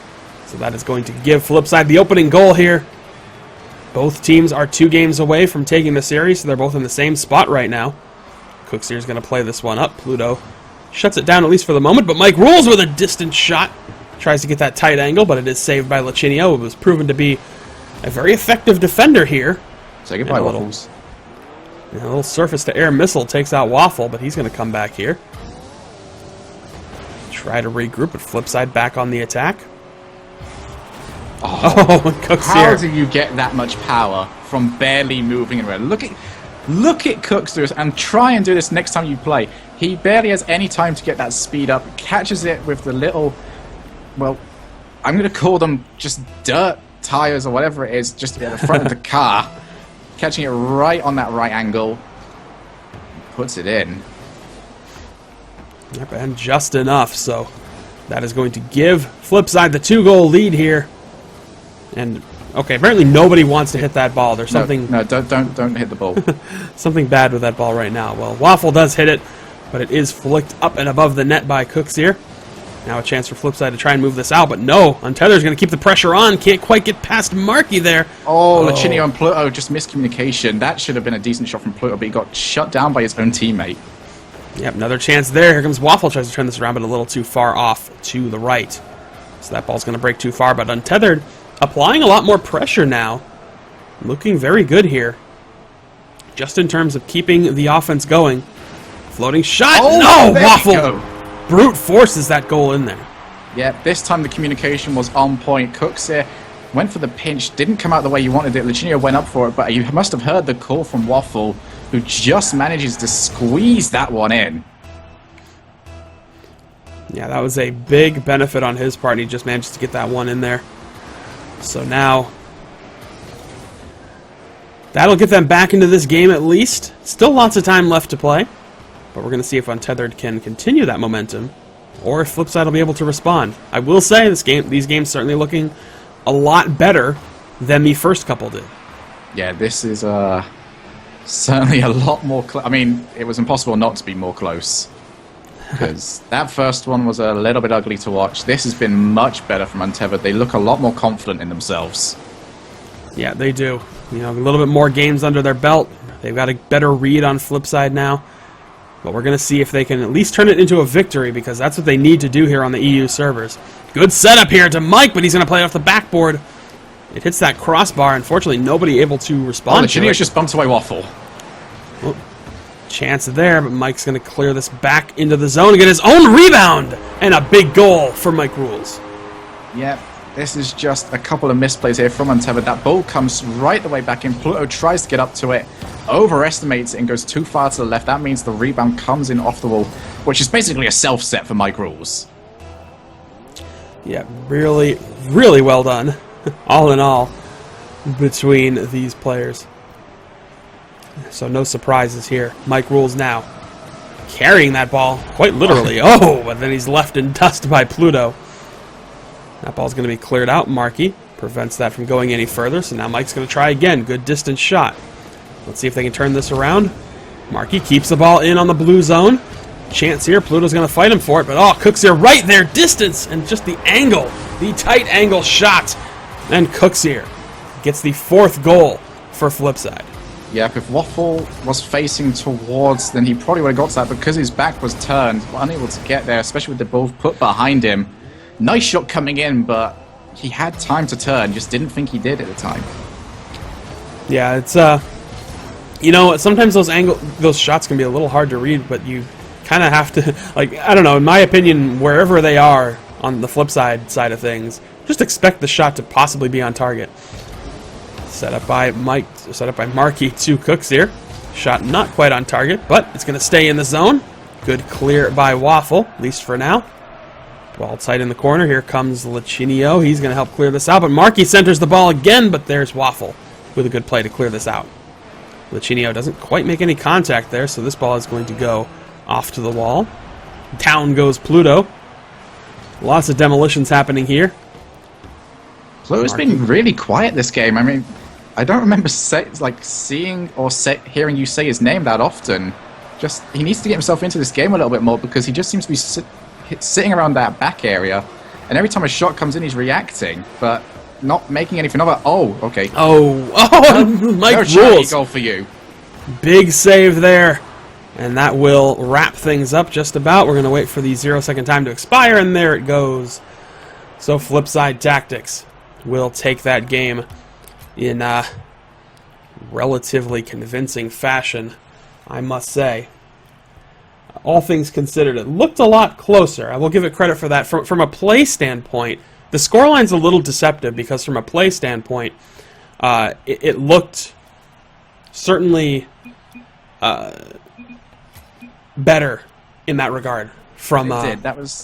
They were definitely a lot closer towards the beginning of the game there, but towards the end, it just looked like Flipside came into their own. We're seeing a lot of mechanical mistakes coming out from Untethered so far, which they really need to shut down quite quickly because, correct me if I'm wrong, but they are a single game away from being eliminated here. Oh, you are right. No, you are correct. Right. You are very correct. Good. They are one game away from elimination here. But yeah, they have to. Maybe the server swap will be beneficial to them and give them that opportunity. They did well on it last time. They did. They absolutely did. So that's could be enough, but you know it will go back to EU at the end, assuming that Untethered manages to win. So you know it always comes back to having to be able to win on your opponent's server, plain and simple. Like you have to be able to do that. Well, and if we're you don't, definitely going to see that here. It's going to get tough. Well, let's see how things proceed here. Flipside needs to know they are playing to win and to move on to the semifinals. Oh, they know. Trust me, they know. I'm pretty sure Mike will be barking that at all of them. Both of these teams have a very eager Kings of Urban squad who just managed to get past Supersonic Avengers to deal with. So this will move on, continuing with the NA and EU exchange. Oh, but that Pluto. Big touch there. Critical touch. I was about to criticize him for not getting a very good and strong touch against that backboard, but he just followed it up and incredible mechanical play. Yeah, he earned that very well to respond to that clear, but now let's see what will happen at this point. Ball's in a dangerous position midfield. Pluto's going to send it off to the wall. Chance for Untethered. Quickly denied by Marky, who sets it up to Mike. Good cross play here. Let's see if Marky can get the finish, and he does. Just forces that one away. Yeah, as I said earlier, during the Cosmic game, if you see something like this coming, you need to snuff it out during the pass, not when the shot comes in. As we see both of the Untethered members still in goal, just don't even try and block that, just flailing and hoping to try and make themselves as big as possible to shut down the angles, but Marky Dudar doesn't struggle with that at all. Not at all. Ball played off the wall. Cookster's going to carry this one in. And this is the time where certainly, you know, Untethered needs to get back into this. Apply a lot of pressure. Hopefully get a very strong win. Oh, and that's a nice way to do it. Waffle trying to force that one down, but Cookster turns it aside. Pluto makes a little bit of a whiff. That's a chance for Marky to flip this one around. Not a good play there. Lichinio fortunately denies that one in the air. At least slows it down for now. Mike Rules carrying this in. Slows it down, wide open net chance here, and that shot does not go on point. That was definitely a big opportunity. Speaking of wide open nets. Oh my god! Oh, I don't believe that Cook's here. What a stop! Touch it! That was a save from one of the Untethered players. It looked like he got credit for it. Maybe I'm wrong. I thought he got credit for a save or he may have done touch of something, but either way, what a disaster. Oh, but the ball is still in a good position for Untethered, and there's a good follow-up, and they do finally get that tying goal. We won't have a chance to watch it on a replay because that happened way too long ago, but a huge attempt to break that up, but fortunately for Untethered, Lachinio manages to squeeze in that one goal. It looks So like they Cooks, will tie it up. I mean, this might just be my EU lag here, but it looked from my screen like Cooks forced Lachinio into the ball. I mean, he very well could have. I thought he got credit for something. It was definitely tricky to see from the perspective we were watching it at. But entirely possible. Certainly something that'd be worth going back and looking on the replay. Just for the heck of it, because that was hell of a stop on what was a blatantly wide open net. But as it stands right now, Flipside on the attack. Good play in by Lachinio. Tries to send it to Waffle. He's going to play this on the air. Nice back and forth there, but it does get turned away by Flipside. Now a cross in for Flipside. Pluto disrupts that, sends it out. Almost turned aside by Cooks here, but Marky Duda will end up getting the clear here. Mike Rules can't quite get to it, so Cooks here is going to get to it. Nice floating shot, doesn't quite drop. Back the other direction. Waffle plays it to the corner. Cooks here plays it up high. He's got to be careful. There's nobody from Untethered there, and nobody is, so that would have been a pretty good open opportunity for Untethered, but unfortunately they weren't there to react to it. Now Mike plays it off the wall to Marky. Marky keeps in the corner. Good chance for Mike Rules, and he gets basically a wide open shot. Yeah, I'm not too sure what happened there. Ball came over the top. Nice win to get there first, and then Pluto missed the ball. Lachinio didn't know how to react to that situation. Yeah. He just flew and tried to get a block in, but nothing coming in there. Mike Rules puts that in, and is now, if they can hold on to this, then they will knock Untethered out of this tournament. Yeah, that's a very close exchange there. I think what happened is Lachinio tried to make that initial stop. Oh! But he comes in with a dagger of a shot from about midfield here. Take a look at this again. Rifling shot. Say his name 3 times and he shall appear. When it comes to Lachinio, Shalfus only has to say his name once and he appears. Yep, no worries there. He had a bit of a misplay defensively that turned into a flipside goal, but then he quickly earns back some credit with that tying shot. So, minute and a half to play. Game is tied. No surprise here. Floating shot denied by Waffle. They got to get this out of the zone, though. And they will do just that. Now carrying the ball around the corner. Marky Duda ends up getting a bit of a center. Good demo on the part of Mike Rules to take Waffle out of the play. Oh, it's a bit too much for Lachinio. Yeah, a little too much contact there. It's going to be an opening, and yeah, Cooks here punishes it. So, not quite the play they wanted off the wall here. Lachinio commits a little too far forward. Waffle's too far up as well. And Cooks here just gets a good arcing shot. So, yeah, from the looks of it, Waffle, I mean, the boost pads were still up in the corners, so I don't think Waffle actually picked up any boost after being demolished either, so no chance of him saving that at all. yeah, well, shot gets now set up high. Marky with a bit of a cross here. Nope, that's going to get disrupted by Pluto, so chance for Untethered to try and get the tying goal here with less than a minute to play. Pluto with that cross bounces a little too far out of reach of any of his teammates. But there's Lachinio coming in high. Chance for Waffle, and he's going to get that tight angle shot! Every single time! Every single time Flipside looked like they might have just sealed the deal, one of the Untethered members comes in and just says, no, we are not done yet! Nice setup there, caught it on the arc at the top of the goal, and just made it drop directly in front where Waffle needed it to be. And clean finish from him. Shot set up high, so now can Flipside respond because Untethered in a good position. Now both teams actually in a very good position because this game is tied. But will we be going to overtime? We shall see. Untethered have taken the lead once yet in this game, though. They need to break that streak. Yep, well, chance here. Lachinio plays it forward, but Cooks here cuts it off. Now over to Marky. Marky's going to try to get the cross. Let's see if anybody can respond to it. It will be Waffle. He's going to try to solo this one. Flips it up, Yeah, but too early. Yeah, It was a smart idea, but it did it too early. Yep, came in too early on that commitment. Chance for Lachinio. Here's an opportunity. Ball still in the air. This is where Flipside can be very dangerous. Mike Rules for distance, but it's turned aside in the corner. Ball is still up. Still up. Touched into the corner. Not down yet. Marky off the backboard. Pluto gets the contact, and we're going to overtime. Yeah, we could see shades of Kyle Mask. Every single member of Flipside just saying Kyle as they went towards it. Oh, okay, that is well, that's an interesting kickoff strategy. Waffle, he's going to have to worked. Almost worked. Cooks here pinches it off. Now Untethered has to be very careful. A weird little approach on the kickoff. Nobody making contact with Licinio! Gets past it! And this series continues on. Finally, Waffle with just a great pass, and Licinio sat exactly where he needed to be. So brave to be set up there in a overtime situation. I mean, if he misses that, then they are going to be in a lot of trouble, because you've got one player that's already up in the air, and I believe Licinio got bumped on his way up, so that would have left Pluto all by himself against a 3-man flipside squad, so that is absolutely key that he finished that off.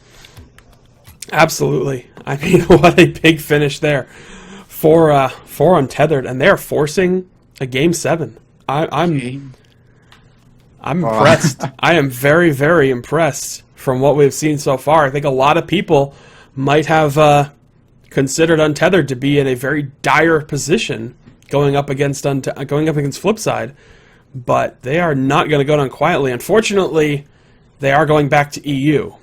Yeah, it's not where they've had any luck. I mean, they've looked better in the last couple of occasions, but 4-1 is as close as they've got so far.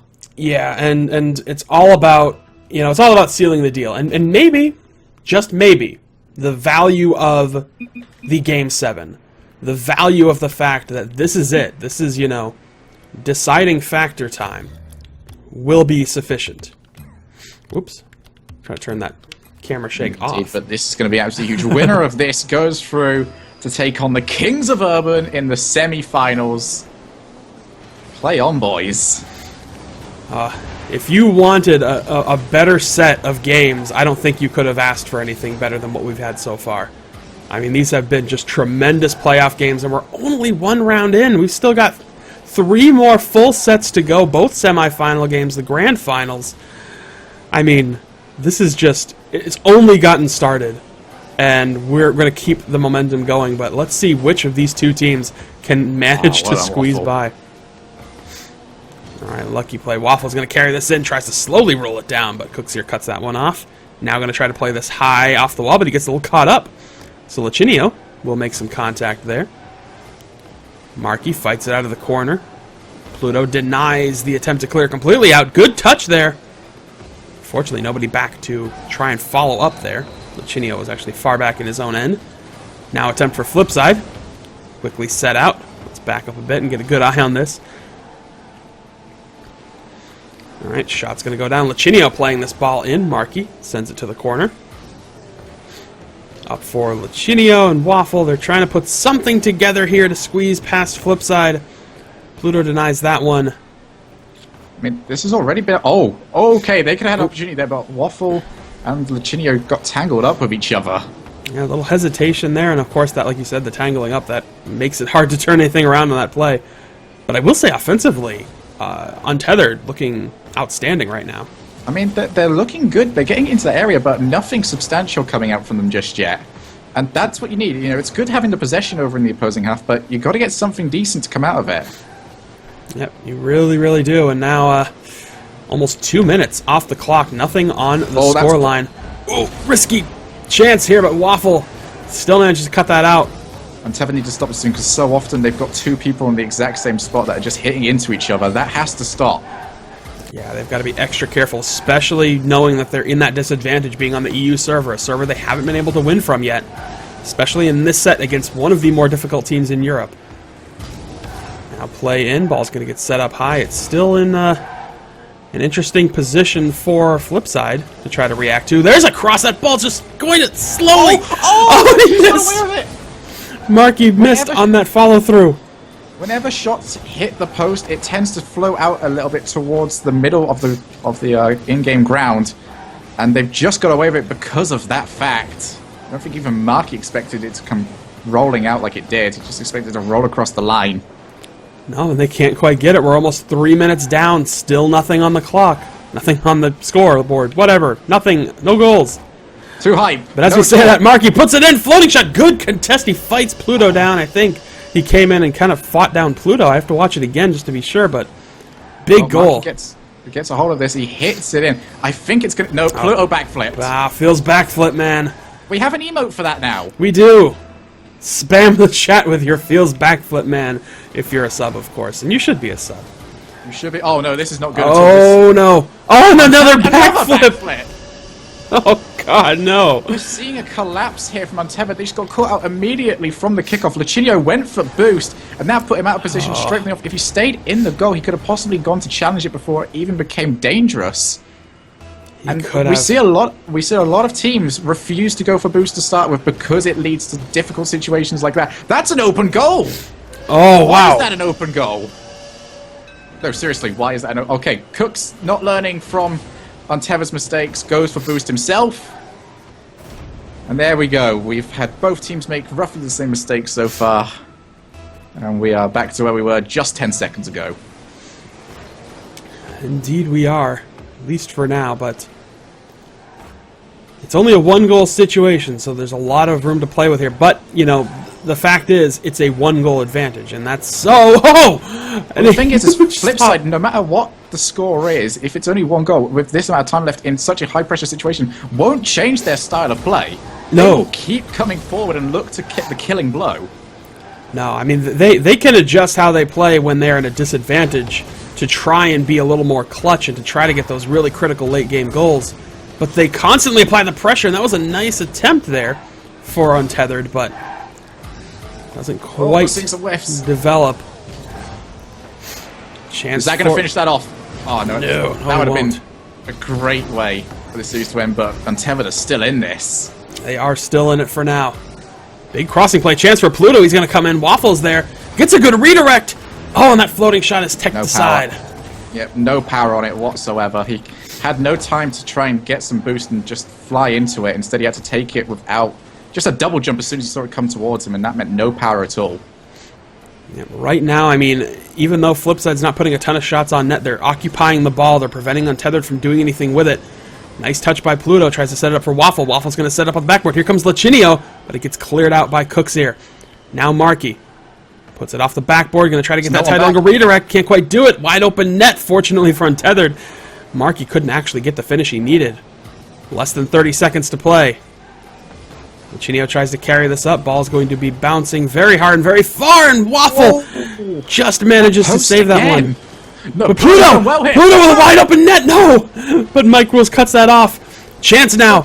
Oh, it's redirected too far. They're going to stick with it. Pluto to the wall. Ball is up. It's still in a good spot for Untethered. No, Markey hits it. That ball is going to fall, and it's going to hit the ground, and there you have it. Flipside Tactics will take this series 4-3. An incredible showing out of Untethered, but unfortunately, it was just not enough to squeeze past the beasts that are Flipside Tactics.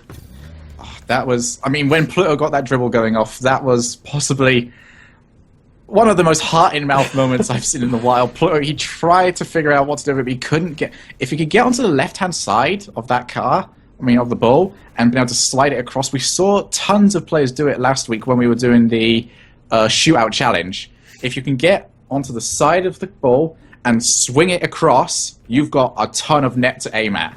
He just couldn't quite do it. The ball was rolling just too fast for him to get to. And that was the final Untethered chance. Yeah, I mean, it is definitely kind of heartbreaking because they were so close to making that happen. And they fought harder than I'd probably seen almost any team fight against Flipside. So many teams try to get so close there. And it was within their grasp, definitely. But unfortunately, just that, that last second touch did not quite work out. And, well, I've got one more award to get to. You're just too nice to these people. I know, I'm so generous. No graphic for it, but that's okay. We can still talk about it. No worries. So, we've got several more awards to go between the rest of these games, but we are going to give away our Marksman Award.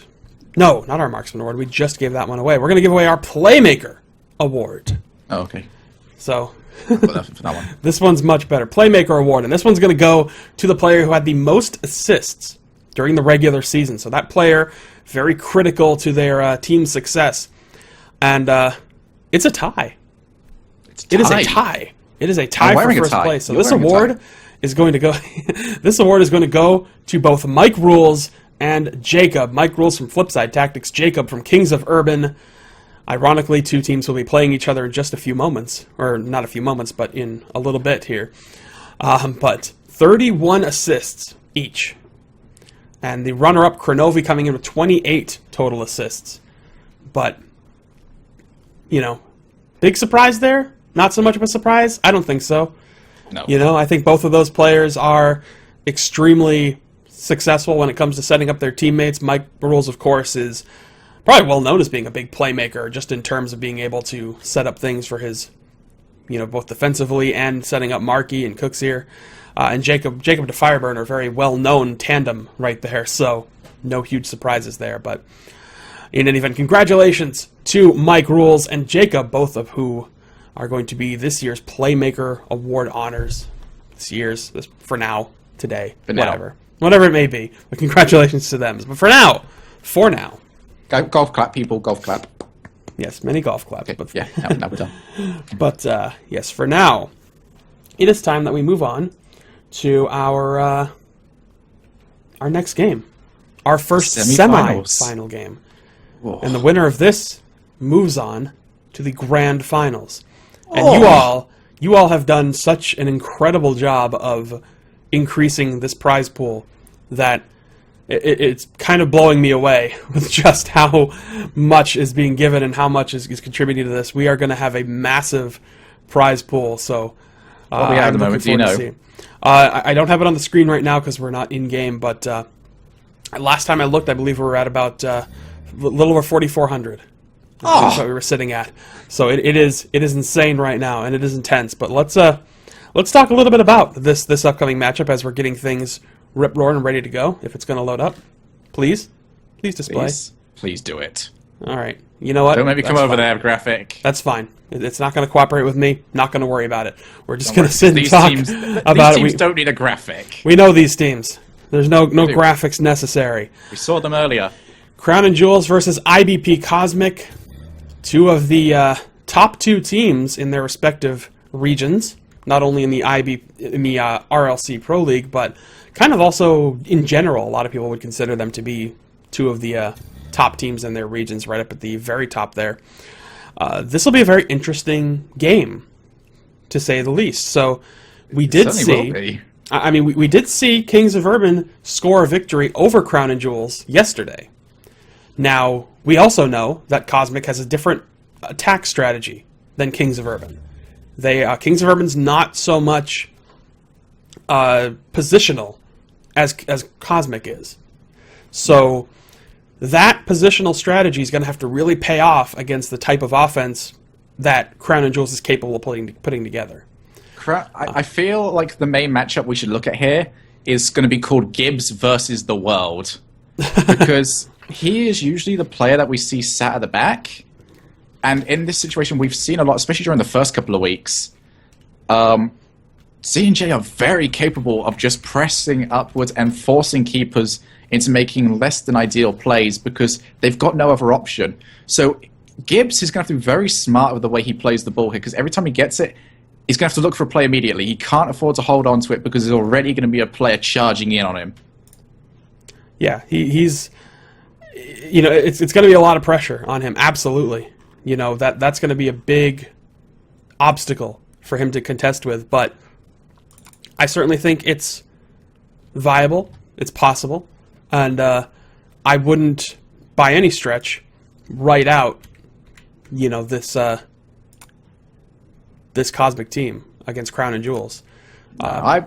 Cosmic looked pretty good earlier.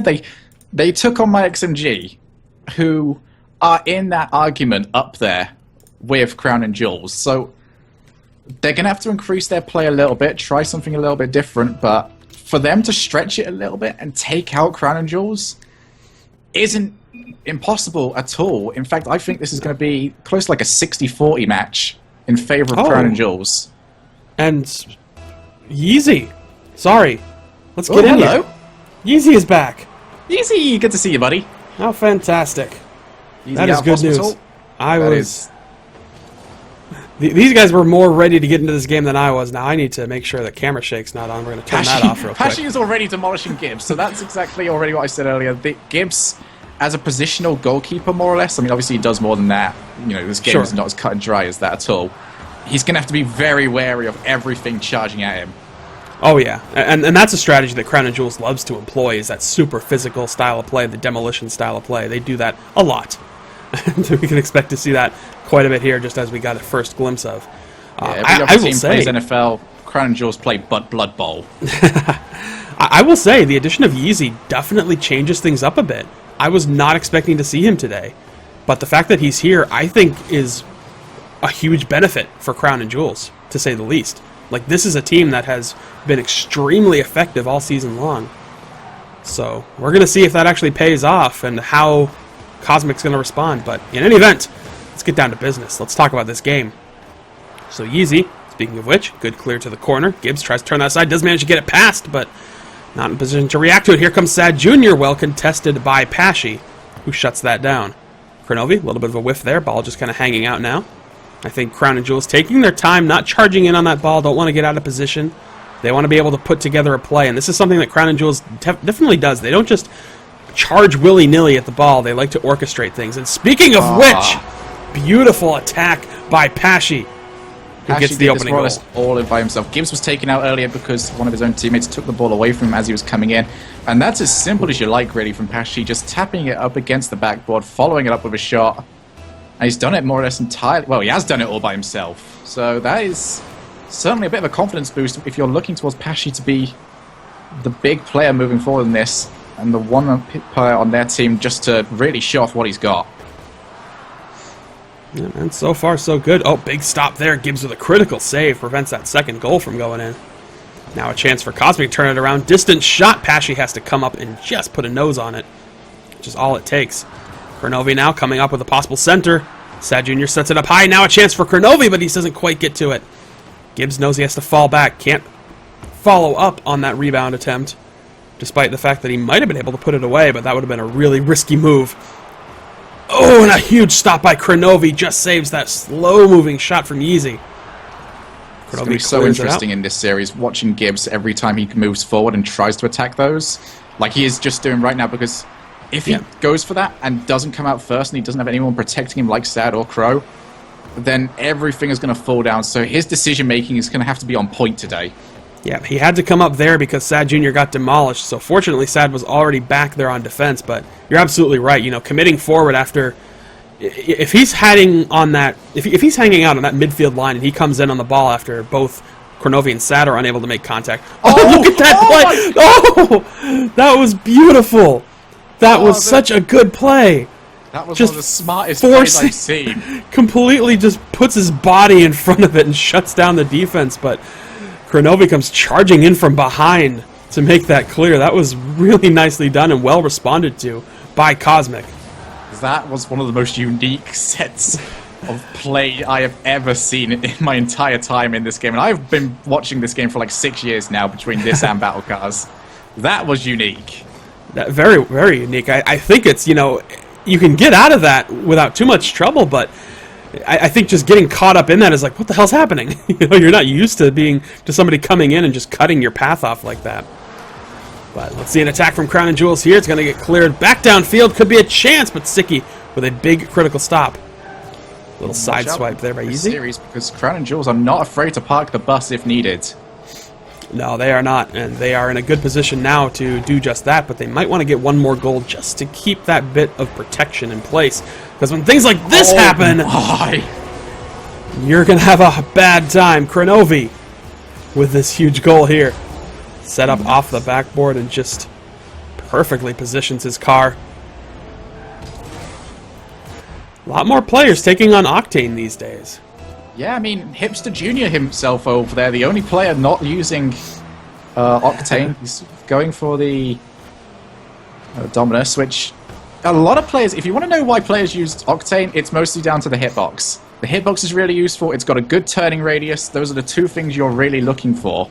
And you know, Octane's got them both, so why wouldn't you use it? We did see a little bit of like towards the mid-season, a lot of players were using Breakout, but that fad seems to have gone at this stage. Yeah, I know that, you know, I mean, the big change, of course, was Cooks here going to Octane, which was very surprising. He's normally a very prolific Dominus player. But that change definitely adjusted Flipside's approach, and for good, bad, or indifferent, it at least got them into the semifinals. These guys don't know the power of Scarab. I know, right? Come on. I tried to demonstrate this last week, and no one believed me, and honestly, I didn't really do it any favors. Well, it's all right. Game is ticking away now. Final few seconds. And one of these teams looking to steal victory away. Oh, big pinch here. Kronovi can't quite get to it with the ball still in the air. Chance can't get it in. It's going to hit the floor. We're going to overtime. So close for Cosmic to nearly walk away with that one. Yep, and Cosmic are the ones on the EU server here, so taking a win here would be absolutely huge. Yeah, by no stretch is Crown and Jewels looking to be the dominant team right now. That might do it. Oh, Sad didn't make contact. Yep, almost. That would have been a very nice play forward. Pashy, distant shot, puts a lot of power behind it, but Gibbs is able to react to it. Now they're going to head back down the other direction. Too much. Turned aside by Siki. Now let's see if Crown and Jewels can play this out. Nope, Cosmic. Looks like they're going to cut that one off. Easy sets it back downfield. Backboard. Doesn't do anything. Not much happening there. So, ball now being fought at midfield. Gibbs comes in. Can't do anything with it. So both Kronovi and Sad Jr. hanging back on defense. Good send into the corner by Sad Jr. Played around by Yeezy. Good cross. Oh, well played by Sad. He was at boost. So the fact that he's managed to clear that is very impressive. Kronovi comes in. Ends up flipping, allowing Yeezy to get the clear back to the corner. Oh, and well stopped by Sad Jr. Prevents that shot from going in. Now played up high. Cross again. Chance. Gets deflected out. Nobody back for Crown and Jewels to really do much with that shot, so not too bad. That might have been a good opportunity for a shot. Speaking of which, Gibbs is going to have to take on Pashy, which turns out pretty well for Gibbs because that shot was pretty poor. Yep, shot doesn't go too far. Now in the corner. Once again, chance stop for passing Yeezy. into the middle of the boys. This isn't going to work. No, yeah, you got to play this along the walls, clear this out, but right now Crown and Jewels doing a great job of cutting off the passes. Oh! Siki put it in, but it was a little off point. Fortunately, Sad Jr. was there anyway to clear that out. Shot still going around here. Contact on that. That was over. Big demo. Takes Kronovi out, but Sad Jr. with the clear. He might get some really good distance there. Follow up by Gibbs! And Gibbs with the game-winning goal. We'll give that away. Look at this big distance shot by Sad Jr. off the backboard, and then Gibbs comes in. Yep, ball bounced down, and because no one was back to start with for Crown and Jewels, it just meant Pashy was going to have to try and go for that ball a little bit later than he wanted to. And Sad Jr. up there, yes, we apologize for his language, but just telling you how much of a strain that game was. And these teams looking very even here, but the defense coming out from Cosmic has just been so vital. God, look at those saves. 10 saves for Cosmic. Yeah, pretty incredible. But, I mean, you can also, I mean, the amount of shots, both teams face the same amount of shots here. Just about. There's like a one-shot difference here. So 12 to 11 total shots. 10 saves to 5 saves. Which tells me that the precision of the shots for Crown and Jewels a little more on point, but still the pressure's there. The pressure's there on both sides. I mean, you could probably just seen it in that last game. Crown and Jewels did get the majority of the good opportunities, but they didn't quite take them. Well, they didn't not take them because they were getting on target, but when you're facing a brick wall of defense, you need a hammer to take it down.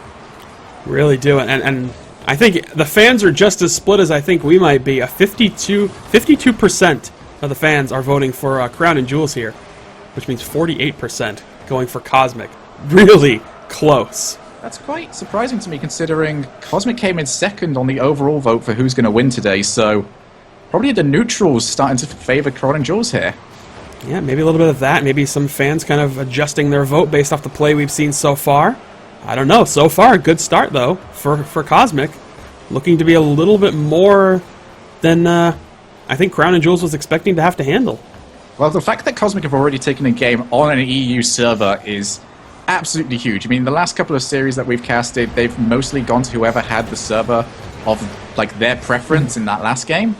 The fact that they've taken one away from Crown and Jewels is absolutely huge. Definitely. You know, that means a lot, and that's going to help them a ton going into these next two games. But we'll see how this game goes, because, you know, if they can win this game, that would be absolutely huge for Cosmic. Ooh, Gibbs not only jumping over Sticky, but also pushing the ball away. Some good play on this side of the ball. Kronovi going to contest that shot from Yeezy. And right now, Crown and Jewels just starting to apply a lot of pressure. Oh, well played out by Pasha. Unfortunately, nobody was back there to respond to it. That was actually a nice play, though. I saw what he had in store, but his teammates just weren't there to really aid that forward. Big wide open net, and yeah, I think we kind of saw that goal coming. That was a mistake from Cosmic to send two people for that. Kronovi beat by Pashi, and then the ball comes in. Both Gibbs and Sad Jr. going for the same ball, leaving no one back to contest this final shot. Yeah, that was a misplay on the part of Sad Jr. I mean, Gibbs was in a position to try to contest it. He should have hung back to be there kind of behind Gibbs, but didn't quite pan out. I was surprised by that as well, because Cosmic's communication, I had a chance to go through the majority of the videos that they have up, that you can hear their communication, and it's usually pretty good. Yeah, you know, and I think it will remain so. The fact that they got a game on an EU server certainly speaks to how well they communicate and how well they position themselves. But, you know, I mean, every team's going to make mistakes from time to time. And I guess that's just what we saw there. Speaking of mistakes. Ooh. Big goal there for Pashi.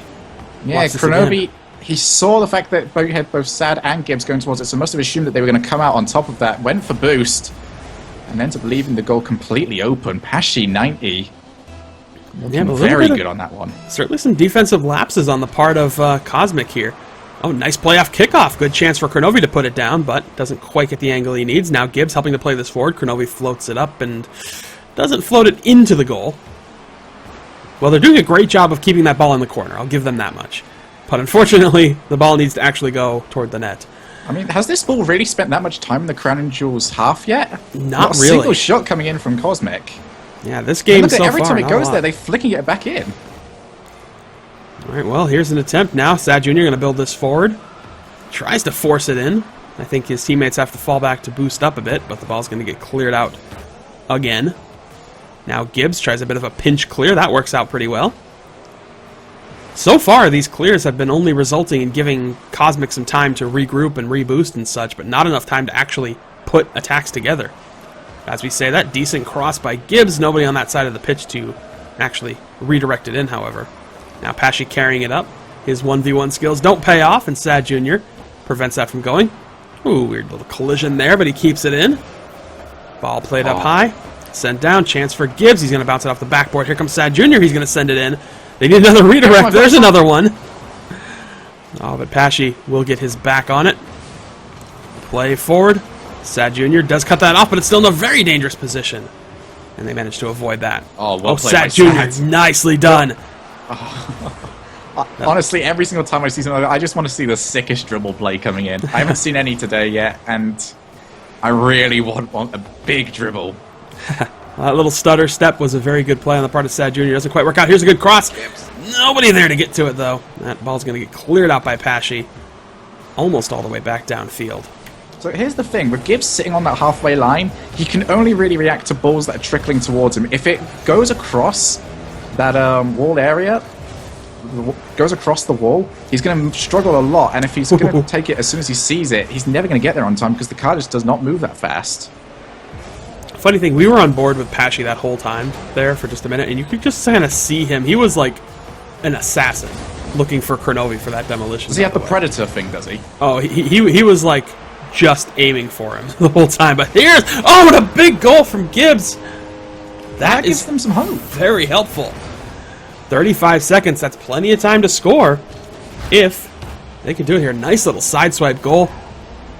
Gets between the defenders, and that puts them within striking distance. Tell you what, getting back in this game. Replicate that a couple of times, because that's how they won the last game. By taking a shot, forcing a save, and then having Gibbs come in to finish it off. If they can keep that going, then they might have a solid strategy here to pick up a couple of free goals before Crown and Jewels figure it out. Well, they might not have enough time to get a couple of goals. They're going to need at least one here in the final few seconds.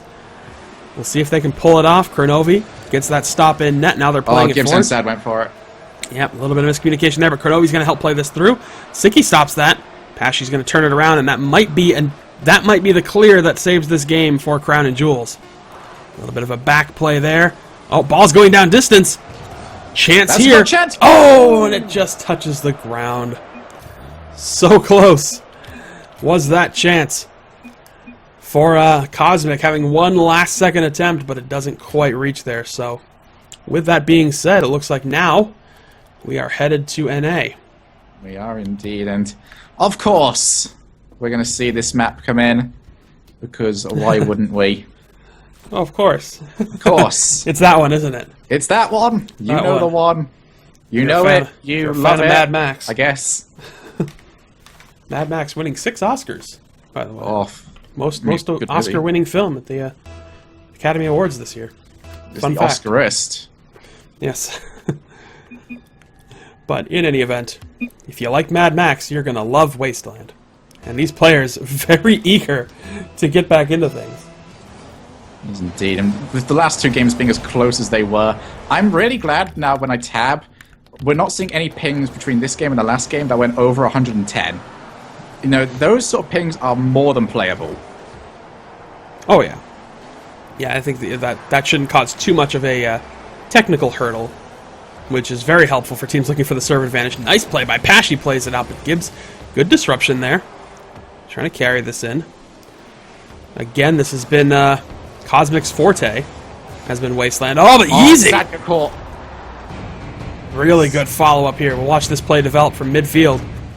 You can see Siki breaks it up, and Sad Jr. was in the back there when he was sitting there. He thought he could come out, but Yeezy got to that ball way before him. Nice little flick up. Caught it onto the front of his car before moving upwards. Yeah, pretty well done there. It was a little bit difficult at times to get the ball flicked up onto that hood of the Octane, but seems to be able to do it pretty easily. well, right now Cosmic doing a good job of crossing that ball in front of the net. Unfortunately, they're not getting that critical second touch that directs it onto the net. Well, let's see here. Set up from Gibbs. Nice touch, and Kronovi with a big finish. That's what we were looking for. Yeah, so last game, a little bit low scoring. We're already getting up there in the early minute of this. Lovely little touchdown by Kronovi as Pashi could have... Well, he had the majority of that goal covered, but that last third he was unable to get to. I like Kronovi's saucy beret. I think, oh, well, he's in pieces now, so you didn't see it. I actually went to go and look at him, and he was gone. Right as he blows apart. Well, you'll have your chance now. But yeah, the nice little, nice I don't red want to beret. anymore. All right, well, fine. You don't have to. Yeah, Sad Junior. it's gone. Now Sad Junior in pieces. Oh, that's... Oh! Ooh. Big opportunity there for Crown and Jewels. Fortunately, Kronovi comes in there and cuts it off. Easy prevents that play from going forward, but here comes Sad Jr. Big cross. Kronovi tries to slow it down. Well played into the corner by Pashi. Which prevents Sad Jr. from doing that. Well disrupted. Ball's going to hang around in midfield for a moment. Now played to the corner. Sad Jr. clearing this up high. Good second touch there. Helps float this forward. But Pashi will come underneath it to clear it back down. Oh, and a big shot! And a nice save, but it's not enough. Siki was right there to respond. Yep, we said it earlier. It's one thing to get the save, but you need to clear it as well. Kronovi just wanted to get the save there. No one was covering him, trying to get rid of the ball, and there we go. Siki comes in. Yeah, Kronovi had to get that save. I mean, that was, absolutely critical to get that save. But, fortunately for him, unfortunately for him, there was no way he could react to that a second time, and nobody else was there to help out. Oh, big shot trying to tie this thing up, but it is cleared out. We'll hop on board with Yeezy for a moment here, as we see if Crown and Jewels begins another attack. Nice little back touch, tries to at least disrupt what Sad Jr. was doing. The ball's going to send to the corner. Good cross here. Pashi denies that. Now a little undercarriage touch. Not a lot behind it. A little slow roller. Siki has to send that out. Pashi gets demolished by Gibbs. So much demolishing happening here. Oh, another big chance. Good clear there by Siki. Plays it far along the wall. Gonna come up. Can't make contact there. Yeezy's going to try to come up from behind him, but nothing will happen. Now off the wall. Siki. Good control, but it's disrupted by Kronovi. Cross happening here. Pashi can't quite get to it. Ball's going to go back downfield. Chance for Cosmic. Off the backboard. It does not go in. Oh. Sad Jr. Floating shot. Going to put that to the corner. Looks like Cosmic have changed their style of play a little bit. A lot more aggressive than usual. A lot more willing to commit all three up. You know, I saw glimpses of that one of the last times they played internationally, which was actually back during the final days of Rocket Royale, one of those last Rocket Royales. And they tried doing that similar strategy, but I don't think they had the practice in with it, so it really didn't work out well for them. But this time, you know, we're starting to see that aggression that's working very well, and there's a nice chance. Oh, Gibbs came in trying to get that commit. Good attempt on his part. He'll have plenty of time to fall back. No shot fall up there. Kronovi puts it in, and he forces it past, so that's a tying goal. Yeah, Kronovi showing off some of his veteran mechanics there. He could have easily gone in and tried to hit it straight with his bumper. You see him turn sideways there so that we can hit it with the front wheel and the protective covering in front of it, get more power. And that is just great mechanics there, but fantastic setup as well. And these teams, we haven't seen a single blowout yet. No, we really haven't. I mean, just throughout this entire tournament, the only, you know, close to blowout situation we had was the original Flipside game, but then that whole series goes 7 games, so, you know, the occasional game is one thing, but we haven't seen a series that's just been utterly dominated. Oh, my Nice Kronovi forward here. is just getting bullied by Yeezy. His ball cleared up along the wall. Let's see, Gibbs is going to play it down to the corner. Good cross, can't quite get it past Siki, though. But it ends up going to center. Kronovi slows that one down. Here comes a chance for Cosmic, but nope, that ball's going to get cleared back down. Now Yeezy floats underneath it. He's going to set that one up, at least buy his team some time to regroup. Chance coming from distance. Sad got hit. Yeezy in net being a bully, but that works out pretty well. We're going to see Pesci with this shot. Right, Sad didn't get hit. He had to jump over it, but that was perfect timing. As soon as the jump come in, Sad was going to have to try and not redirect himself, but reposition himself to try and get the save, and he was unable to do it. This bumping style of Crown and Jewels is getting more and more effective as they start to figure out where the positioning of iBuyPower Cosmic usually land. Yeah, it's a better strategy than just trying to charge in and demolish like the goaltender. I mean, or Pesci's just something. searching for Gibbs there. He doesn't want to try and win the ball. He wants to take out Gibbs. Playing that very strong strategy, and it looks like, as time ticks away, Cosmic's record could come to an end here, because Crown and Jewels might very well have this play off the backboard. That ball is going to hit the ground, and there we have it. Crown and Jewels getting their win back. The one that they lost on the European server, they have returned by taking it from Cosmic on a US server. Indeed, that is a very big win there for Crown and Jewels. So not only, I'm pretty sure the only team to beat Cosmic on a Wasteland, but as we go from the Wasteland, we go to a nice snowy map here. It's a nice contrast, I think. It really is. The sweltering heat, just to a bit of cocoa, nice little blanket on this one. Yeah, it's a good time. Well, here we go. Game number 4 on NA. Yeezy's already trying to take out Set. I mean, this is now Crown and Jewels committing to this takeout, and it's worked out really well. Gibbs has to save it. Yeah, big save on his part. Nearly goes in, and now Kronovi playing this up. Oh, he's trying to solo that one. Here comes Gibbs to back him up. Oh, and Pesci basically puts that one in. That shot, I don't think, was actually on target. Let's have a look. Kronovi passing it out, taking away from Yeezy. Gibbs with the shot. No, it wouldn't have gone in. Yeah, that was a little hard to read. It was going straight at the post, so I don't know if it would have clipped it on the inside or hit the outside. Knowing the way that post usually works, it's either going to probably would have been out. In or roll up. Yeah, probably would have been something weird, but either way, that falls squarely on Pesci's shoulders to allow that first goal in, so good play for Cosmic.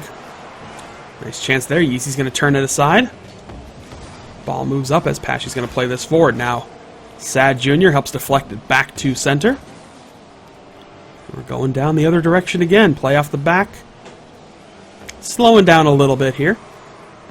Oh, good setup by Gibbs to Sad Jr. That one's going to fall down. Let's hop on board with Sad Jr. as the ball comes in. Directed up. He's going to contest that one nicely. Still getting a little bit bullied by members of Crown and Jewels. Good cross check. Takes Kronovi out.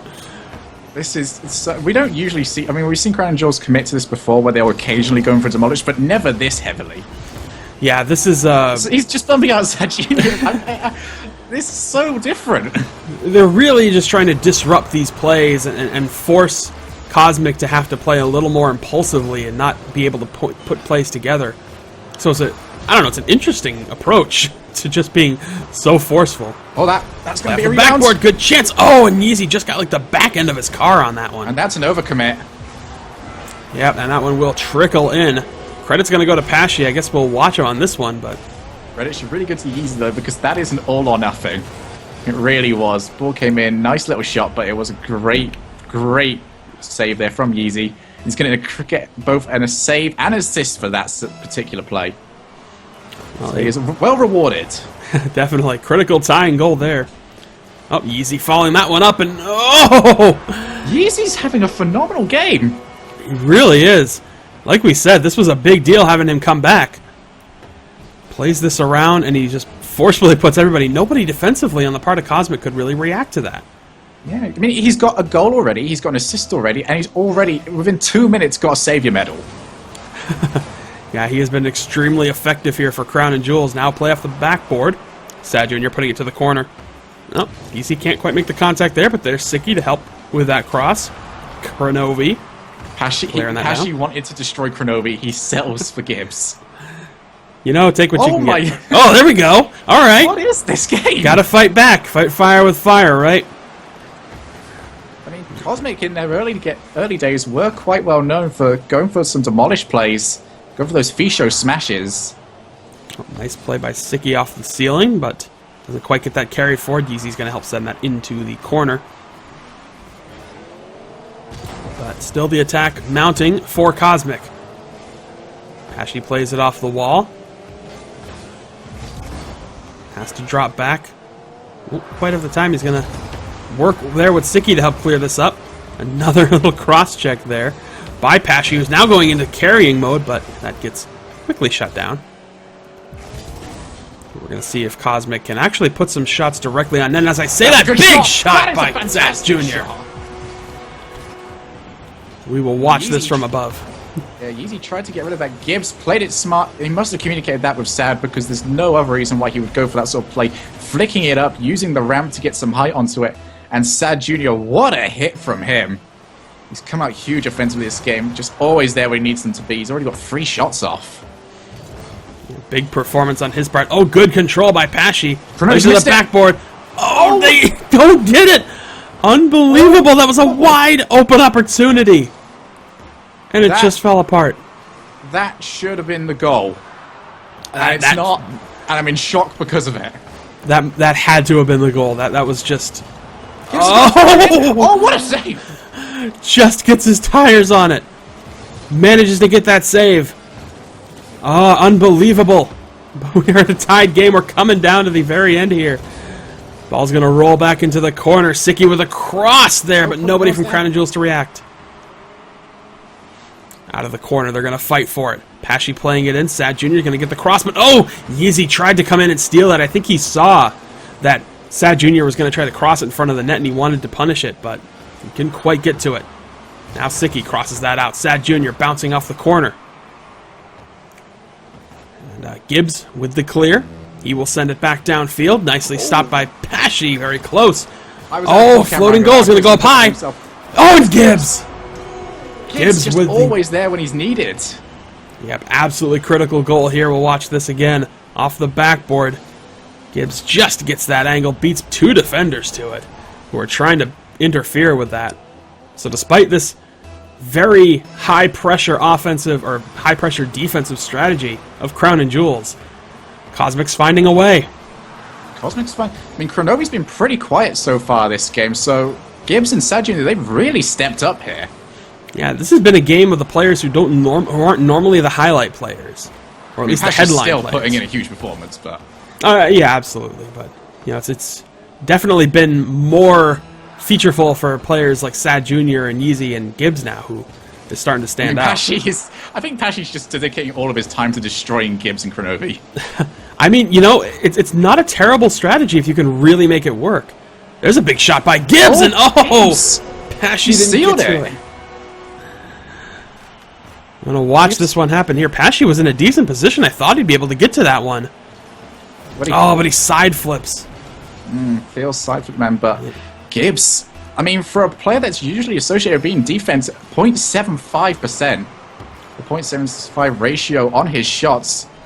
4 shots so far, 3 goals from it, and he might be about to add to that. He is going to add to that. Wow. Whoa. What a game from Gibbs. Gibbs coming in full throttle here to take this game for Cosmic. And a big goal there. Pesci tries to get a fender on it, but cannot quite do it. And already the GG's coming out. I think they know with only 7 seconds to play. Probably not a lot left you can do. Kickoff shot. Oh, Gibbs. Gibbs. He's out of control. They're dead, Gibbs. Somebody needs to call a doctor because Gibbs is sick. Yeah, he is just been on absolute fire here. It was a pretty simple goal for him there, but overall 5 goals from Gibbs. 5 goals on 6 shots, and I'm not fully up to date on my stats list, but that might be quite close to the most amount of goals scored by a single person in a game. I wouldn't be surprised. That could be extremely close to that. But that is going to tie this series right back up yet again. Oops. So let's look at this now. We have now seen 2 games from on Europe, both teams taking 1 win each, and 2 games on America, both teams taking 1 win each. This is as close as it comes. The fans were pretty much split on this, and they were absolutely right. Yeah, I mean, that's a spot-on vote. If they were voting for not only who they thought they'd win, but who's most likely to win, they're right on. It's about as spot-on as it gets. But, oh man, I mean, this is getting just... I don't even know what to say. You know? I'm a little surprised by how these games have been playing out. But in any event, we are moving on to Game 5 with a 2-2 tied series. And 2 teams that are not going to go down quietly by any stretch of the imagination. Yeah, but I don't think... Gibbs, at the very most, is not going to like this short little break we've had swapping over servers. He is going to like the fact that we are back onto America. Well, we are going to... Oh, we'll possibly need to leave this because someone, I'm not naming any names here, may have made a mistake. Yeah. You know what? I will take blame for that. Well, that goal doesn't count. No, it doesn't. Everyone get out. I forgot to get onto Europe. Some of us just aren't very intelligent. Don't take it out on... Okay, take it out on me. I deserve it. Yeah, we can take it out on you. We'll take it out on you. Anyway. Either way, this has been a tremendous, absolutely tremendous series of games. I guess I can't be too surprised that this is the sort of gameplay we're getting. And we've still got... I need to check this. Yeah, we're on Europe this time. I did it, guys. You did it. We did it, Reddit. Well done. Simple tasks are very difficult for Mega Shogun. That's why we try to make sure the tasks that we assign you are as simple as possible. Because we recognize that. But in any event, here we go. Alright, server's good, teams are good, series is tied, and we've still got Flipside Tactics versus Kings of Urban to come up. And the grand finals. And wait, this is almost grand final quality. Can you imagine what that is going to be like? I can't. It is a best of 9 series. It is going to be 2 of these incredible teams that have put on a tremendous fight, regardless of who it is. They've all put on a huge fight for weeks now to get to this point. Oh, Pesci's just had a little niggle as Sad Jr. there, but nothing for it. That might be... Oh, no! It's the crossbar and will bounce out.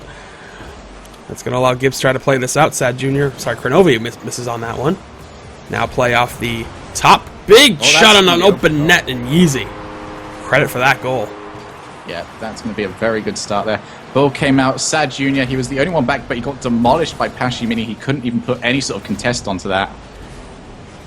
So a slight overcommit there by Cosmic, who, you know, I wouldn't blame them if they were feeling themselves a little bit from the last game, but they've got to come back down to earth. They are still playing against Crown and Jewels.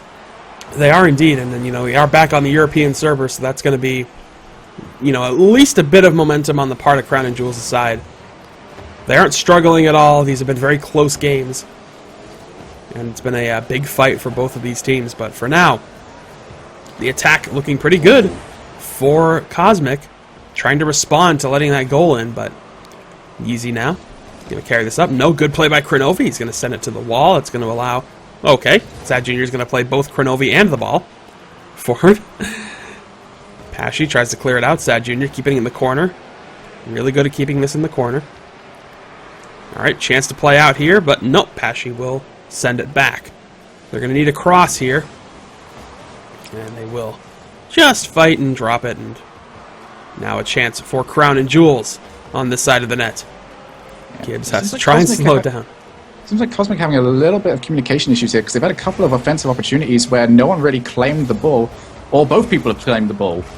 You know, they need to sort that out now. Make sure they know who's going for what. Ooh! Everyone thought that was going in. Everyone on Cosmic reacted to that. Yeah, they did. Here comes another shot, but Sad Jr. will put it into the corner. Yeezy helps give that across. Oh, he's going to actually have to follow that one up again. Tries to center it up for Pashy. Oh, Pashy! Oh. Pashy came up absolutely huge here. Ball came over, pass from Yeezy, goes for it, makes it look, comes out with the contra of mind games. Great play there by Pashy to make the defense bite.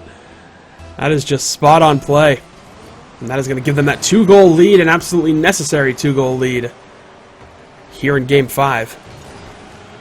Whoever wins this game, of course, going to be in match point for a chance to move into the grand finals, the grandest of finals. Do they really come any grander? They haven't yet. This grand finals comes with robes and everything. I think it does. I don't have any. I don't have any robes. Did you bring the robes? I forgot to bring the robes. I got for all of us. Okay, you provide the robes, and we will provide the caviar. Significant prize pool. I think that's the. I think that's the thing that makes this genuinely really special. Good cross there. Ball's going to go out. Sad Jr. playing this out now. Yeezy can't quite do it. That ball's going to get stopped. Fighting in the corner here is everybody. Quite frankly, Yeezy gets that cross. Sicky's going to help clear it downfield, and that'll give a bit of a... Well, I thought it was going to give a bit of a chance for Crown and Jewels, but turns out that Cosmic had different intentions. But here's a chance. Now ball slowed down. Time for Crown and Jewels to put something together. They're going to get that cross, but Kronovi disrupts it. Puts it off to the wall, and we're in a little bit of a slow feeling pace right now. Oh, Sicky! Almost got that second bit of contact, but it's still a good spot. No, that's a... I think they had an idea there. It just didn't quite pan out the way they wanted to. And now Sicky. Pressure on net. Gibbs has to react to it. Very tight. Another follow-up by Sicky and Kronovi with a big save there. Chance for Cosmic here. But Pashy will stop that. Ball gets cleared out. Just never looked dangerous so far this game. One shot so far. 4 minutes down. That is just showing how good of a job Crown and Jewels are doing of just shutting them down, keeping this high-end pressure up. Yeah, they're doing a great job, and all the time that's been given to Cosmic here is just being eaten up by them having to try and regroup in some capacity. Now a chance. Gibbs going to put that out front, but Sicky redirects it. There's a chance. Sad Jr. puts it up a little too high, though. So we will not get credit for the save. Or the shot, even. Now a chance. Kronovi floats it up, but it will be cleared right out again. Final 30 seconds. Gibbs gets underneath it, but he ends up flicking it backwards. Chance for Sicky. Floats that in front, but well stopped by Sad Jr. Now Kronovi playing it up. Work. Oh my God, it has! I don't believe that. That should not have worked. That should never have worked. There was no reason that should have worked. Why that didn't work? That is... Look at this. Pashy has just got so used to bumping everything, he's decided to start going after his own teammates. Oh, he's bumped his own teammate, and that's going to put Cosmic in a potential game-tying position here. Gibbs, stop moving. That might have set himself up for an aerial. That was a great move by Gibbs. Very smart. Oh, they got turned around, though. But that gave them a good chance there. Final few seconds to play. They need to get a tying goal here. Ball is still up in the air. Ball is still in a good position for them. Oh, but it will fall too short. So they couldn't quite do much with that Rule 1. Tell you what, Pashy's got to feel relieved after that. Yes. If you go on to lose that match, ooh, dear indeed. But Yeah, we managed definitely. to get away with it. We are back onto server on the US. This time I might actually get it correct. Who knows? Well, maybe, you know. Let's not get I upset. don't want to people. put too much pressure on you to do that. You're just we'll make things happen here. I actually had to look at that twice or 3 times to see if that said night or stormy.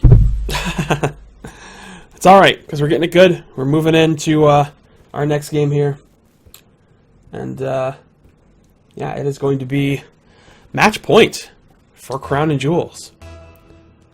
I mean, it's not with even you. unheard of now for Crown Jewels to take a win off an American server. So No, by no it is means. officially time to cling on to something very, very hard and not let go. If you are KA-POW Cosmic, don't go down without a fight at the very least. Take some blood with you. Yeah, I'll be honest with you. If we get Crown and Jewels and Flipside in the finals here, for one, I won't be too surprised because I just know that that's what these teams do. But I'd like to see something different. I see that a lot. In fact, we just saw that yesterday. Yeah. But it's going to be different because these are going to be 2 teams who are going to be playing for a significantly bigger what a reward. flick. Oh, Oh my god, what a play. yeah, that could not be cleared out, and Pashy gets that goal here. Nicely touched by Sicky. Sad Jr. tries his best to do something with it, but no chance. I mean, you don't have to do much with anything like that. He doesn't have to aim for the ball. As long as he gets in front of the players coming forward to try and clear the ball away, just knock it down. Oh, Oh, okay. You know what? There was even less big play in that. Gibbs is going to be looking to replicate that DFH Snowy game. Big miss there from Sicky, and Gibbs takes that with a simple play, puts it in. Yeah, that shot was bouncing in a very good position, and sometimes you're not sure if they're actually going to go in or not, but that one worked out really well for Gibbs, who plays a bit of a bouncing shot. And a little bit of fortune and luck on his side, too, that ball didn't bounce too high. But here's a play forward by Kronovi. Goes up too high. Response by game? Sad Jr. and quickly Cosmic getting back into this. 35 seconds into this game and already 3 goals scored. A little bit afraid for how Cosmic were going to respond after they initially went down, but I tell you what, they could not have looked any better. No, that's about as good as it gets when you're trying to quickly respond to getting that early goal. And so far, so good, but let's see if Crown and Jewels can get back into it. Immediately Crown and on the Jewels attack. Are a team that usually are very, very good off the kickoffs, but they seem to be getting caught a little bit here. Yep, a little slowed down here. Sad Jr. going to keep this in. Chance now for Cosmic. Oh, and they're just fighting tooth and nail, and Sicky manages to get that cleared out. Good play in here. He's going to come in to help play that ball high. Sad Jr. prevents the cross. Now they just need to clear it out of harm's way, but Pashy denies it at midfield. Now a chance. Couple of aerial taps and a big goal for Pashy. Absolutely beautiful. Match. We have seen them jab away at each other. We have seen a couple of nice little uppercuts, but now we are going to see some haymakers out of these teams. Pashy, lovely wall aerial there. Mechanics are on point. Second goal of the game from 2 shots, and he is going to have to be really, really good in this match if they want to take this win. Yeah, they are at a point right now where Crown and Jewels wants to fight tooth and nail to get this win, and Cosmic's fighting tooth and nail for the rest of their tournament life. So, plain and simple, they need to get past here. Good play around by Kronovi, but it will be cleared down by Pashy back to midfield. In fact, all the way back down, as a matter of fact, thanks to Sicky's help, excuse me. Ball nice and close, going to get cleared to that far wall. And turn that back around. So right now, a little bit of a back and forth here as both teams are looking for their opportunity to strike. They've calmed down. They've decided to breathe. A bit like Pashy's casting. Yeah. Just forgot to breathe for a little while, but they've remembered how to do it now. Chance happening here. Gibbs is going to play this up. Nice bit of contact, but Sicky disrupts that. Again, a collision. Chance for Gibbs. He's going to get a little floater contact, and it's just going to hang out on the edge of the goal and not go in. Well stopped by Crown and Jewels. We're going back the other direction, at least for now. Nice bit of double touch by Kronovi there to actually allow Cosmic to have a second chance at it. Now Kronovi Trying to cross this in. Might get a second swipe, but nope. Sicky clears it out. We'll go on board with members of Crown and Jewels here to watch this Cosmic defensive looking play so happen. good right now. Oh, and a tight shot. But Sad Jr. is going to keep it in. Chance coming up, and the my ball God, just gets this denied by defense. Sicky. This defense just seems to be unending. We told you earlier they were able to park the bus. Never this well, though. Yeah, now's not a time to park the bus, though. They are down. They have to move that bus once they get it cleared out. And right now, Cosmic is in such a good place. Actually, again, huge stop. We'll go on board with Sicky. It's the best way to watch all this action right from the ground. 11 shots already coming in. We've still got a minute and 40 to play. How Crown and Jewels have held on throughout that barrage is beyond me. I don't know, but you know, usually it's a bad sign if you let in so many attempts that something's bound to give, but with Crown and Jewels, you never quite know. Gibbs returning the favor of Demolish, but that might not be enough. Oh! Couldn't get the second touch he needed. So close, though. Chance now for Kronovi. He doesn't get really much on that, Yeah, try to pinch it with but the he floor. will interfere with that attempted clear, so that's decent. Did try that pinch. Now Gibbs, bit of a side swipe, but well defended there in the net by Crown and Jewels, so... Yeah, they're going to want to get rid of this nice quick. They don't want to get back into that Dempsey roll offense that they've already faced today. Ball's going to get sent up into the corner here. Sad Jr. fighting it in. Good center attempt, but Gibbs clears it out. Back downfield. Members of Cosmic regrouping, getting some boost, playing it off the wall. Both players have their out of position. Big play out in Gibbs. Makes that critical contact. It's going to allow his teammates to get back. Gibbs could have very... Oh, that's Demolish. Big demo. Yep. Sad Jr. drops that, so Kronovi should be able to get back into this play. 30 seconds. Game is tied. Must-win situation for Cosmic here. Up high, Kronovi for distance. Can't quite get it past Pashy. But the follow-up, ball's up high. Into the corner. Pashy's going to try to carry this out. Kronovi sideswipe. Nobody on that side of the field to help do much with it. Kronovi gets reboosted. Makes the shot off the backboard. Chance. Oh, and it gets cleared out. Ball is still up, though. And no, it will hit the ground. Oh my, that... The first minute and a half was absolutely insane in this game, and that was even better with no goals. Trying to force that one in. Yeah, this is not slowing down by any stretch. Big play in by Gibbs. Easy denies it. Going around the other direction. No, and Sicky comes up too short. I try to pull back here, but they're not letting me do it with the way this ball's moving. Back around. Yeezy shot on net. Doesn't quite go in. We're seeing right now 7 saves from Crown and Jewels, 0 saves from Cosmic, so this game has been Cosmic's to win. If they lose this, that'd be absolutely heartbreaking, especially to go out this way. Oh, they're fighting tooth and nail right now to try and get this one little win, which will give them another chance to actually win this series. Now Sad Jr. playing it up along the wall. Opportunity here. Pashy denies it. He's going to try to carry this forward. Manages to get past Gibbs a little bit. Tries to get over to Yeezy. Yeezy play it off the wall. Kronovi can't stop it. Gibbs can't stop it. Sad Jr. has to come in there. And they will manage to at least stop it for now. But the pressure's still on. Gibbs with a big denial over to Sad Jr. Sad Jr. trying to play it off the wall. Stopped by Sicky. Yeezy plays it in off the backboard. And Kronovi going to help set this up. That's not what Sad wanted. He wanted to get a redirect. Have it go completely behind him. Chance for Gibbs. Gibbs whips completely, though. Kronovi shuts that attempt down to put the ball deep in on net. Now Pashy with a slow floating shot that Sad Jr. has to flick aside. I don't know why Cosmic are allowing so many shots to start coming into them now. They should be, contesting some of these. Yeah, they really need to get this cleared out. Good pinch there. That actually worked out very well. And here comes Sad Jr. and Gibbs. Good passing play. Oh, and it just goes too far off to the side. Yeezy was just nudging away at Gibbs from his behind, and that saved Crown and Jewels there.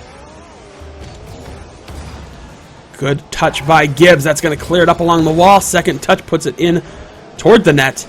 Not quite on target, though. Now turned around. Get back up into the air. Chance for Crown and Jewels. Sorry, chance for Cosmic. Doesn't pan out. Floating shot down there.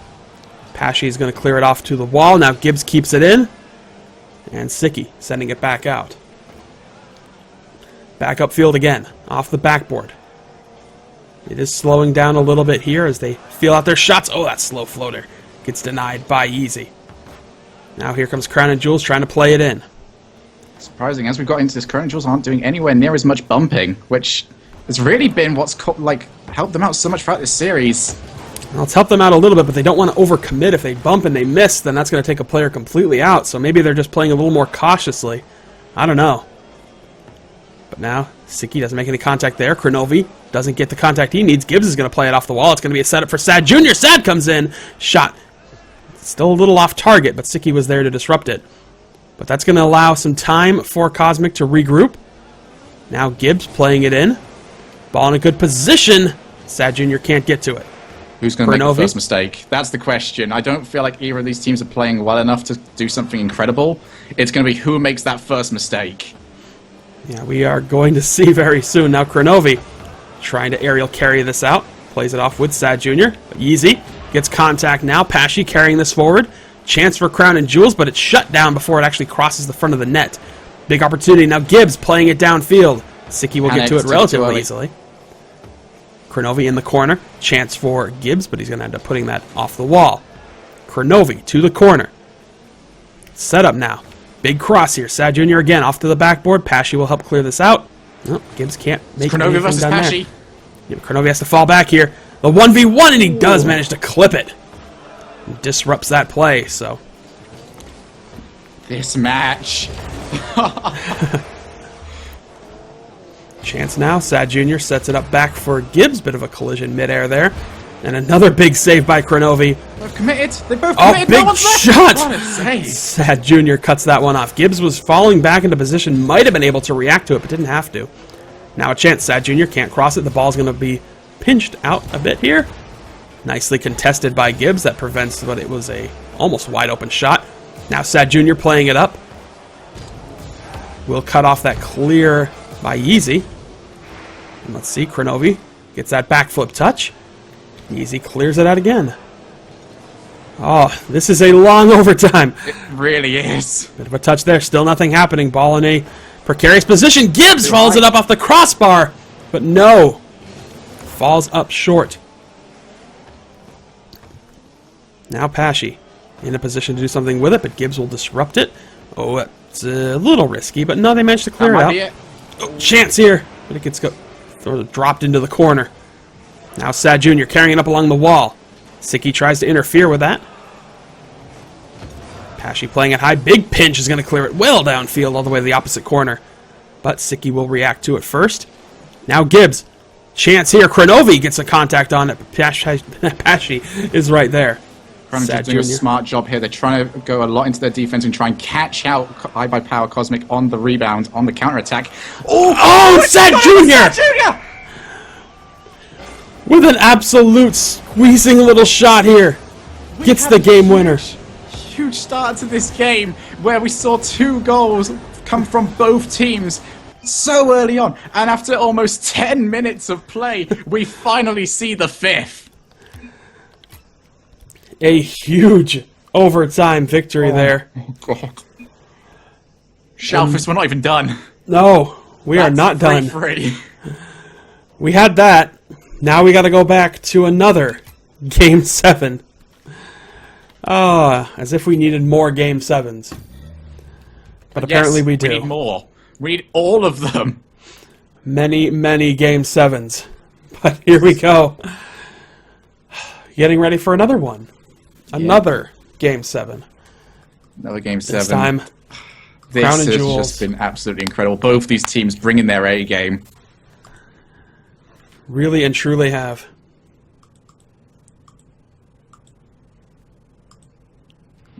We are waiting for at least one player to leave the other lobby so I can get us into this one.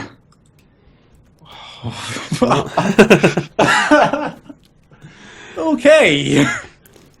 I think today, Shelfis. I think the benefit of all this is that, you know, at least we have a time or a moment to breathe. No, you don't. I think that's the only benefit behind having these little breaks to switch between servers, is we actually get a moment to try to react to what we just saw. Okay, so Game 7, European servers on Manfield. On Manfield. Here we are. Let me make sure that camera shake is off. And indeed it is. Oh, Now let's okay. make sure Well, that- we have ruined the game. Oh, To be fair, that game went on for so long. all right. Sad had to pee. Why everyone- now? Hold it. All right. Well, we're just gonna hang out here for a second. Just admire that ball. Let's admire that prize pool a little bit. 47.58. That is a Wow. That is a prize pool and a half. You are amazing, wonderful people. And remember, once again, every contribution, every donation you give today goes straight into that prize pool. So whichever team moves on to the grand finals has a chance to get their share of that. But, all right, well, we'll go ahead and I guess, exit that because it seems silly to hang around in there. All right. So let's go into what we're going to see from the next game. We saw in that last one, Crown and Jewels are happy to sit back. And they're happy to try and bait a team in if they feel like they can get a decent counter-attacking opportunity. Cosmic, they need to start finding that link up a little bit more between Sad Junior and Kronovi. Kronovi's just been a little bit too quiet so far. Might be because he's being shut down every time he's getting demolished. He's got to that's try, true. you know, this is not him playing bad. This is just him being targeted. Yeah, he has been almost essentially, at least offensively, a non-factor. He's had quite a few solid defensive plays, which, end of the day, I mean, might as well get something out of it. But, yeah, he is... It's an interesting situation. You know what? I wouldn't be surprised if we saw in this match, because we saw Gibbs come out huge in one game, we saw Yeezy come out on big in another game. In fact, I think that was probably the same game those two came out. I wouldn't be surprised if one player steps up right now and says, "This is my series." But, you know, Well- you've got to have that confidence. Your nerves have got to be running wild now. I'm sat here just talking about you lot, and I'm nervous for you. Well, here is the opportunity. Game 7. About to kick off here, and it just did. Next team to win this, it's on European servers. The next team to win it, I want a big setup, big shot off the crossbar. Sorry, next team to win it wins the whole thing, and they will move on to the grand finals. And then they've got a little bit of time to recover before they take on that grand finals. I mean, the adrenaline, they're not going to have any left. We're not going to go into chemistry because we're not here for that. We're after physics. But I don't know how much adrenaline can be left in their bodies. I don't know. I mean, they're going to need to bring everything they have, you know, not only in this game, obviously, to just try to get a spot in those finals, but also, you know, to survive the finals against either Flipside Tactics or Kings of Urban. Neither of which of those teams is going to be very easy to deal with, whoever makes it through. But anyway, set up by... Whoa, big pinch play. Fortunately, it breaks a little wide there, but Gibbs was actually in a pretty good position to react to it, even if it didn't break wide. Now a chance for Flipside Tactics. Flipside, jeez, sorry. Chance for Cosmic, but it does get turned back around. Next, buddy. Yep, we're getting there. My mind is just getting too far ahead of it. Shot by Sad Jr. Here comes Kronovi, but nope, can't really do much with that because it is taken care of. Yeah, every single time either of these two teams try and get a play going, it's just getting cut out almost immediately. I'm going to see it here. Oh, wow, Sad actually getting to that one first. Oh, big shot. Ball's going to be set up high. Sad Jr. dropping this in front, but nope, nobody there from Cosmic to react to it. I don't think even Cosmic expected Sad to do that well there. Maybe not. Chance now for Pashi. Crown and Oh Jewels. my Oh, and God, he just Pashi. carries it in. Hashi, he didn't just take it past Kronovi. He just didn't take it past Sad Jr. He took it past both of them at the same time. What a goal. An absolutely huge goal for Pashi. Incredible control. Big pinch off the kickoff. Puts the ball into a position for Cosmic. But Pashi's going to clear this back down. Kronovi fields it in, and Yeezy clears it out. Open net, so Sad Jr. has to come up and respond to it. Now Yeezy, decent cross here, but Gibbs is right there to shut that down. Now Gibbs playing it up, good amount of speed behind it, but Pashi? Hashi. It's their fusion name. Right. Yeezy clearing it up. But it will get sent back around by Sad Jr. He's going to also try to get this center, but again turned immediately around. That one just a little off target, thankfully, for Cosmic. Not so thankfully for Crown and Jewels, though. Yeah, that one was a little bit risky there. Gibbs is going to have to play a smart. Oh, Kronovi Sicky. got red. I mean, look at Sicky. this. Easy looks to put it up, touches the ball across, and Kronovi hit it down, but Sicky had that red all the way through. And this is going to be a really tough mountain for Cosmic to climb. Oh, yeah. Yeah, this is where things are going to get very difficult to try and survive the rest of this series, but they still have lots of time. Half the game is off now. Still another half of the game to play. But we're seeing so much solid defense out of Crown and Jewels. And a very close shot. But a chance here. Gibbs has to hurry up, and they got to move that ball forward. I think Cosmic had a decent chance, but they couldn't quite do anything with it. Yeah, Gibbs looked like he was out of boost there, trying to get the pass over to Sad because he knew he couldn't 1v1 it. Yep, now a chance going to be played up high. Gibbs Nice going to pass. flip that back. We're going to see if Kronovi can start to become a major offensive factor here. Nope, he's going to get cross-checked almost entirely downfield. You know, we said earlier that Cosmic have changed their style of play. I don't feel like this suits Kronovi at all. He's been very quiet over these last couple of games. Yeah, and you know, I mean, Kronovi's now falling into a little bit more of a, slightly defensive role, which I guess isn't too bad. He's very effective in that role. So, whatever works for them as a team is certainly the important part here. And, I mean, it is going to come down, obviously, to how the rest of this game goes, as to how well it works. But, as you were saying, he seems to be the main one sitting back here. now chance he's going to try to play this up, but Yeezy will cut that one off. Ball set up high. Sad Jr. takes care of it in the upper corner. Now Gibbs playing it forward. Puts it down low. Oh, that cross almost works out. Gibbs floats it up nice and high, but no, Sicky sends it out. Big side swipe by Sad Jr. and well stopped by Pesci. Pesci, I told you earlier, well, I told everyone earlier, we need to see one player come out huge today. Between that save and the earlier dribble, it's Pesci. Oh, for sure. He is looking outstanding right now. Gibbs plays it into the corner. Sicky going to try to get this across, so he's going to send it across the net. Fortunately, nobody there from Crown and Jewels to respond to it. Oh, Yeezy's done so much work. Oh no, Kronovi, huge mistake. Kronovi maybe a little off his game right now, but there's a good flicking touch by Sad Jr. Gets it past two defenders, but not past Passion. Get two. I stand corrected. 20 seconds, to get 13 seconds for Cosmic to get three. I believe that is game. I'm pretty sure that is game indeed. They're exchanging GGs. I think they recognize what's going on here. A huge finish for Crown and Jewels, but most importantly, a huge position to move forward. They are moving into the grand finals of the RLC Pro League playoffs. The championship game will be coming up. It almost feels like the bit. last game should have been in this game's position. You know, this is the type of playoffs we've had, and it comes to an end here. But Crown and Jewels, they got it. They did their job well, and just a incredible exchange of games here. Breathe out. Breathe in. Well, okay, that was pretty good. That was, I mean, Cosmic, they took it to Game 7. That was great to watch. You know, as a neutral looking in, that was one of the best series I've ever had the privilege to watch and look in on. Just great, and it's Crown and Jewels in the finals, so they'll be looking to break their streak of second places. indeed. And they're, depending on the team they're going to face, the funny thing is, they have lost to both of these teams just yesterday.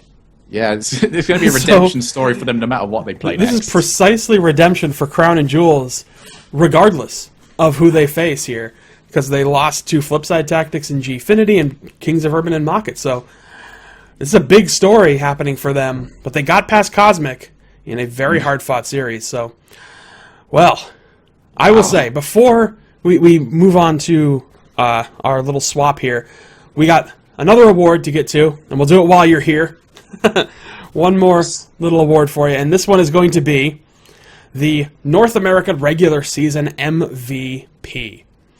So, to clarify this this a little bit, just so there's understanding as far as what this award is for. this isn't to mean the best player in North America, just like the EU one won't mean the best player in Europe. It's the player who is most responsible for their team's success throughout the entirety of the regular season. And the nominees were basically decided by their regular season stats compared to their teammates, and whichever players emerged as the most front runners there were the ones that were voted on. So winners were chosen by members of Rocket League Central, the Power Ranking Committee, and other notable members of the community within Rocket League. So My vote was worth 2. if only. In any event, I am that important. everybody's vote only worth 1. But with that being said, now that we've announced how this works, let's announce who the NA regular season MVP is, and it is Gambit. Gambit from Orange Creamsicle, who was very clearly one of the most proficient and effective players on his team. Probably responsible for the vast majority of OC's success for while he was on that team. Just looked outstanding in the league, finished in the top 10 in most of all the stat categories. So for when he was playing, he was very effective. Unfortunately, it wasn't effective enough to take OC into the playoffs, but it was by a hair, and a lot of that had to do with just what failure to launch did in their final week. But in any event, a huge congratulations goes out to Gambit, the NA regular season MVP. Yeah, well, absolutely no arguments in this whatsoever. Orange Creamsicle, a lot of their success that they did have came from Gambit and just how good of a player is. If you haven't seen Gambit play, I know we've got a lot of new viewers in for this today. Check out Gambit, no matter how you can. Some of his plays have been absolutely phenomenal. Absolutely. Well, with that being said, great job by Gambit and great congratulations to everybody. So we're going to move on to our next semifinal match, but first we're going to have to say adieu to our buddy Shogun here. You are going to have the luxury of being able to just watch and enjoy these final 2 games. Everyone shed a single perfect tear for me.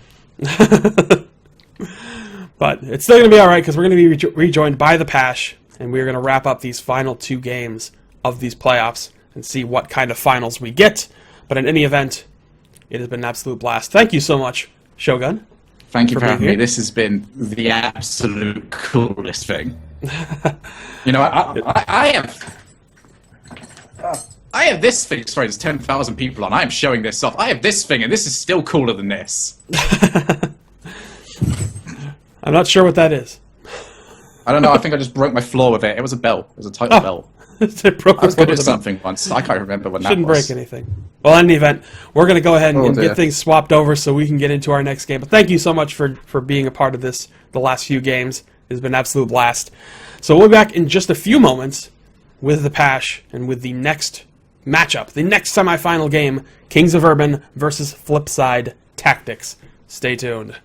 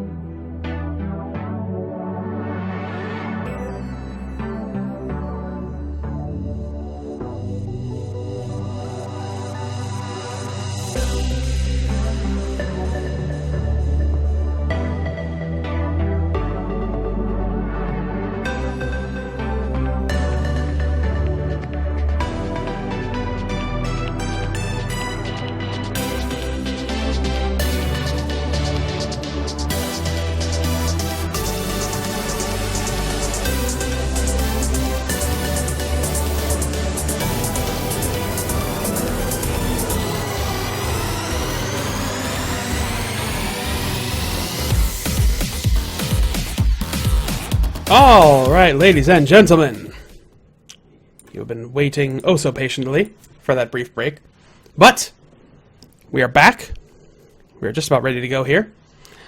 And it is myself, and of course, the Pash. Welcome back, Hey. sir. Thanks a lot. So- Man, those games that we just watched, wow, incredibly hype. And now Yeah. we've got even more hype games coming up, so I cannot wait.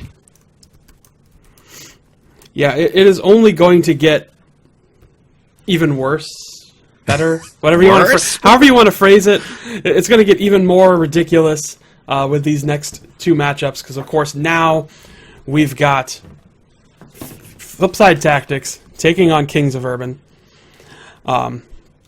and that if it comes anywhere close to the sort of matchup that we've gotten between the other teams that we've had involved here, then I will be just blown away. You Yeah, know? even more than we were already blown away. I had the privilege of watching these last three matches on the big screen. And man, I can tell you that experience is just beat by nothing. If you have any chance of watching it with your pals, with your family, in the living room, and on a big TV, then go ahead and do it, because that's the pure Rocket League esports experience, I can tell you that. But yeah, now we're going to have pretty much the Clash of Titans. We went from a couple of David versus Goliath matches earlier on to basically the Clash of Titans, Flipside versus Kings of Urban. And I don't even know how to call this match, which way to call it. I'm just incredibly hyped to be part of it. I am too. I think it's going to be absolutely insane. I'm looking forward to really seeing a team like Kings of Urban, which has a very similar kind of heavy offense style on NA. One of the few teams that really does that kind of strategy, going up against the, I guess, originators of that sort of approach in Flipside Tactics. So it will be... I'm hoping within the first couple of games we have a really solid picture of what kind of games we're going to see between these two teams.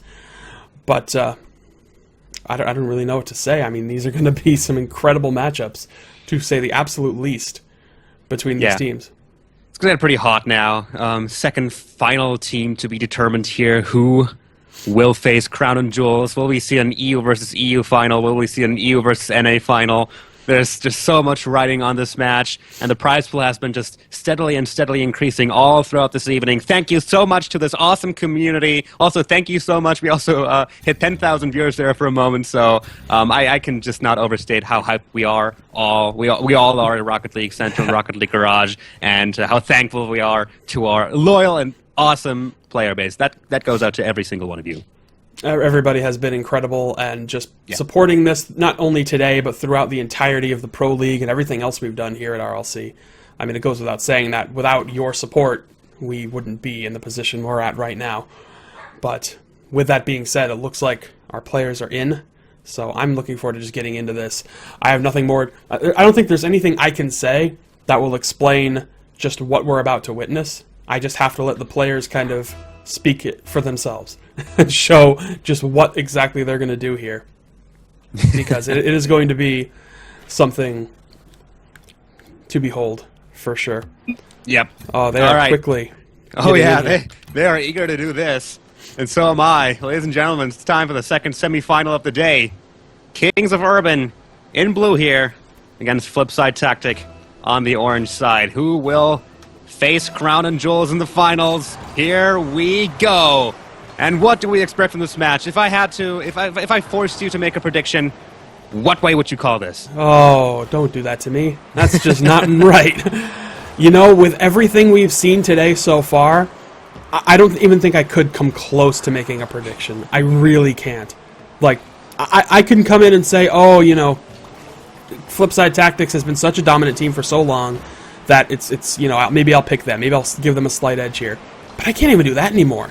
Not with what I've seen between how these teams are playing on EU and NA and just the way they're reacting. I can't even fathom a guess. All I can say is that the winners here, the true winners here, are going to be all of these amazing viewers who are tuning in to see some of the best Rocket League action the world has to offer. Oh yeah, there we go. And that's a big chance right there for Kings of Urban, but luckily the clear from Flipside came in just at that time. Micro's going to try to set this up. Coach are playing it in front of the goal.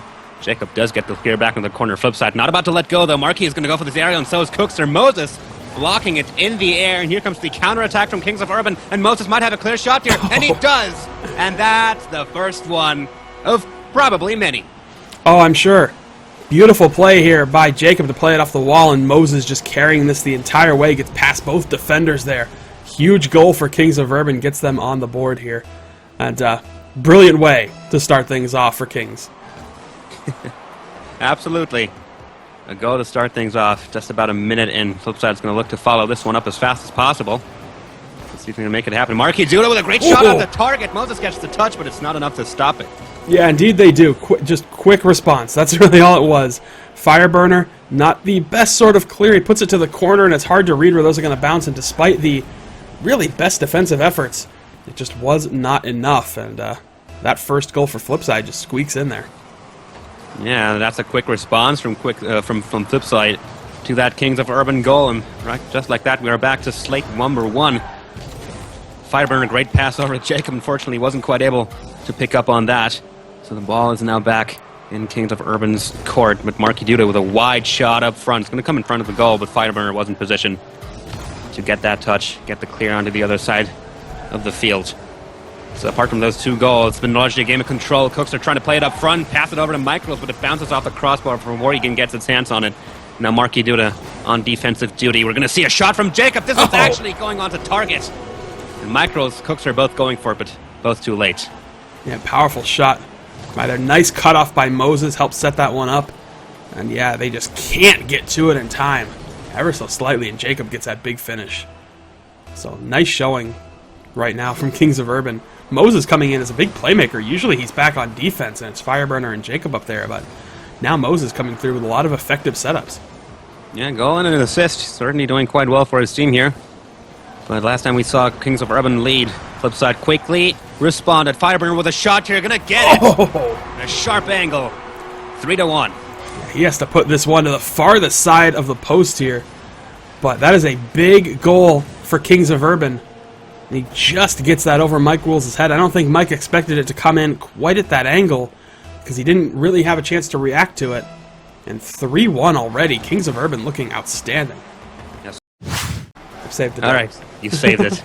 Great save right there by Shalfis. Just a few seconds. Here we go. Jacob with a save, sets it up for Cookser though, and he puts it right under the crossbar. Well, you didn't miss anything. You got back just in time to see this great goal by Cooks here. Pretty much responsible because Jacob kind of slows that down and allows the ball to get centered. So maybe a bit of a defensive mistake on his part.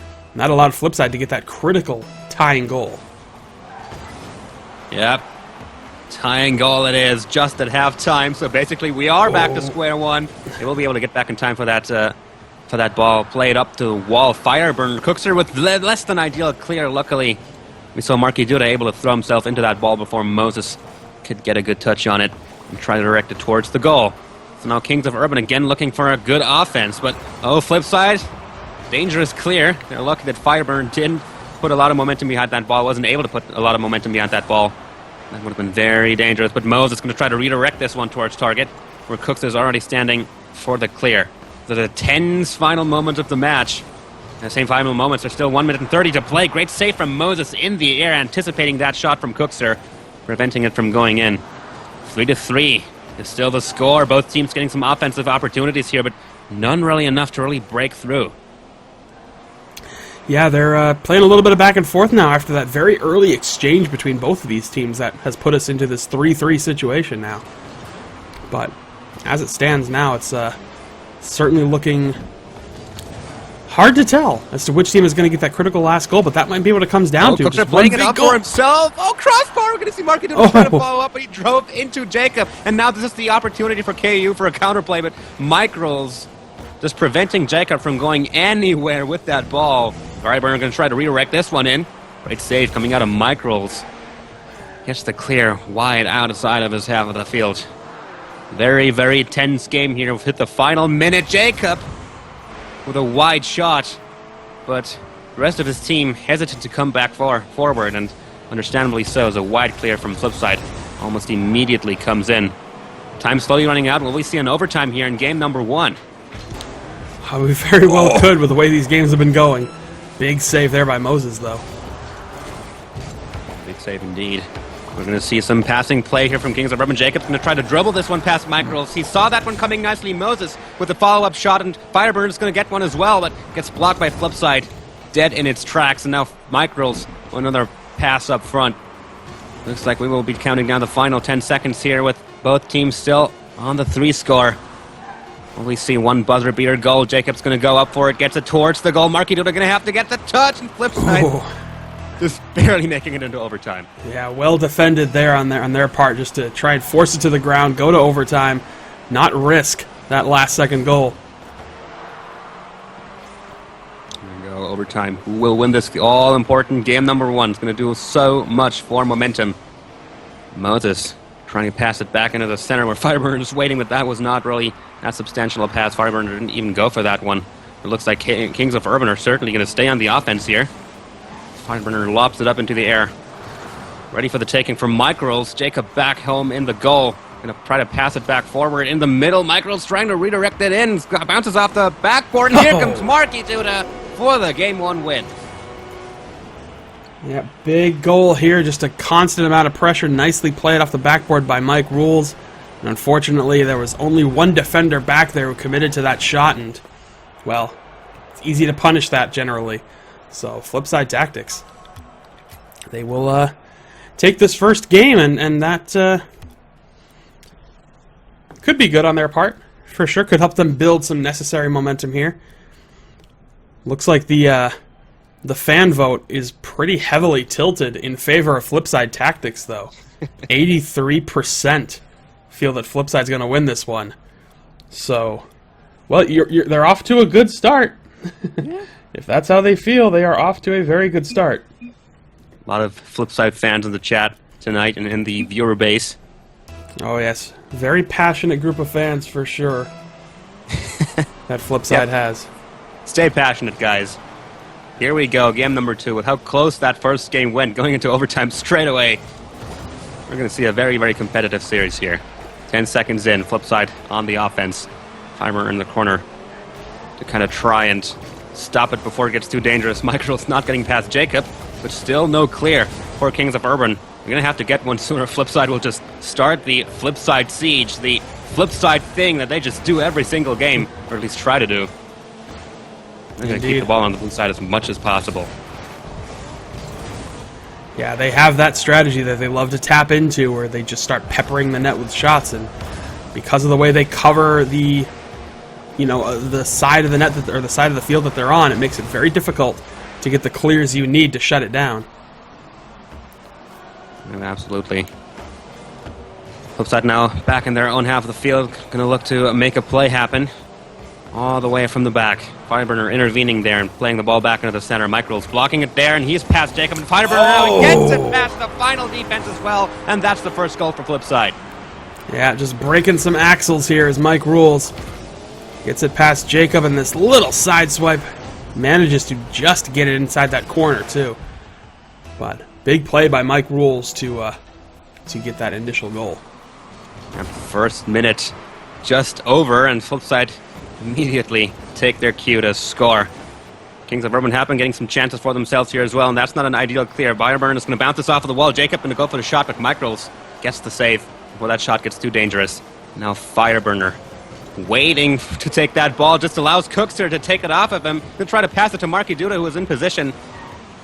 In the end, Wissa just hesitated there for just one moment too long, and now it's Kings of Urban's time to start an offense. We're going to see Jacob attempt the wall hit, bounce off the ceiling, but Flipside Tactics immediately on call there for the defense, and this one's going to go wide, and Micro's going to try to touch it.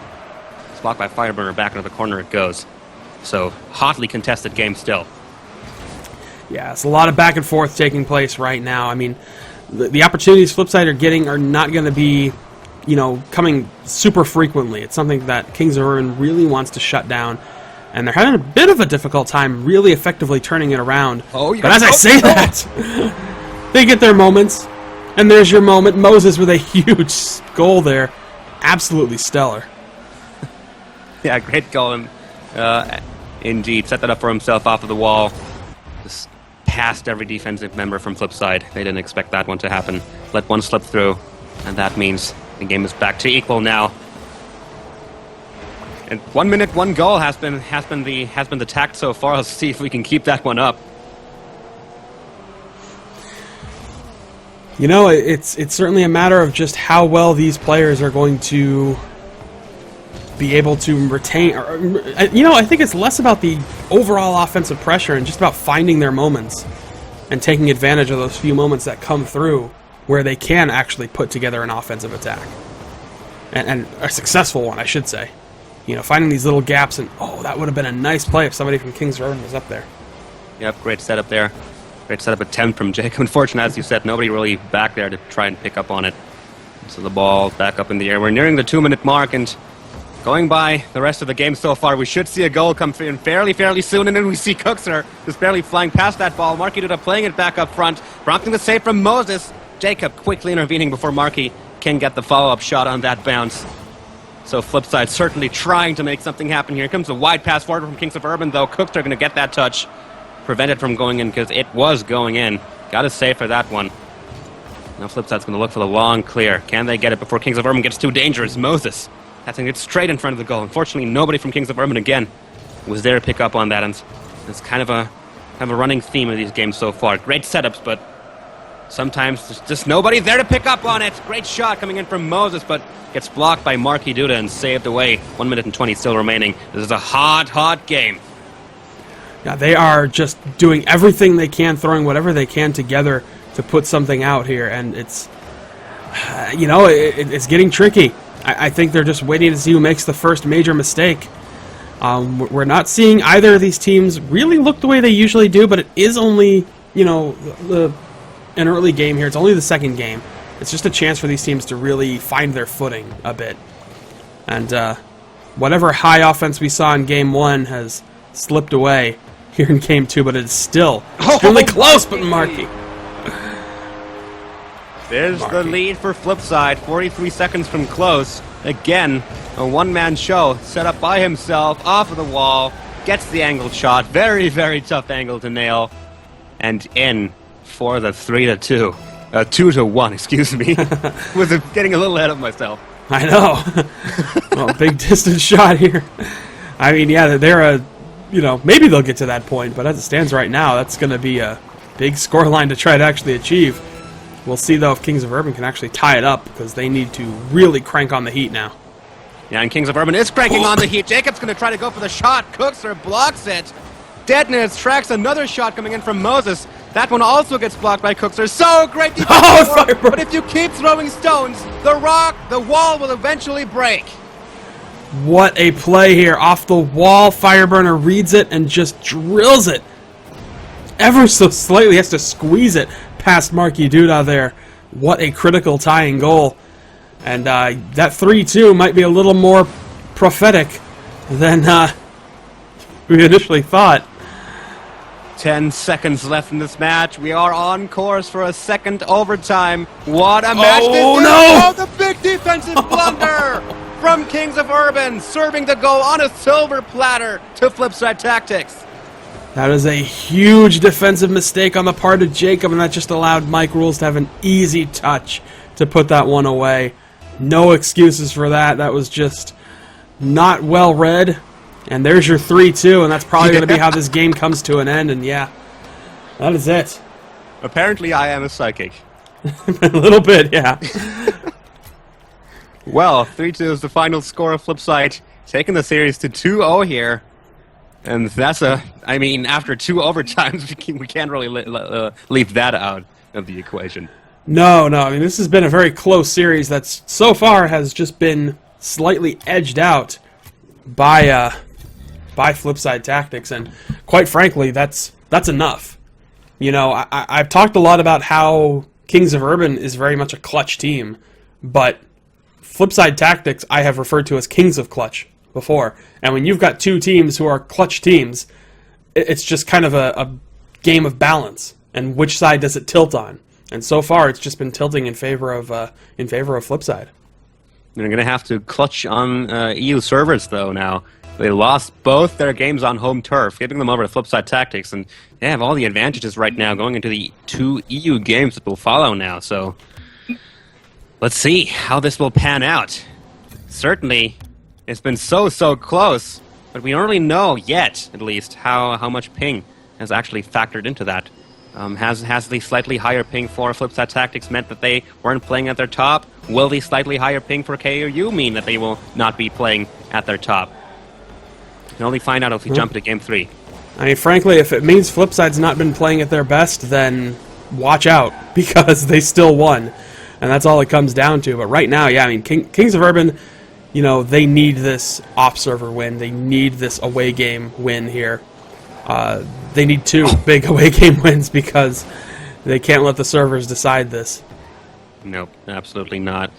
And in the first 30 seconds, Flipside looking dominant here, setting up some plays for themselves. Fireburn are going to knock this up into the air.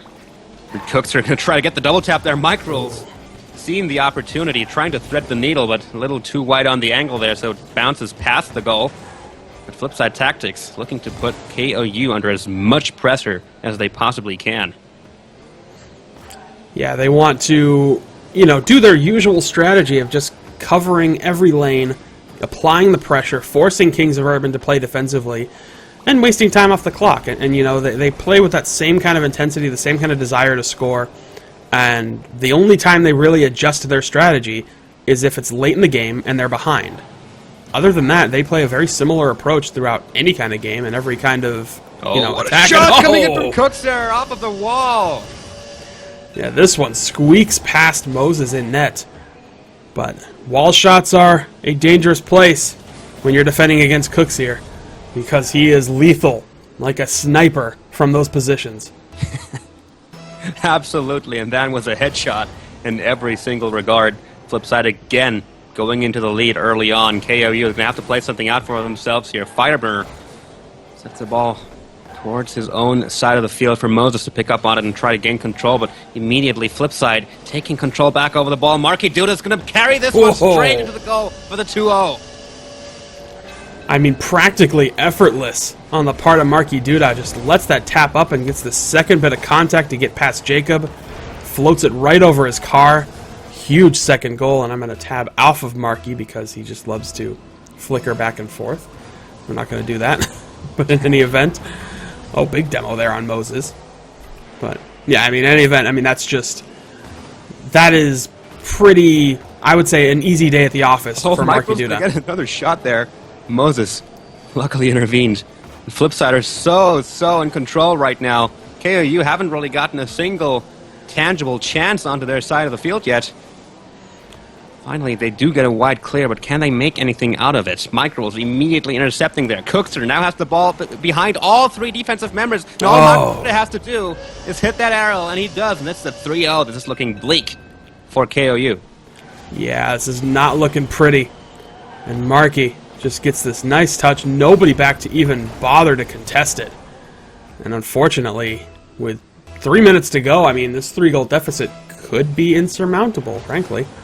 Just with what we've been seeing so far.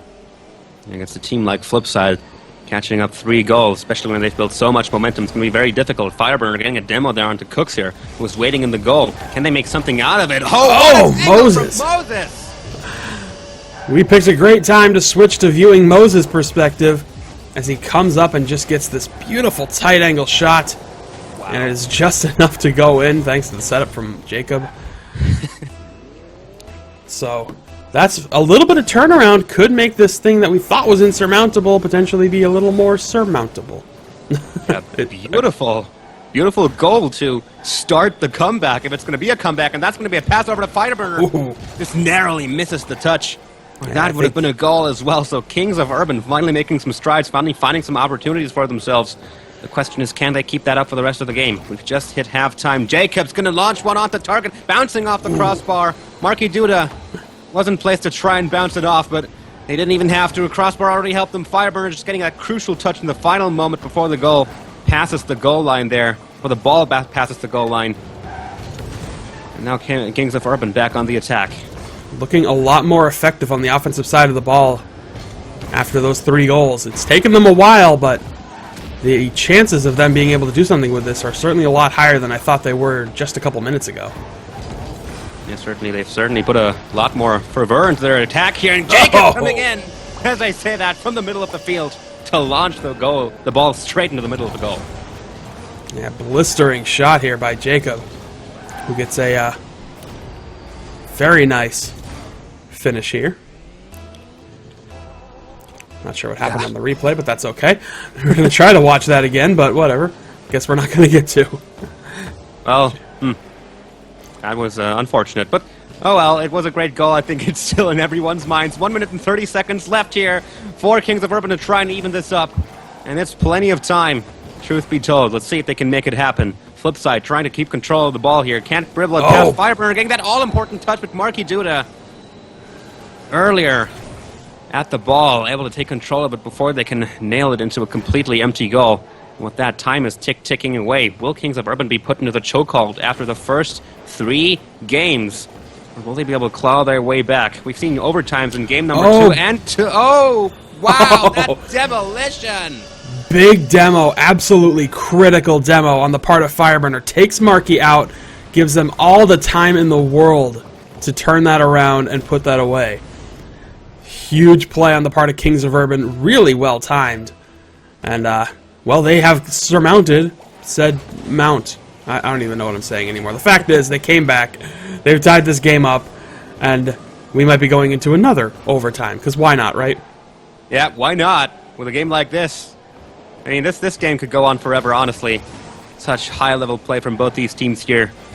Kings of Urban managing to even the game back up in half the game time. Cooks are going to try to pass it over into the middle, but Marky Duda way too far behind to actually take that one on. Micro's failing to get the ball past Jacob.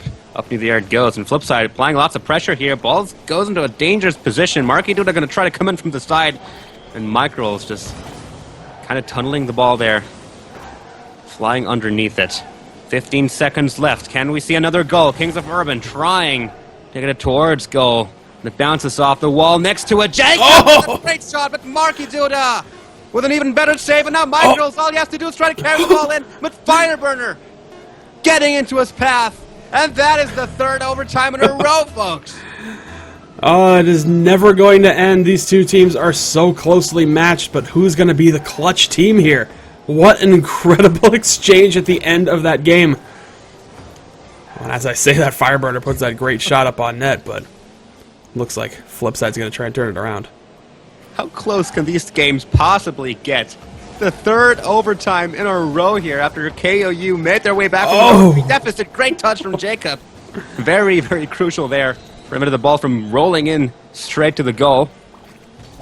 Can Flipside make something happen here? Cooks are going to go for the shot. It's blocked by Moses, but Weasley's going to follow up. Marky Duda, great save from Jacob. And Marky Duda doesn't get the follow-up. Will Kings of Urban get some momentum on their side now and go for the counterplay, though? Oh, they have to. They have to start putting together some shots on net, especially here in overtime, but they got to be careful not to overcommit, because Flipside is really good at punishing teams that overcommit. Whoa, what a save. Big save. Oh, this is still going to be going on. And Cooks are getting the ball over. Not past Jacob, though. Puts it straight onto target, and Jacob with a ball shot, and that's going to be the first point of the series for Kings of Urban. Nicely played by Jacob. Sets up his own shot here. And then everybody out of position. He has no trouble at all putting that shot away. Well-deserved win for Kings of Urban. Yep. Wow, it's kind of an upside-down world we are in right now. EU winning on NA servers, NA winning on EU servers. We kind of expect it to be the other way around. You know, hey, long as it happens. Uh-oh. Well. Overlay's acting a little weird right now. Yeah, we are having some issues with our website right now, folks. Yeah. So it's all right. I'll just leave it. Just let it sit there. Well, I'll turn it on just so it's there. So the series score might not be accurate, but the team names at least are. We'll try to get that fixed as soon as possible. The series score right now is 1-2. Flipside Tactics 2, Kings of Urban 1, and we are into game number 4 here. Let's see if we can get another win from Kings of Urban, get another close series. We've had lots of Game 7s tonight already. Will this be a series that gets another place in that list of teams, games, of course? Oh, I'm sure it will. It's already been just intense. 3 overtime games. Finally, one falls in favor of Kings of Urban. And now they've got a little bit of momentum that they can try and build from here. Maybe even to take both of these EU games, and that was a nearly close shot. Yeah, Kings of Urban is kind of very aggressive right now, and putting Flipside under a lot of pressure. But here comes a nice shot from Cookser. Puts the ball up front. Marky Duty immediately following up on that. It's going to bounce off of the ceiling. Micro's going for the aerial, going to win out, but not enough. Jacob gets the block there, and Cookser wants to keep the ball on the blue side. Wants to get it past Jacob. Doesn't manage to do so, though. Both teams' defense pretty much on point in the early stages of this game. Yeah, it really has been shutting down a lot of these plays before they happen. Not getting a ton of huge shots in. There's a big play by Moses. Oh, What a save! Nearly threads it in there. Oh, man.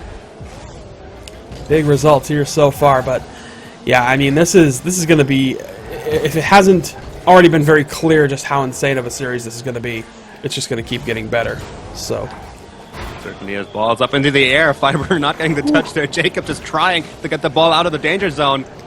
Cookser getting his touch, but all he can do is bounce the ball off at not such an advantageous angle. Marky Duda did try to go for the aerial, but there was just no steam behind that ball. Fireburner fails at Micrels, who plays the ball back onto the other side of the field. Might see a bit of ping pong right now as both teams are trying to get their hold of. Micrels not quite getting that touch, but that ball was very, very fast and hard to predict.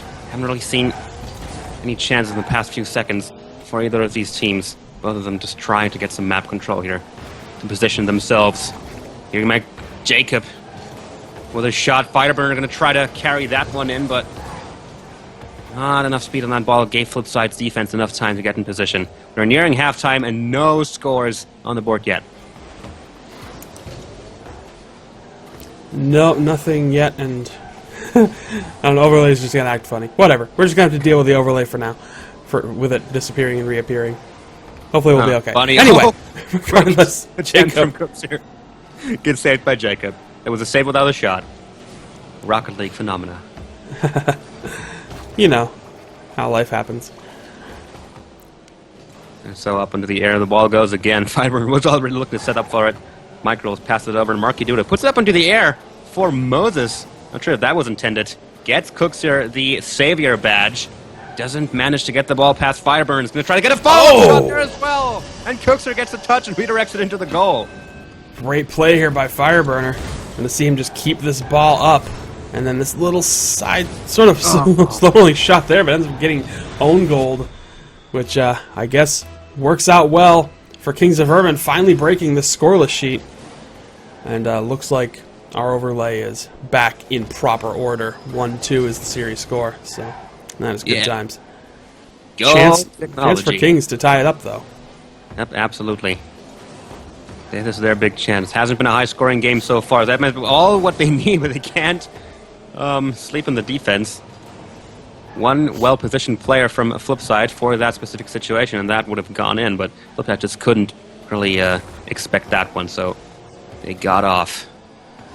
With a warning, I guess, for now. So Kings of Urban back in control of the ball now. Going to try to pass this one up front. Going to try to play out the Flipside defense, but Marky saw that one coming, gets the save, plays the ball above Jacob. Not past Fireburner, though.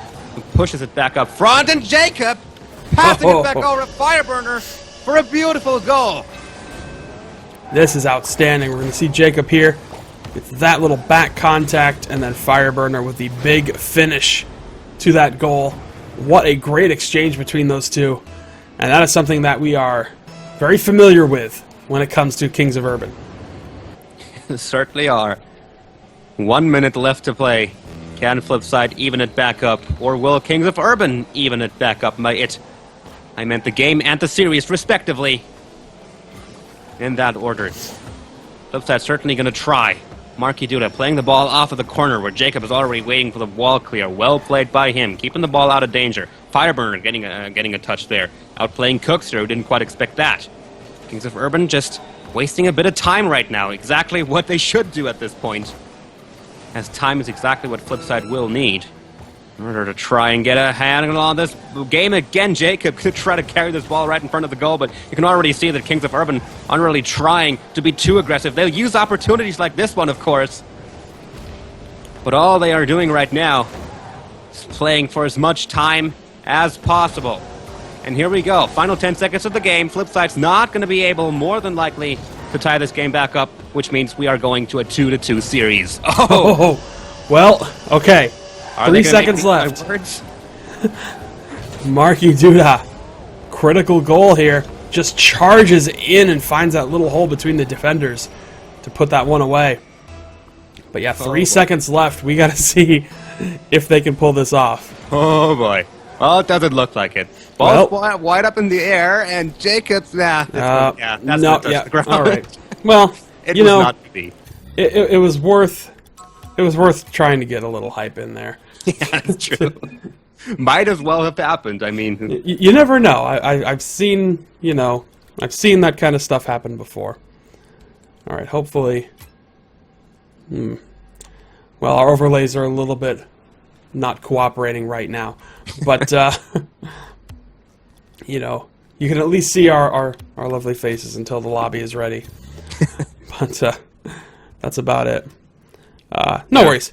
No worries at all. So we're just going to hang tight for the next lobby to get ready.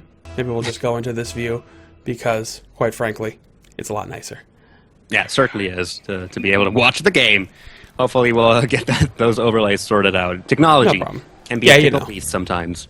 It's all good. Stuff happens. But the most important thing, though, is that we have got some outstanding Rocket League Yep. to watch. The series tied up. All tied up again. 2-2. We're going into Game 5. Who will go into the lead, and who will get the decisive advantage in Game number 6, which is guaranteed to happen at this point. Jacob winning out in the middle there.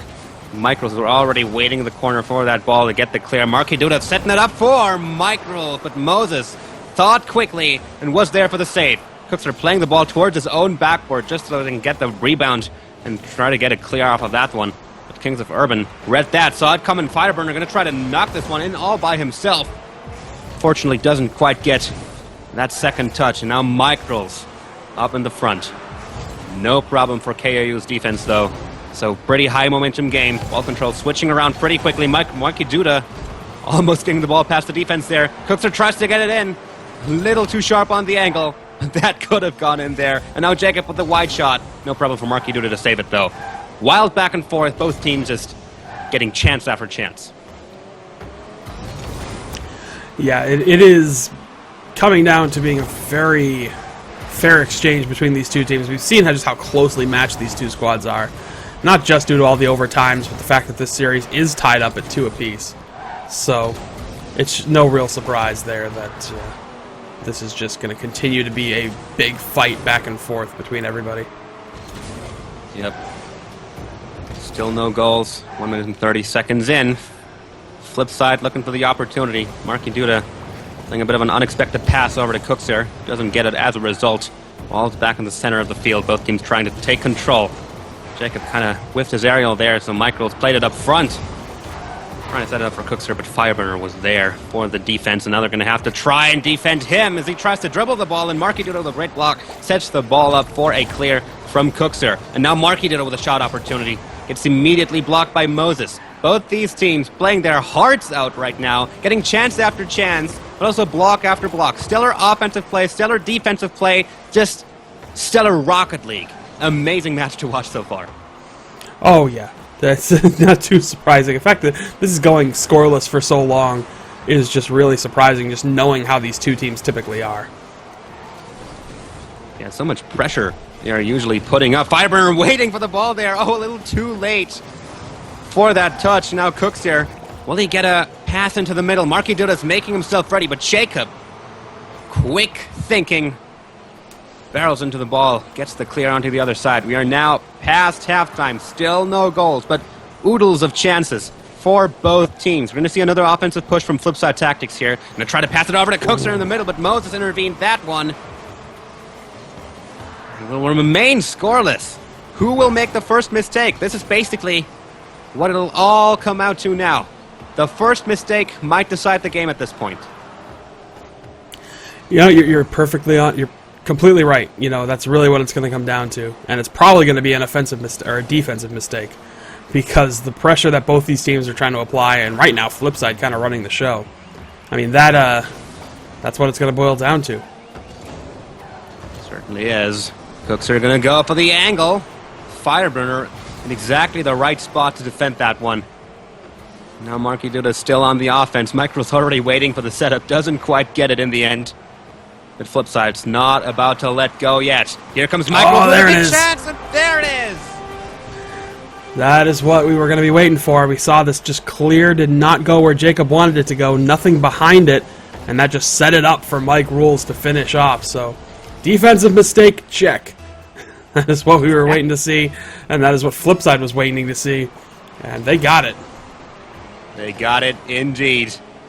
Let's see if they can keep it that way. 1 minute and 20 seconds still left. Marky Duda immediately with another shot onto target, and Flipside still on fire here, still on the offense. Kings of Urban going to have to act fast. We're nearing the 1 minute mark. That's going to be so important for them. Can they make something happen? Jacob winning out the aerial battle there, but Cookser and Marky Duda both waiting in the defense. 1 minute remaining now. Jacob blows up Marky Duda. There's a bit of defense. Moses almost capitalizes, but a great save from Cooks here prevents the equalizer from happening. Wow, what a huge shot that was just denied by Cooks here. That was outstanding. Outstanding is exactly what it's going to need. Oh! Cooks here with another outstanding shot. And the defense from KOU completely flustered by it. Yeah, this shot right on target and just threads it between both defenders. A little bit of contact there, but it wasn't enough. And that sort of pressure is exactly the problem that a lot of teams have against Flipside. Yep. KOU also beginning to struggle here under the relentless pressure that Flipside is putting onto them. 2 goals, they still have to catch up. Can they do it in 25 seconds? Certainly going to be one hell of a task. But they are on the offense right now. Won't win out against the defense from Flipside Tactics. Jacob's going to be home in time to get the save. Thank goodness for that. But time is just ticking away. It looks like Flipside will go into the lead here in the series and put KOU into the chokehold. Very well could be there. Final few seconds, and yeah, looks like we are done here. Yep. So, a good effort from Kings of Urban, but Flipside Tactics, kind of a similar result to what we saw in the last game, as a matter of fact. I mean, that was, a 2-1 score in the last game, so 2-0, not that far behind. So, it's a lot about what we've kind of been seeing between these teams is very similar overall results. So, yep. In any event, things are getting just well out of hand when it comes to our prize pool. Can I just say that? Oh yeah. We are at $5,140.64 on this prize pool. We have more than doubled the prize pool we had at the very start of this show, and that is thanks to the amazing people who are all of you amazing, wonderful people who are sitting there watching this and have donated your money to this. And if you haven't been able to donate, the fact that you're here, that you're supporting it, that you're watching it, that you're enjoying this, I mean, that's, I think, one of the most important parts about what we do here. We want you to have the best possible time watching some of the best possible Rocket League, period. And some of the best possible Rocket League is exactly what we're getting right now in this series. We are into Game 6 right now, and this is Flipside's chance to nail it shut. Can they do it? We are still... The streak is still going, by the way. We had NA teams win on EU, then EU teams winning on NA, then we had that game on NA just now, and that was won by EU. Now we are back onto EU, so... Well, Kings of Urban, you have a streak to uphold, is all I'm saying. Let's see if they can make it happen. Yeah, we're gonna find out, because that is certainly a big ask, and they're starting to look a little good. But again, these games have started off very competitive and very low scoring, quite a bit. Oh, a big opening though. Oh, I think they may have run out of boost, Jacob, there to try to actually finish that off. Certainly looked like a great setup from Micro. Wow. Unfortunately, nobody was there to pick up on it. But that was a big opening in KOU's defense. Yeah, that thing was curving like crazy. That was probably going to go in, but Jacob with a huge stop. Oh, wow. That one worked. That one went in. We'll turn off our camera shake there. Don't need that annoyance. There's Moses. Just a very nice shot, taking advantage of that demo. Big go-ahead goal for Kings of Urban. And, yeah, again, just more and more of the same back and forth between these teams.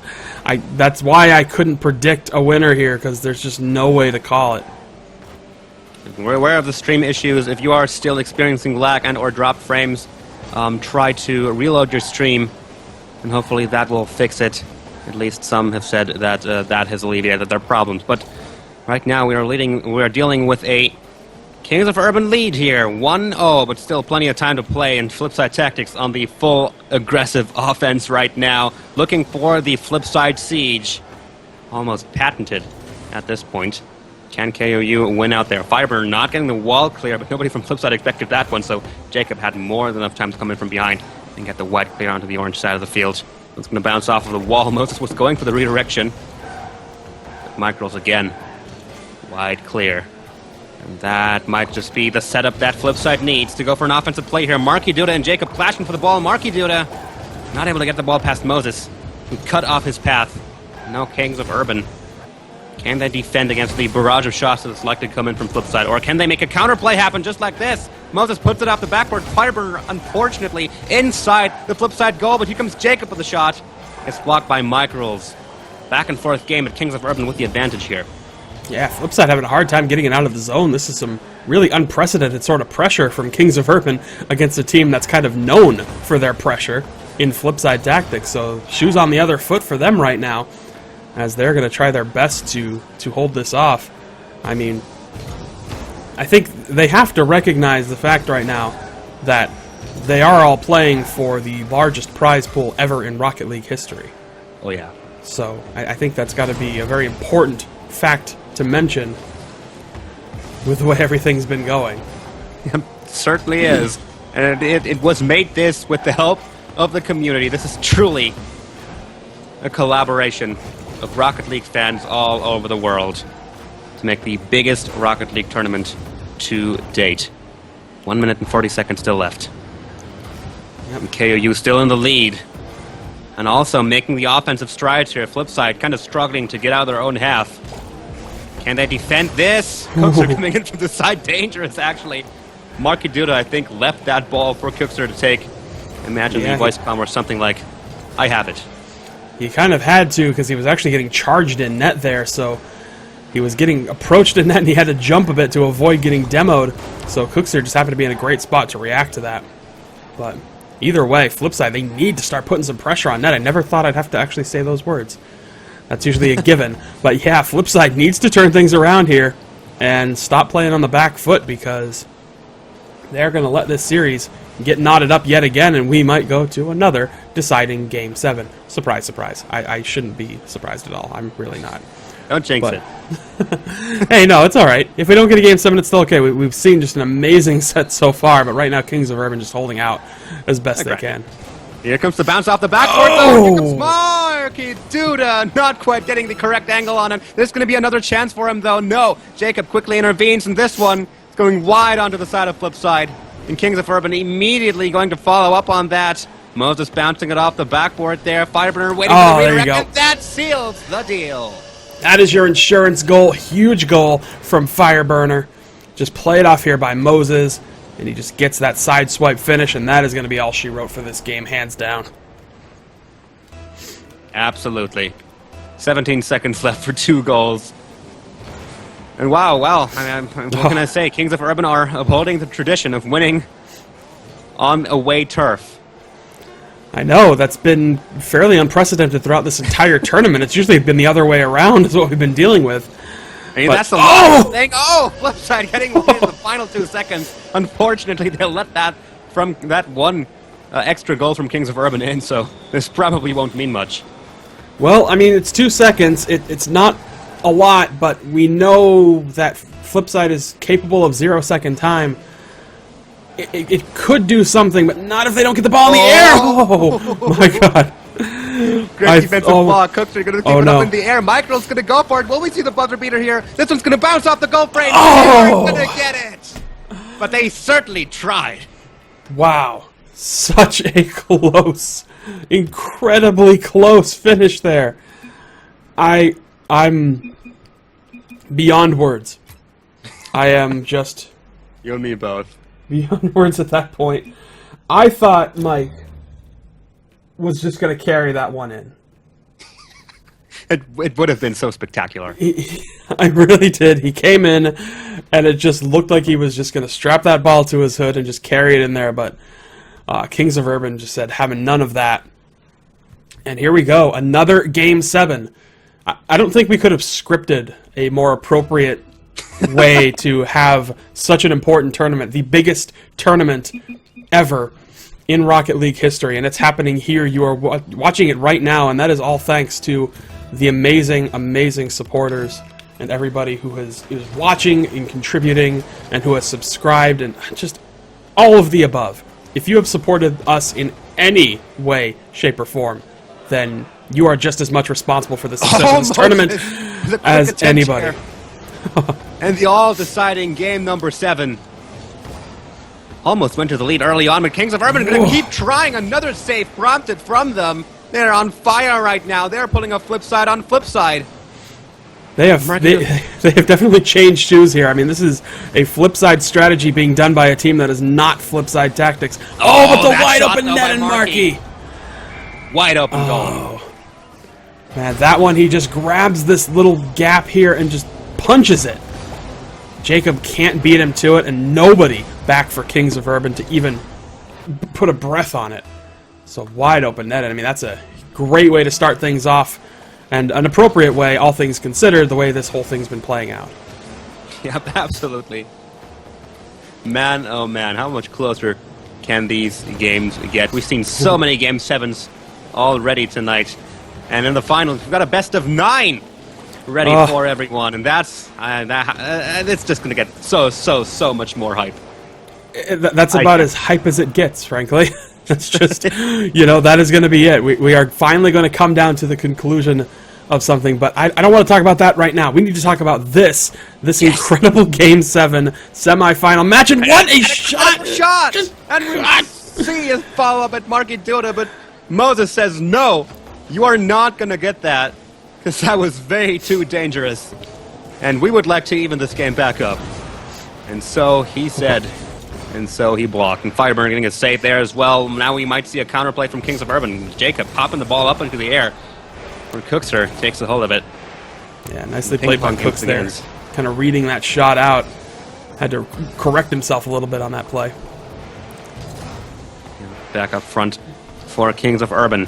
They need a chance, and they need it soon. Moses gonna bounce it off the backboard. Fireburner again inside the goal. I think he would try to take out the goalie there. Cookser, in the meanwhile, blowing up Jacob. Oh, Markey. And that's the goal by Markey. That was a big demolition there that took Fireburner off the play, and then this nice play forward. Markey Duda just shoots it and then drives away, knowing that one of his teammates will either pick up the rebound or it's going to go in. So confidence on part for Flipside Tactics, very, very expected from how they play. Yep.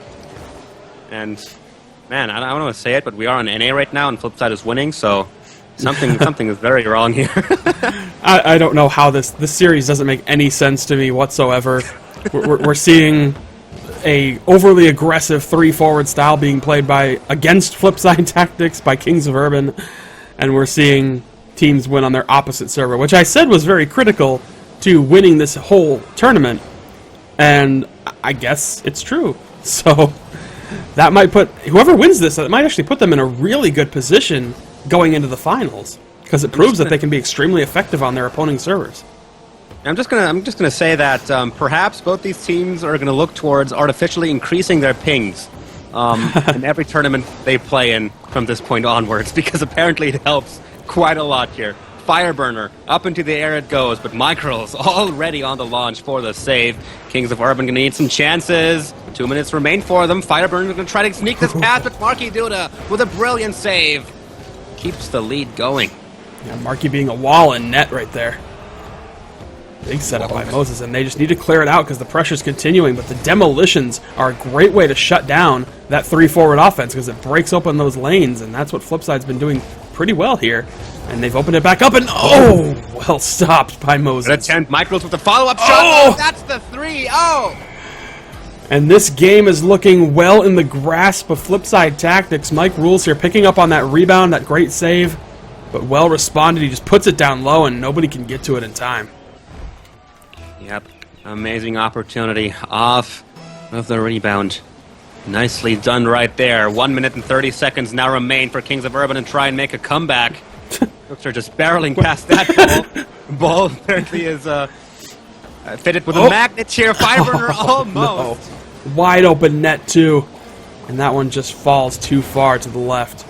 Moses getting a wide clear now. This one might actually go in. Bounces off the crossbar and finally Fireburner gets KOU on the board.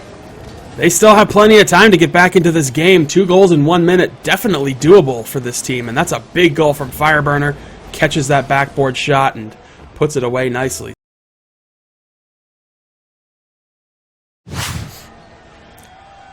Don't know what had happened there. Literally the connection just like dropped on the server.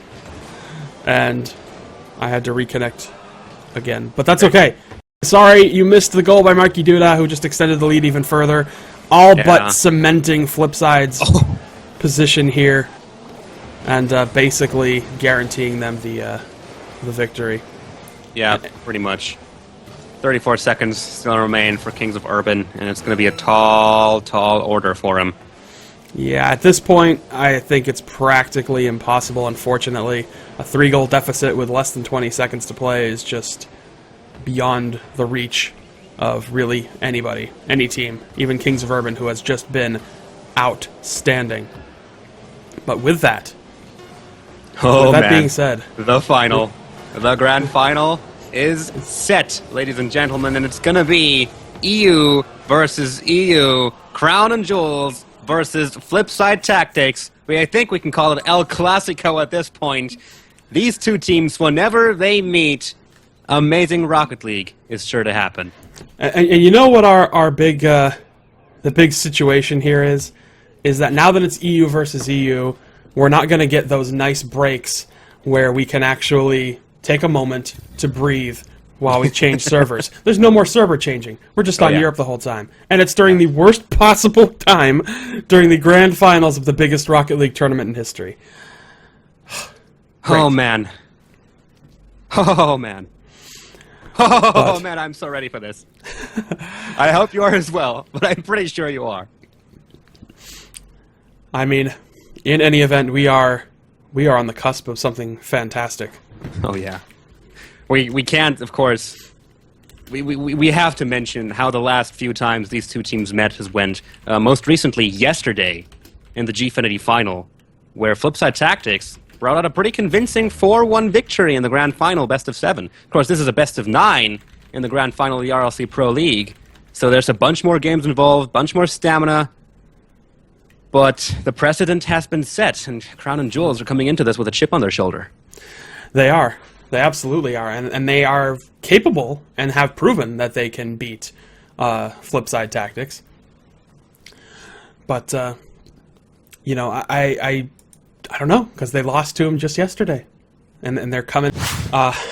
Anyway, as I'm about to say, That's just sucks. let us talk about one more award that we have here before the finish of these playoffs. Are we back? Yes, we're back. Good. Yeah, we're good. Sorry, I quickly guys. responded to it. quickly responded to it.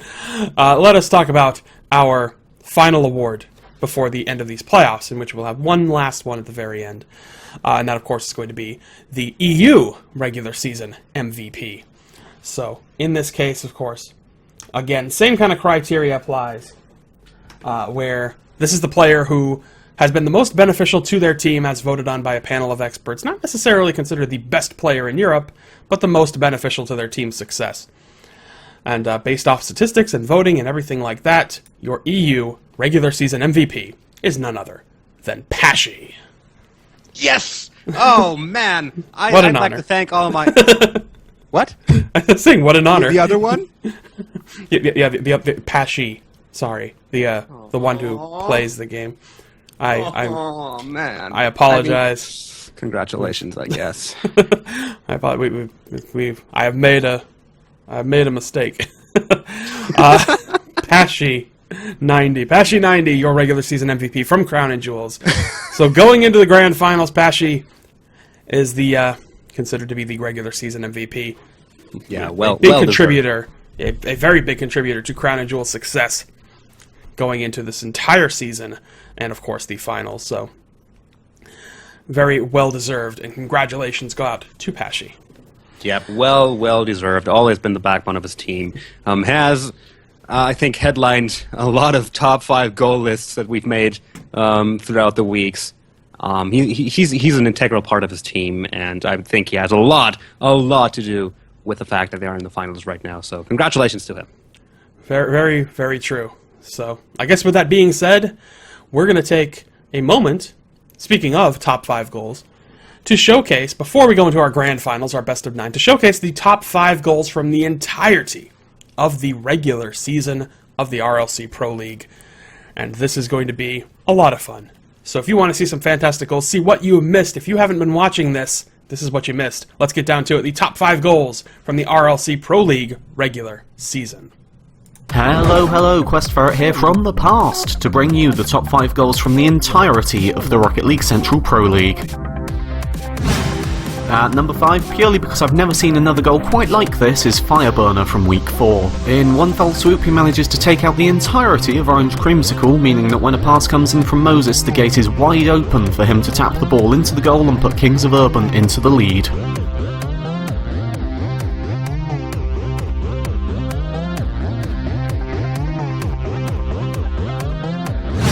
4 is the perfect example of passing play from Crown and Jewels during week 2. Yeezy starts the move, playing the ball over to Pashy, who touches it back to Yeezy. Yeezy hits it to Siki, who in turn plays in Pashy, who tucks the ball under the onrushing Mystic, breaking the deadlock a mere 19 seconds into the game.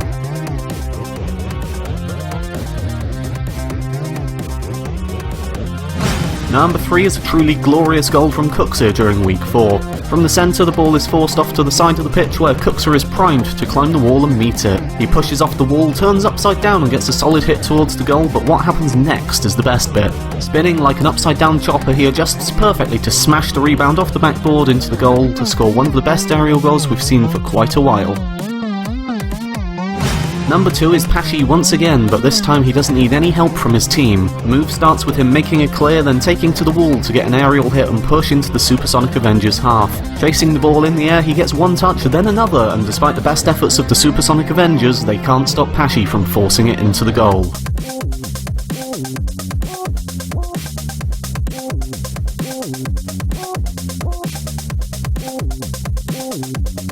Last and least is that goal from Gambit, and you know, I think Shalthis can handle this one better than I ever could. Gambit, What a triple goal! just looking ridiculous, like a seal with a ball on his hood. Wow! Seals don't have hoods, but I don't care. Yep, I definitely could not have put that any better myself. That's it for my top 5 goals from the Rocket League Central Pro League. However, don't think I can't see you over there in chat disagreeing with my picks. If you feel a goal was more deserving or has been forgotten, then please let us know. Tweet us your picks at RocketLGCentral or at RL Garage on Twitter. We'll find them and we might revisit this at a later date if there's enough hate. Ooh, that rhymed. How lovely. Anyway, best wishes. Enjoy the rest of the show. I don't know why I'm whispering now. Bye.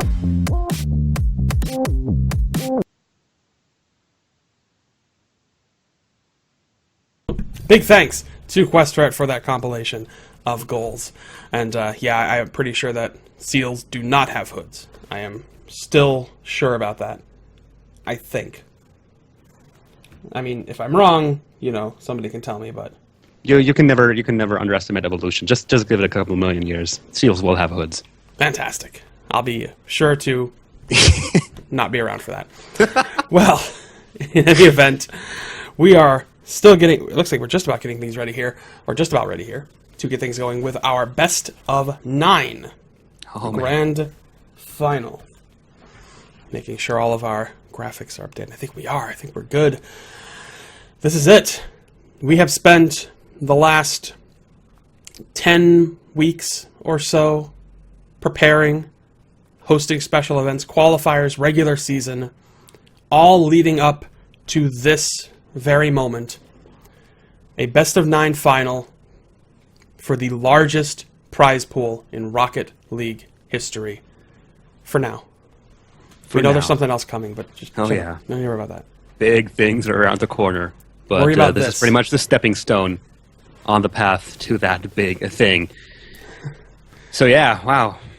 This is what it all comes down to then, huh? 7 weeks of competition, plus an all-star event, plus this entire playoff day, which has been so incredibly hyped, so incredibly awesome to watch all the way through. And now we are about to find out who is the Grand Supreme Master of Rocket League, of EU and NA, or maybe of EU. Whoops. Well, you know, it's all right because it's this is what it came down to, and Yep. whether you expected it or not, you know, it was not without a tremendous fight from the two top teams in North America, Kings of Urban and iBuyPower Cosmic, who fought tooth and nail with everything they had just to try and edge out their opponents, but unfortunately it was not enough for them, and it looks like we're starting to get some folks in here. Yeah. There we go. All That's what I right. was waiting for. Looks like everyone is in here. We're not going to have any server switches this time around, so it's going to be clean cruising from this point onwards. Crown and Jewels versus Flipside Tactics. And for the last time tonight, Shalthus, I'm going to ask you, who is your money on?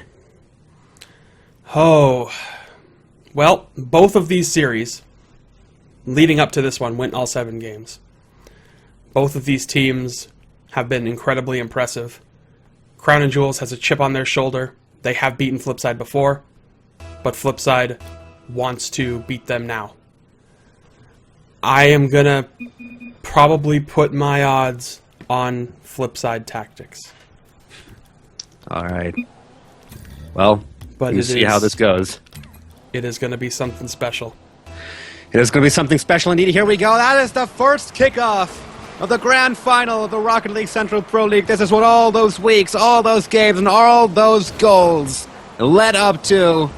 2 teams playing for the largest prize pool in Rocket League history.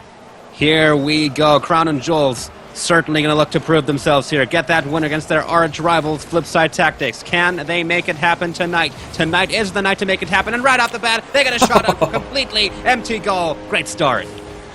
So another slight roster adjustment here. Sicky being swapped out for Killerno. And he comes in shining with a big goal right away to kick off this grand final. Oh, yeah. Exactly what they were hoping for, I suppose. Hey, any kind of goal, I'm sure that's what they wanted at every point of this game. Yep. Absolutely. Easy going up for that ball. Apache's going to get it right onto Marky Duda's face, though. He's going to try to force it in with the help of Micro. There's actually 2 saves coming out of that one as the ball was wildly bounced back and forth. But Crown and Jewels again on the attack. Easy. Going to get a shot here. Will he put it in? No, he will not. It hits the corner of the goalpost. So close. But no dice yet. No, nothing yet. I mean, that early goal came in very nicely, but they're not quite able to get anything else at this point. A very near shot there, but Flipside, they need to get into this very early and very quickly. I don't think they want to do their usual Game 1 scenario. They want to show off just how formidable they really are from the get-go. And you gotta expect the highest from both these teams in this grand final. Easy passing the ball back up front, looking for some offense. Pashy gonna take control here. Easy already making his way, trying to take out Mike Rules there, it seemed. He drove past him, and Mark Rules did get the clear. So good instincts. He did get the clear, but unfortunately kind of drove past him. And the lead remains in the hands of Crown and Jewels, though Cooks are almost getting the touch on that. Off a good setup from Mike Rules. But still no goals on the side of Flipside Tactics. Can they make something happen here? Easy with a shot. Can he get the angle? Puts it next to the wall. Killer number 7 with the bounce. And that's 2-0 for Crown and Jewels.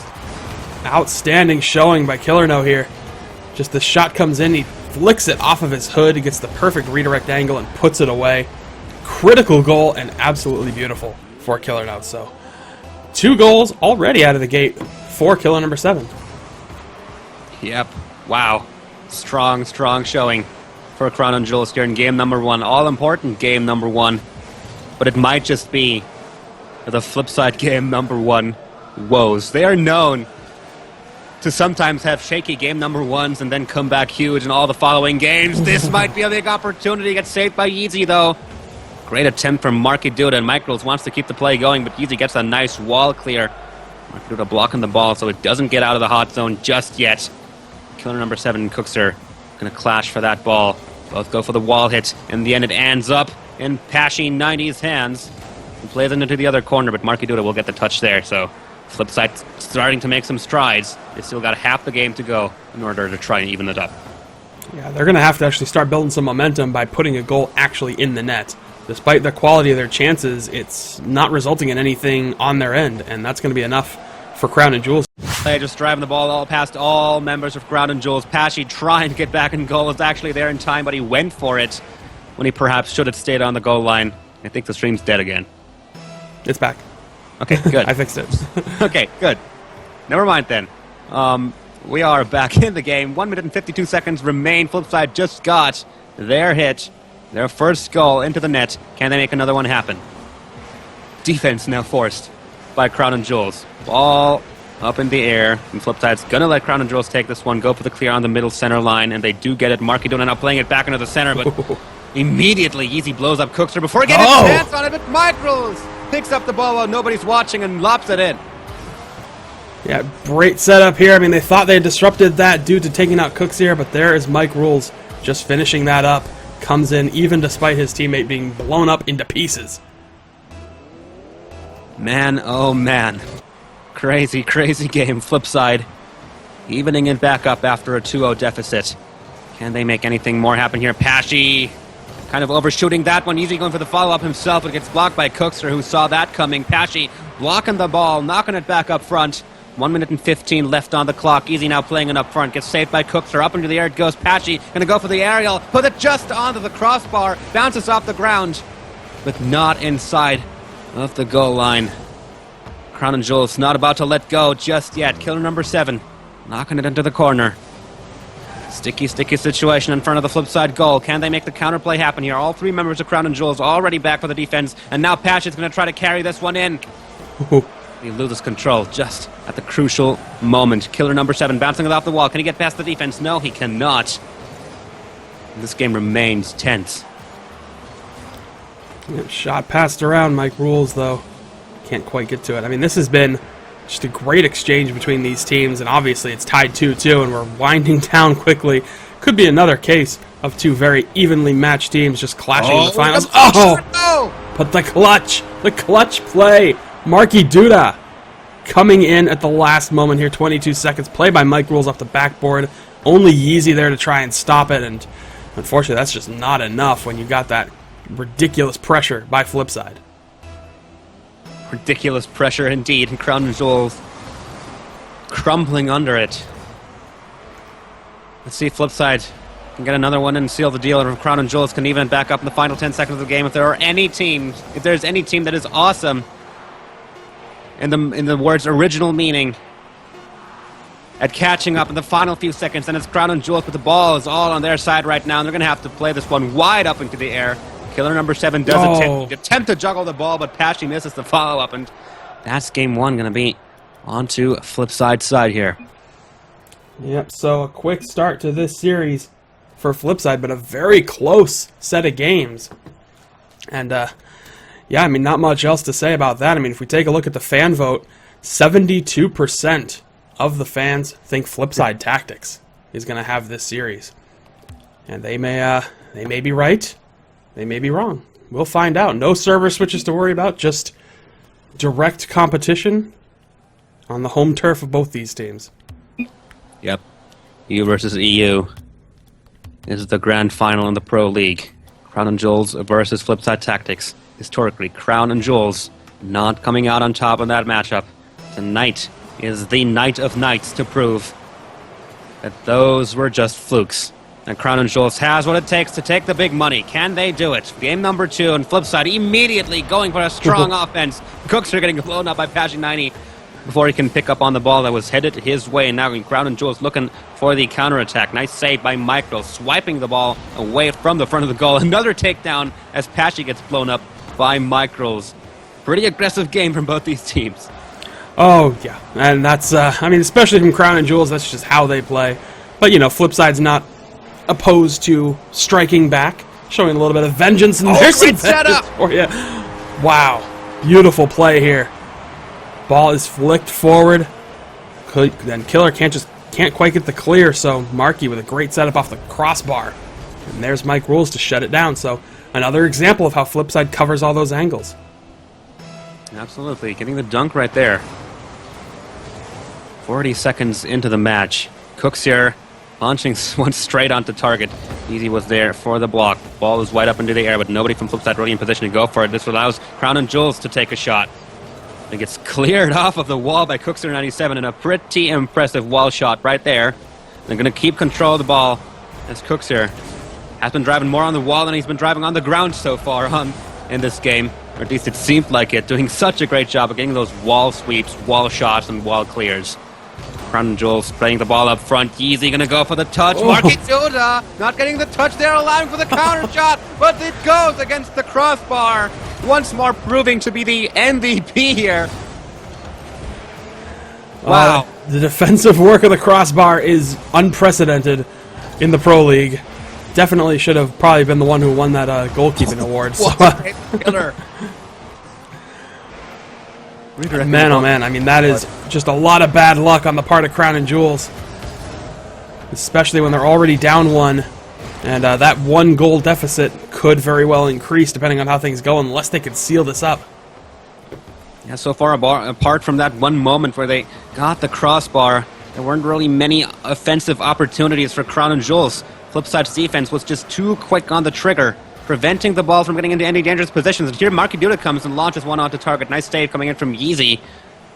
But the pressure is all on the side of Flipside Tactics here, and they're going to keep putting it up as heavily as they humanly can. And Marky Duda again launching one onto target. Cooks are going to try to follow this one up as well, keep it in the corner at least, so they can set up for another follow-up. Micros just knocking Killer out of the way there. But here he might have a chance. Micros does get the touch before he can, though, and takes that chance right away. Here we go, half-time.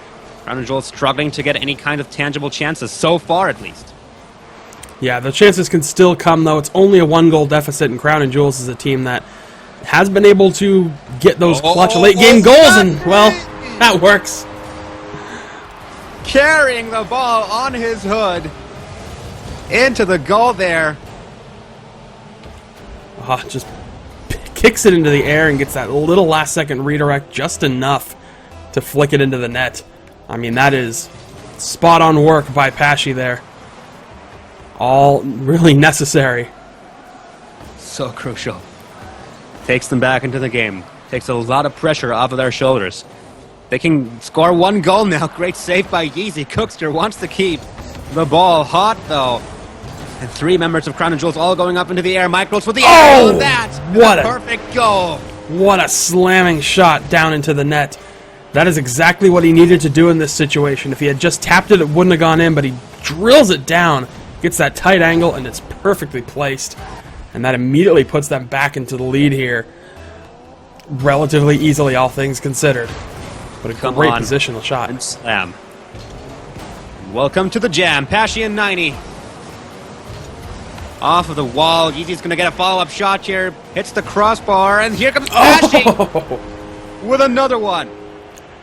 Threads that one past Mike Rules here. I mean, Pesci with a great shot just catches it on the top, and then Mike Rules tries to get to it, but cannot lay even a fender on it. Big goal there from Pesci, and we're tied up again. I mean, really? Oh, okay. Big win. The kickoff for Crown Yeah, and Jewels. that's the last thing wide we bait wanna from see. Marky Duda might actually be very beneficial for him as Micros puts it towards the target. But Killer number 7 blocks it. A little too wide on the angle, so it bounced. A little sharp on the angle, excuse me. So it bounces off the wall, but that was a nice attempt regardless. Pesci now pushing the ball back up front, where it gets immediately cleared by Marky Duda. He is now past all defensive players. Doesn't quite get the angle. What a redirect from Cooks here! And Cooks that's the here lead gets for the Flipside. angle. What a great angled shot here. Comes in as far off as he can get it and just gives it that last swipe. Picks that angle perfectly to redirect it from the opposite side of the net. And the lead is back. For now. Yeah. Crazy, crazy match. Flip side, winning out here. Gonna see Killer launch one onto target. Micro saves it. And Crown and Jewels looking to keep up the pressure. Patchy gonna go for it. This time gets thwarted by Cookster 97. As Micros lobs the ball back up front. Cookster now looking to outplay Pashy, and he does. Up into the air it goes, but Killer wasn't positioned for the save. Marky Duda with a follow-up shot. Micros with another one. From behind. Still managed to pick that up, so pretty much a guaranteed insurance goal right there. All she wrote, really all that's necessary at this point for Flipside Tactics, and probably will wrap things up here. I can't rule out the Crown and Jewels hyper mode drive that they tend to go into when things get tough near the end of the game, but against a team like Flipside, it's going to be very dangerous. And here we see another big opportunity coming in from Cookster. Gets saved by Pashy from inside the goal. Follow-up attempted by Marky Duda. Doesn't quite get the touch, but all of this takes away valuable time from Crown and Jewels. We're now at 13 seconds to try and score 2 goals. Their record is at 6. But with so much pressure, the ball just keeping getting passed back to them. And, of course, this by Mike Rolls. It's probably going to be a pretty big hit in the morale department of Crown and Jewels. Possibly so, but that is not a position they wanted to be in to kick things off, and unfortunately they're going to start things off here 2 games down, because 3 goals in 3 seconds, that's just not going to happen. So, oh, well. Not even one more. Well, was worth a go, but not quite enough, sadly, for them. The story of these games so far has been Flipside taking the lead early on, and Crown and Jewels coming back to even it up, and then just so much pressure from Flipside Tactics, under which Crown and Jewels then completely crumbled. Let's see if the Flipside can keep that up for the following games, but so far, Crown and Jewels struggling very hard. Yeah, I mean, we could see it just from the stats alone. They are sitting on the... We're gonna actually see a roster switch here, a flying switch. Sideline Yeezy for these following games, bringing Siki as it seems. Quick little mid-air tag out. A little bit of tag team action going on here. But in any event, let's get back into this. I'm interested to see how this will pan out for them. If they can hold up against Flipside's playstyle like this. Yesterday in Gfinity, they played with Scrubkilla. There was also a sub on their team, and they didn't win against Flipside Tactics. Cookster's kind of standing there doing nothing. Wonder what's going on there, but Crown and Jewels quickly making use of that. No, there he is. Cookster is back. Yep, just gets demoed in the beginning of things, but he's all right now. So, back into the swing of things. And yeah, Scrubkilla, an official part of the roster for Crown and Jewels, at least now, but because it happened late, it only happened recently, he actually had already been a sub for Spectral, so he could not play for Crown and Jewels during the playoffs here. But they still have a pretty formidable team, as we've seen so far, so I don't think that's a big concern on their part. Yeah, with Siki brought back, his defensive prowess will probably do a lot to try and help against this relentless pressure from Flipside, but as I say that, he lets one get past. Luckily for them, it just hit the goalpost there. That would have been very, very dangerous. Or it was very, very dangerous. We're 1 minute in, still no goals so far, but Flipside, again, quick to take the driver's seat in this match. Yep, it is still looking a little bit like the Flipside show, but they haven't quite been able to get the finish. They're trying relentlessly, though. And apparently I need to, hold on. Killer now gets that one away. I'm going to quickly turn off camera shake. And as we watch this replay, Killer number 7 picks off that setup from Siki. Big finish on his part. It was all members of Crown and Jewels just bunching up for that ball, making absolutely sure that it would go in the end.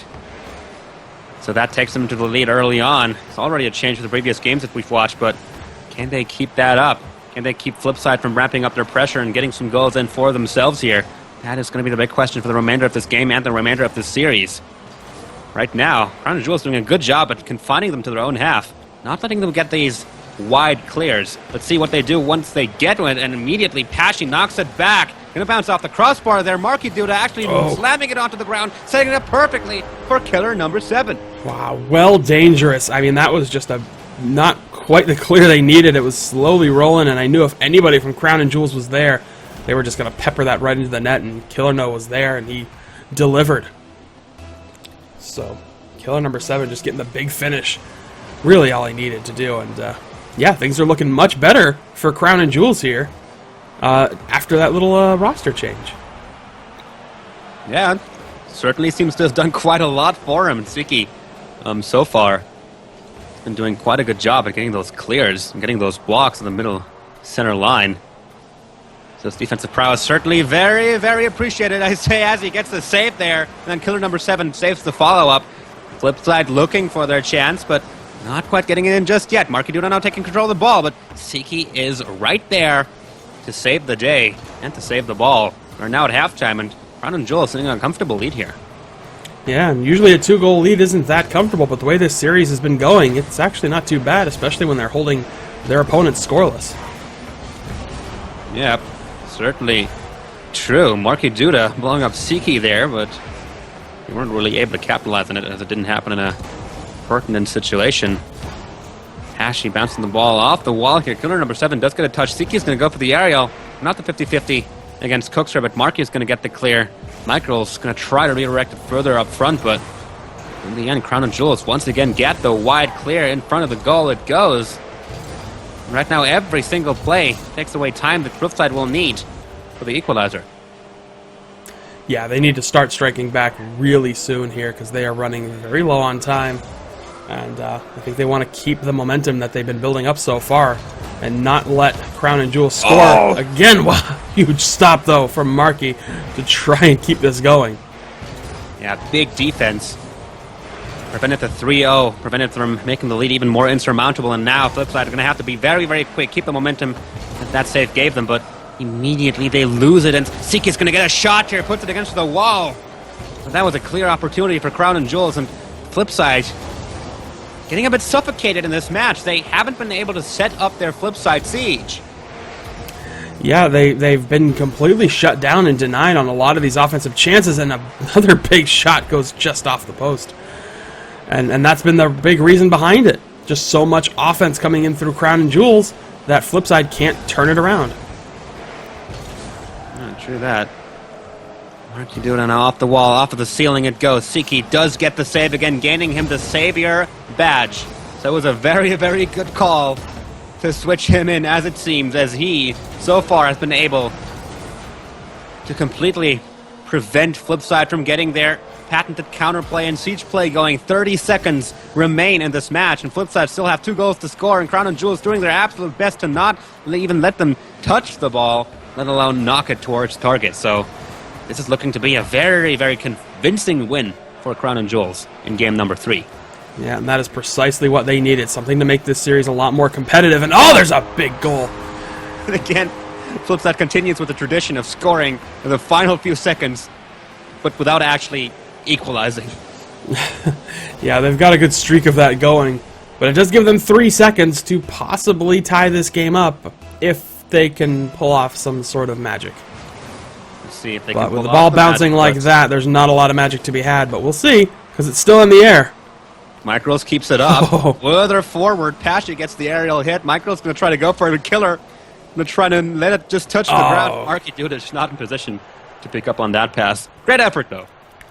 Yeah, that was a good try, but unfortunately not enough. And finally, that'll get Crown and Jewels back into this series. So they're going to make things a little more interesting, but still a lot of games left to play because this is a best-of-9 series. And Flipside only up 2-1 right now. So we're looking at least 3 more games here in this final. But we are coming down to the end. I'm kind of sad. You know, right? We're almost coming down to the end of the Pro League. After all these weeks and all this time. Oh, man. What am I going to talk about on my show now? Well, perhaps there's something else around the corner. Something very, very huge that was announced a couple of days ago. Well, yeah. I guess there's the RLCS. I guess. Whatever. You're going to have to make do with it to not have the brilliant Rocket League Central Pro League and instead have that $75,000 tournament instead. I mean, you know, whatever. Like, come on. Yeah, I know. It's not that great. I mean, come on. It's not like it's No, a thing of we've course been it waiting is for great. months. But anyway. Quite possibly the greatest thing to have ever happened in the history of esports. Here we go. Okay, let's say Rocket League esports. Here we go. I think that's fair. Yeah. Game number 4. Flipside and Crown and Jewels. Switching in Siki for Yeezy seems to have done a lot of work for Crown and Jewels. Let's see if they can keep it up in game number 4 as well. They are Yep, certainly time on the for offense Crown. right now, but this is going to be completely empty goal for them. Good punishment on the part of Flipside Tactics. Excellent goal here. They just get this shot from Marky, who sees that there's nobody back there. No chance for anybody to stop it. And he ends up getting that big finish, so... You know, that's all it really takes. Once you leave the net wide open, that's part of the problem with the aggressive 3-forward style of attack, is that you can be punished if you leave yourself exposed. Ooh. A little bit of a joint effort there on the shot, and it kind of puts it off to the side. Oh, Marky Duda keeps it in the danger zone. Cookser going for the shot here. Oh. Puts it past the defense. 2 quick goals from Flipside in the first minute of the game. Yeah, now Flipside waking up a little bit, coming off of that game. Not in a very happy place, but so far pretty good start for Flipside Tactics. 4 minutes, 20 seconds, and 2 goals down. So, it's a heck of a way to start the game, I'd say. Oh, yeah. Certainly. Flipside's going to be very happy about that. Going to see a bounce off the backboard and another goal almost by Cooks here. It hits the crossbar there, and then Crown and Jewels was there for the save, and now Pashy90 looking for the quick counterplay. Puts it he onto goal gets it. all across the field. Just crushes this one. Pashy from long distance. A clear that turns into a goal because nobody can get back and actually contest that shot. They try their best, but no such luck. And Pashy, the MVP of the EU side of things, showing why he's so valuable to his team. Marky. But man, oh man. That's a quick response from Flipside Very Tactics quick. to that goal. And again, it stemmed off of Crown and Jewels just not having their defense in place. Yeah, you know, it's part of their strategy sometimes, too, is they got to move their every player forward. They don't just have a dedicated keeper, so sometimes that strategy can be punished very well, especially for a team that effectively pioneered it. Oh, Pashy trying to slow things down, but he didn't really do much with it, unfortunately. Good effort, though. Cookser lopping the ball up into the air, actually winning out the block against Pashy. Marky Dioda passing it over to Micro. Oh. What a play! Rifling shot by Mike Rules here. The setup from Marky just flicks it past Killer, and there comes that powerful shot by Mike Rules, and he puts it in the upper right corner of the net. No chance to even put a whisker on it. And this lead is getting very, very large here for Flipside Tactics, and we're not even 2 minutes in here. Crown and Jewels, as I stayed at, Pashy90 making another step towards the equalizer. Big response, great play off the kickoff. It gets set up into a good position, and they just cannot cut it off defensively. Marky gets beaten by that shot, loses the 50-50 to Pashy, who just puts that shot away. Hands down. Hands down, and ball down, straight into the net. Marky Duda. Almost. It's like opportunity after opportunity here for both teams. The game is really picking up on pace here. Pashy and Michaels clashing for the ball. Killer number 7 with a really great touch for the 3-4. Yep, Killer's going to win that one, trying to close this gap. Good pinch there, and you can see Killer just charge right in there. He really drives that ball home. I mean, that's a nice bit of awareness on his part to pick up on where that ball was rebounding from. Well done. And that takes them closer and closer to the equalizer.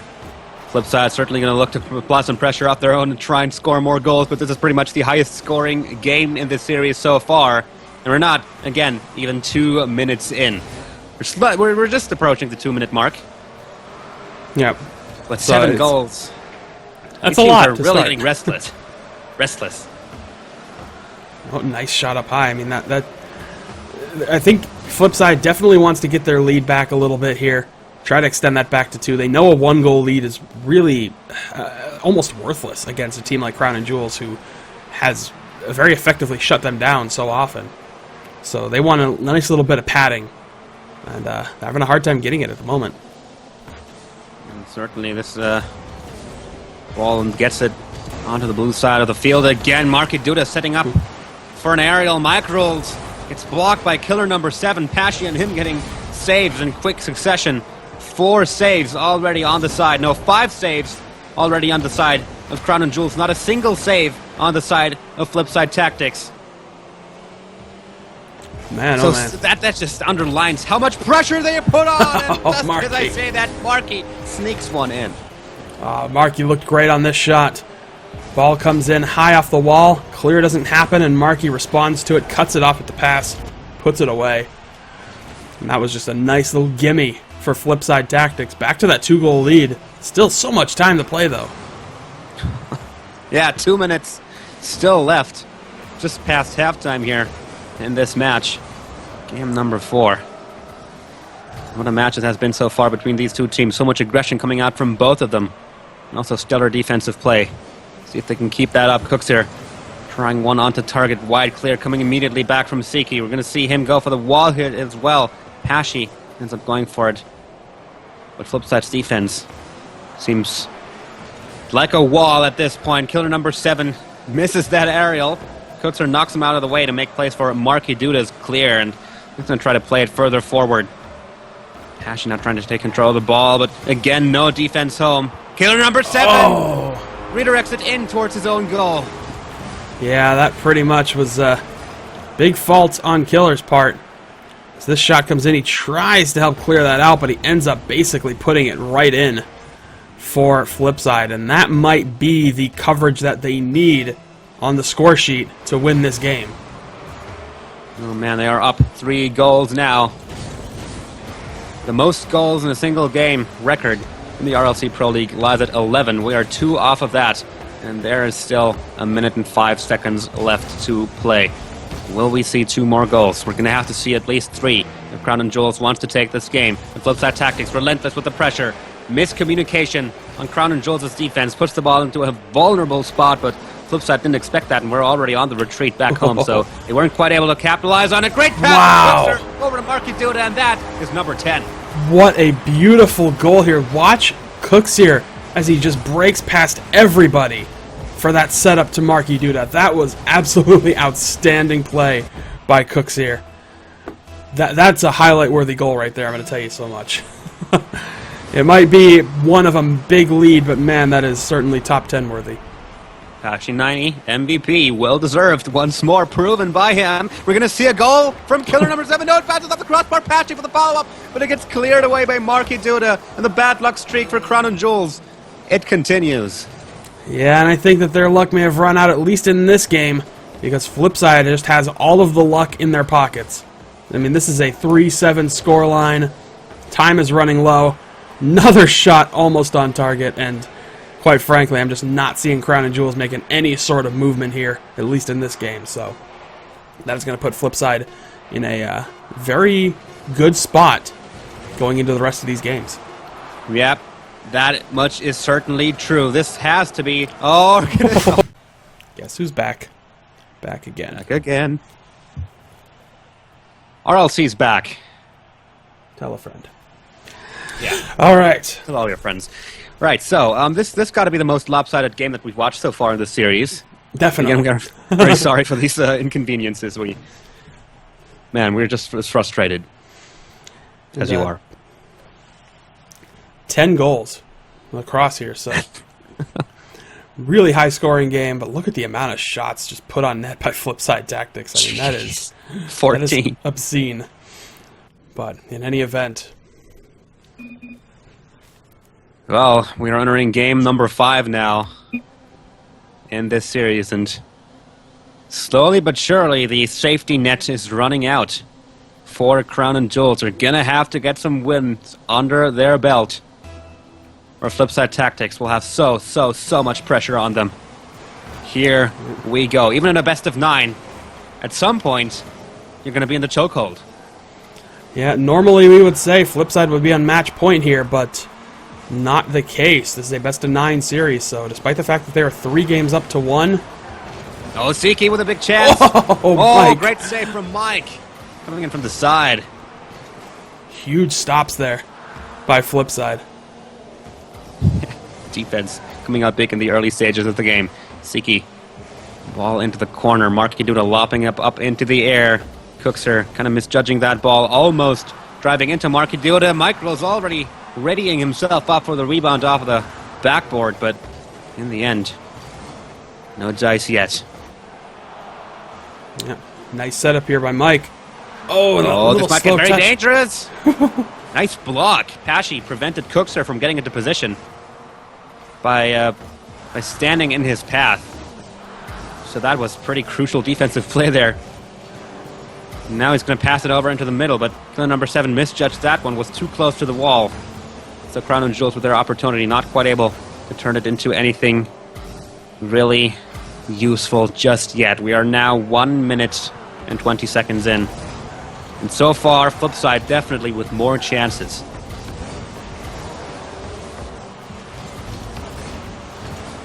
Yep, Hello? set up here. Ball going high. Sorry. No, I'm here. I was just wondering whether I lost Watching you. many things right now. But in any event, Marky. Yeah, this is looking to be a good back and forth game between these two teams. You know, they're just holding on precariously to try and, I mean, I'm sure Flipside, they would love to get up to a 4-game lead here, or to a 4-game advantage in this situation, a 3-game lead. But enough to be at match point. Nice defense on the part of Cooks here. Yeah, very, very close there as well. He just got that little touch at the end, but Pashy is the one to take C&J into the lead. Yeah, Pashy, great finish here. Ends up setting up this ball nicely. Just puts that one away. And not too much else to say about that other than a very nice looking goal to get Crown and Jewels in a comfortable position. Killer number 7 lopping the ball up into the air. Siki defends the shot coming in from Marky Duda. This one was very, very sharply angled by Micros. Almost went in, hit the crossbar though, so it bounced right off. 2 minutes 40 seconds still remaining. Crown and Jewels are going to have to get a little bigger of a margin here if they want a larger chance at taking some games off a Flipside here. Oh, such a close shot there against the goalpost. Pashy looking for the follow-up. Here's killer number 7 right in position. That's just a barrage of shots, and one of them ought to go in. Yeah, that finally had to happen. I mean, this was just getting relentless. Every shot just going off a post. Something was going to give eventually. And that is certainly what we got. That's certainly Crown and Jewels extending their lead here. Very, very important against a team like Flipside, but they've lost leads before. A nice save coming in from Siki. Prevents it from happening this time around at least. And Siki is going to try to carry the ball up front now again.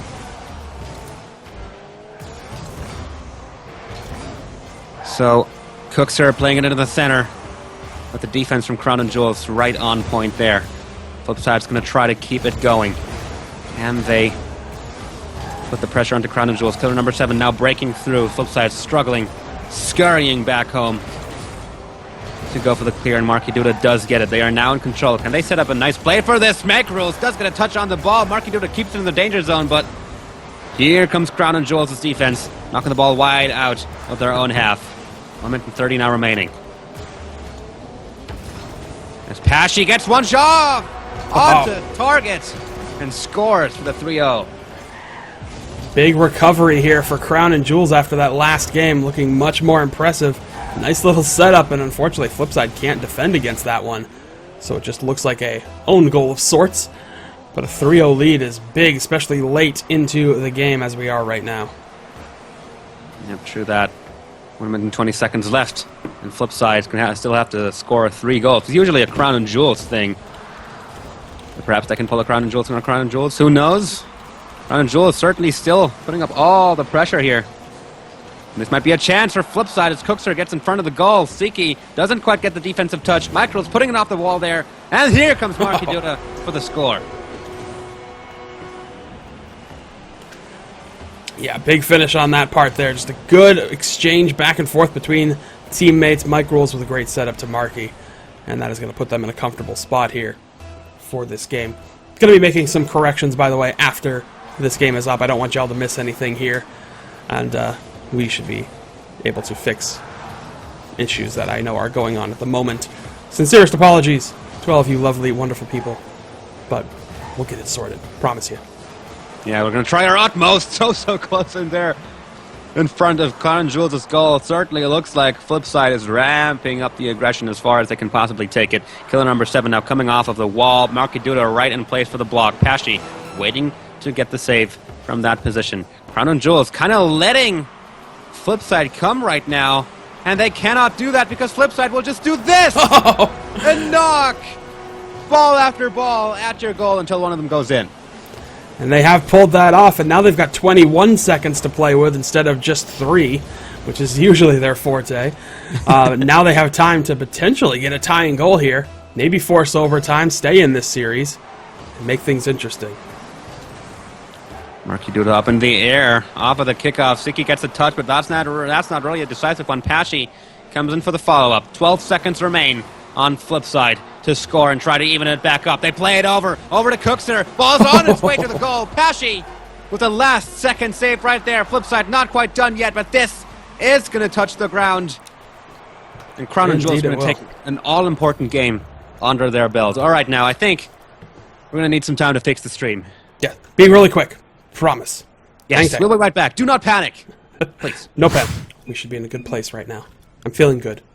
Mentally, I feel good. I feel like we're in a good place with the stream. Now it's just time to see if Marky joins his teammates. He does.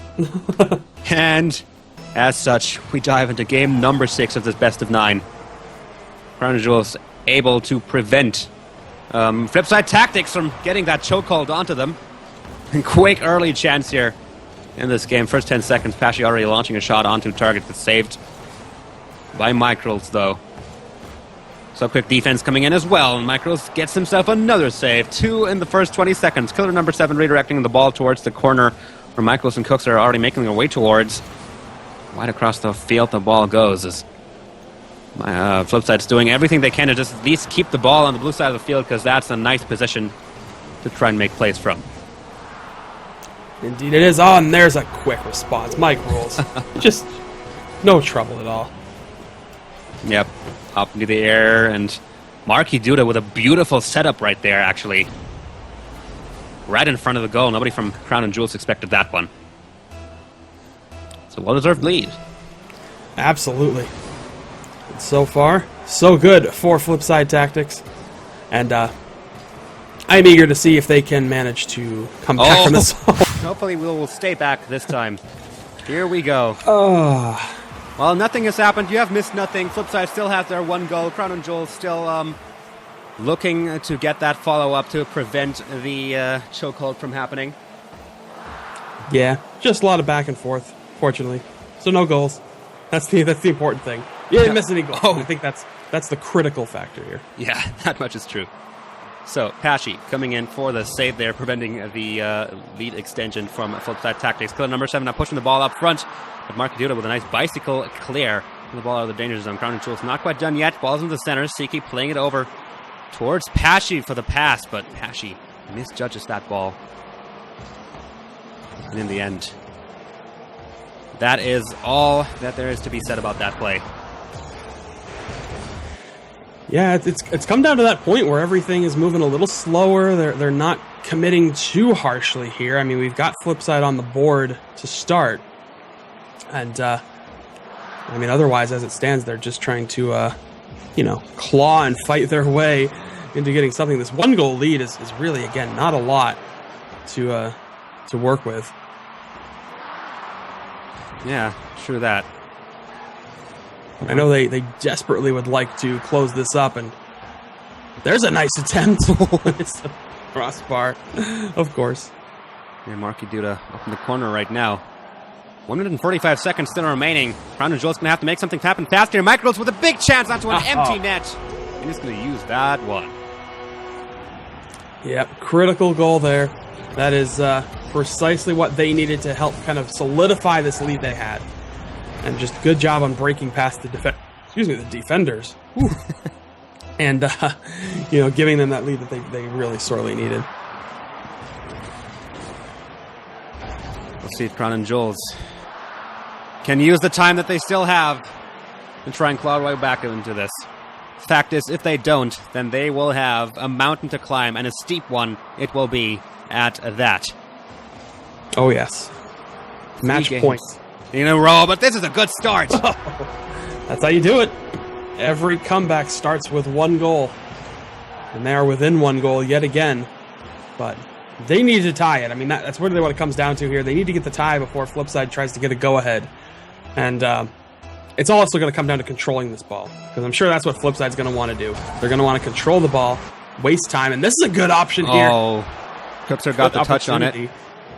Ball still in the corner, so Killer going to try to keep it in play, but the defense from Flipside Tactics has a say in that as well, and their say is no, not going to happen. Killer laying the ball back across the field here. They certainly want to make something, anything, happen in this final moment of the game, final minute of the game. Marky Duda getting the aerial hit, almost followed up by Micros. This has to be a quick counterplay coming in from Crown and Jewels. Will we see the aerial? Yes, we will. It's going to hit the crossbar. The crossbar again, and they cannot convert from that position. Crown and Jewels cursed by the witch of the crossbar tonight. Oh, and that was a beautiful demo, too. Right in net. It took them out of the play. They were in such a good spot, and it doesn't drop where they need it to. Oh, that is heartbreaking, because that might be it. That might very well be the end of things, at least in this game. Oh, wow.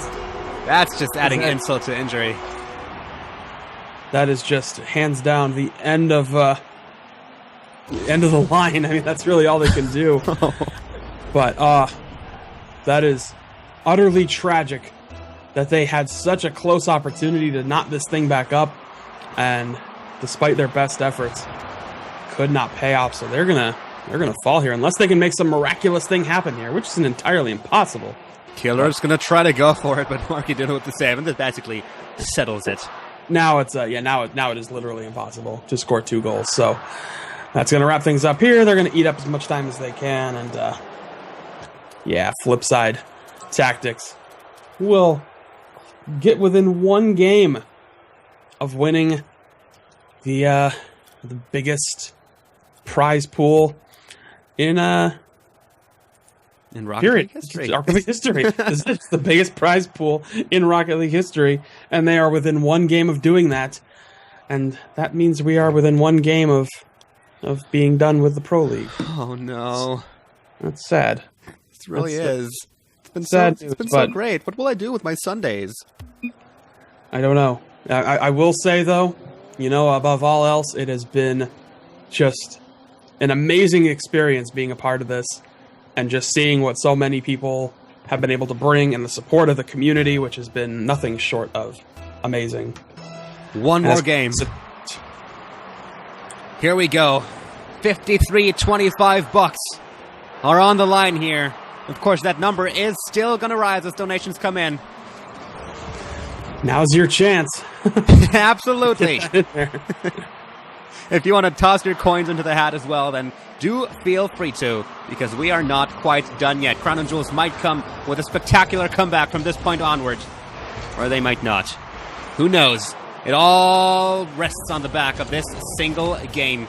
Game number 7 in this best of 9 match. Flipside Tactics up 4-2 on Crown and Jewels. Can they keep that going? Big chance right there, right off the bat. Pashy 90 does get the clear in the last possible moment.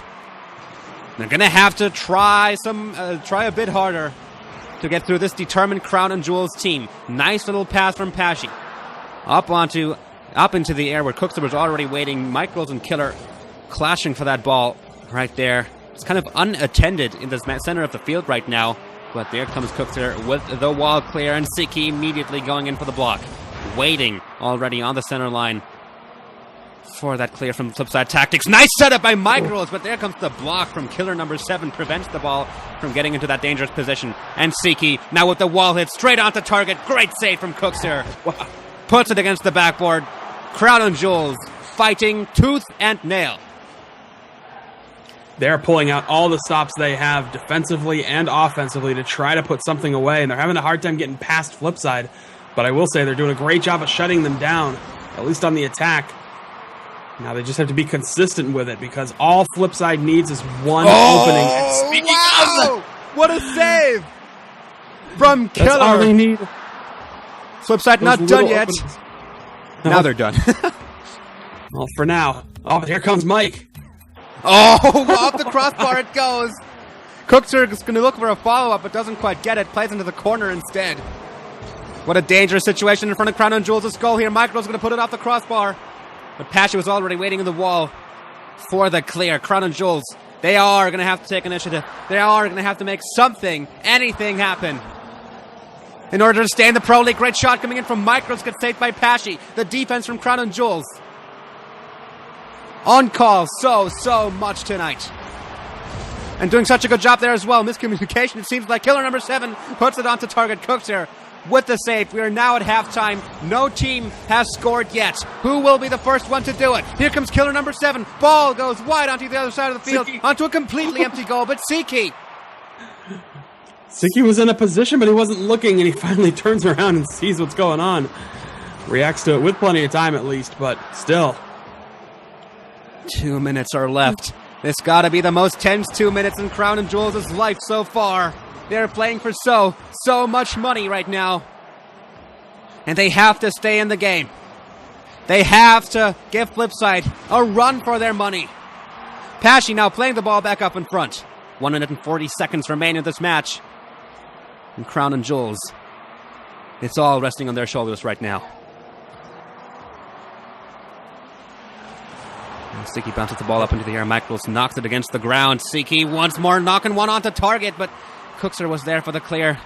And killer number 7 desperately trying to get it back into the center. Michaels now potentially setting it up. And Pashi with the wide shot. We haven't seen Crown and Jewels really able to set themselves up on the orange half of the field. All tries they've done so far were pretty quick and fast-paced plays to attempt and catch Flipside's defense off guard. It has been a big defensive showing here. I mean, these teams have been restricted to 6 shots for Crown and Jewels and 4 for Flipside Tactics. And based off what we've seen so far, that's pretty low shot numbers. So they have just been held off at the pass, unable to really put plays together. So the first team to score might very well be the team that wins things here. Not very well. 40 seconds remain of this match. It's getting more and more tense by the second. Flipside now on the push. Marky Duda gonna look for the wall hit. Here comes Micro. This one is gonna go in. That could be the tournament-winning goal that Mike Rules just scored. Just forcing it past Pashi, that very well could do it. I mean, it has taken them 4.5 minutes to put any points on the board, and Flipside Tactics may have just won this tournament with that goal, but we'll have to see if Crown and Jewels can respond. All hands on deck now. It's going to be for Crown and Jewels. Throw everything up front. Don't even care about losses. Just try to get another goal and try as hard as you possibly can. But not like this, as Flipside again is starting their offense, putting up so much pressure, as much pressure as possible. Pashi with the white shot, gets cleared, gets saved by Micros. And this might be the final chance for Crown and Jewels to make something happen. Ball is up in front of the goal. Siki with the shot. They get it! They get it! 2 minutes from close. Unbelievable. Siki gets that set up off of Pashi, putting it into the air, just bounces it into the net with 2 seconds to go, and they just may have saved their playoff dreams here for at least one more game. Unbelievable. 0 second time. Oh, man. This might just be it. Killer with another shot. Pashi's going to try to get it in. It touches the ground. And we are into overtime. Overtime. What a match to decide it all, potentially. It could very well do it. It has big implications here. Flipside scores, they win. Crown and Jewels scores, and they survive for another game and a chance to move on here. Pesci with a shot on the target, just hits the goalpost. Marky Duda, can he get past Siki? Certainly going to try. Here comes Cooks here. Flip side on the attack. Crown and Jewels. Oh, Michaels with a great shot. Gets saved by Pesci. Right on the goal line. And Michaels blowing up Killer. Here comes Marky Duda with another shot potentially. But Siki saves that one as well. Crown and Jewels on their hind legs right now, but holding on. Marky was trying so hard to bait out that defense by not following up with that shot and putting it in low, but they read it the whole way. They didn't lose sight of the ball. Oh, and this is working out. Oh. So close. There's so much at stake in this match. So much. Here comes the shot from Marky Duda going on to target. Gets saved by Pesci. The defense from Crown and Jewels. Magnificent.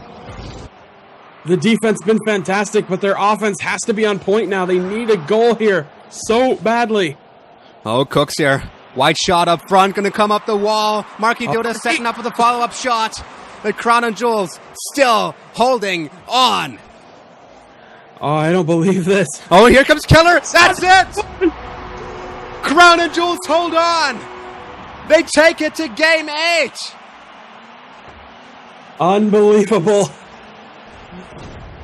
They're holding out all hope.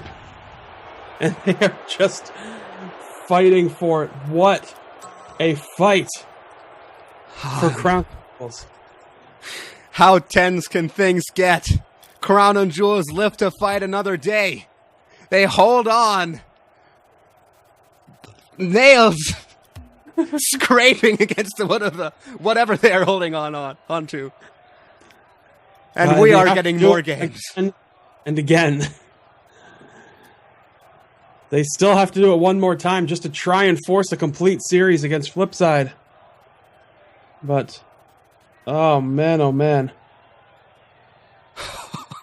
What a final. What a grand final for this Rocket League Central Pro League. What an exclamation point to these past 7 plus All-Star Week weeks of competition.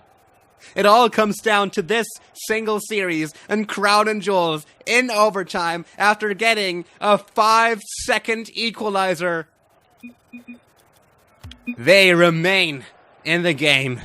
They remain in the running. And here we go. Game number 8.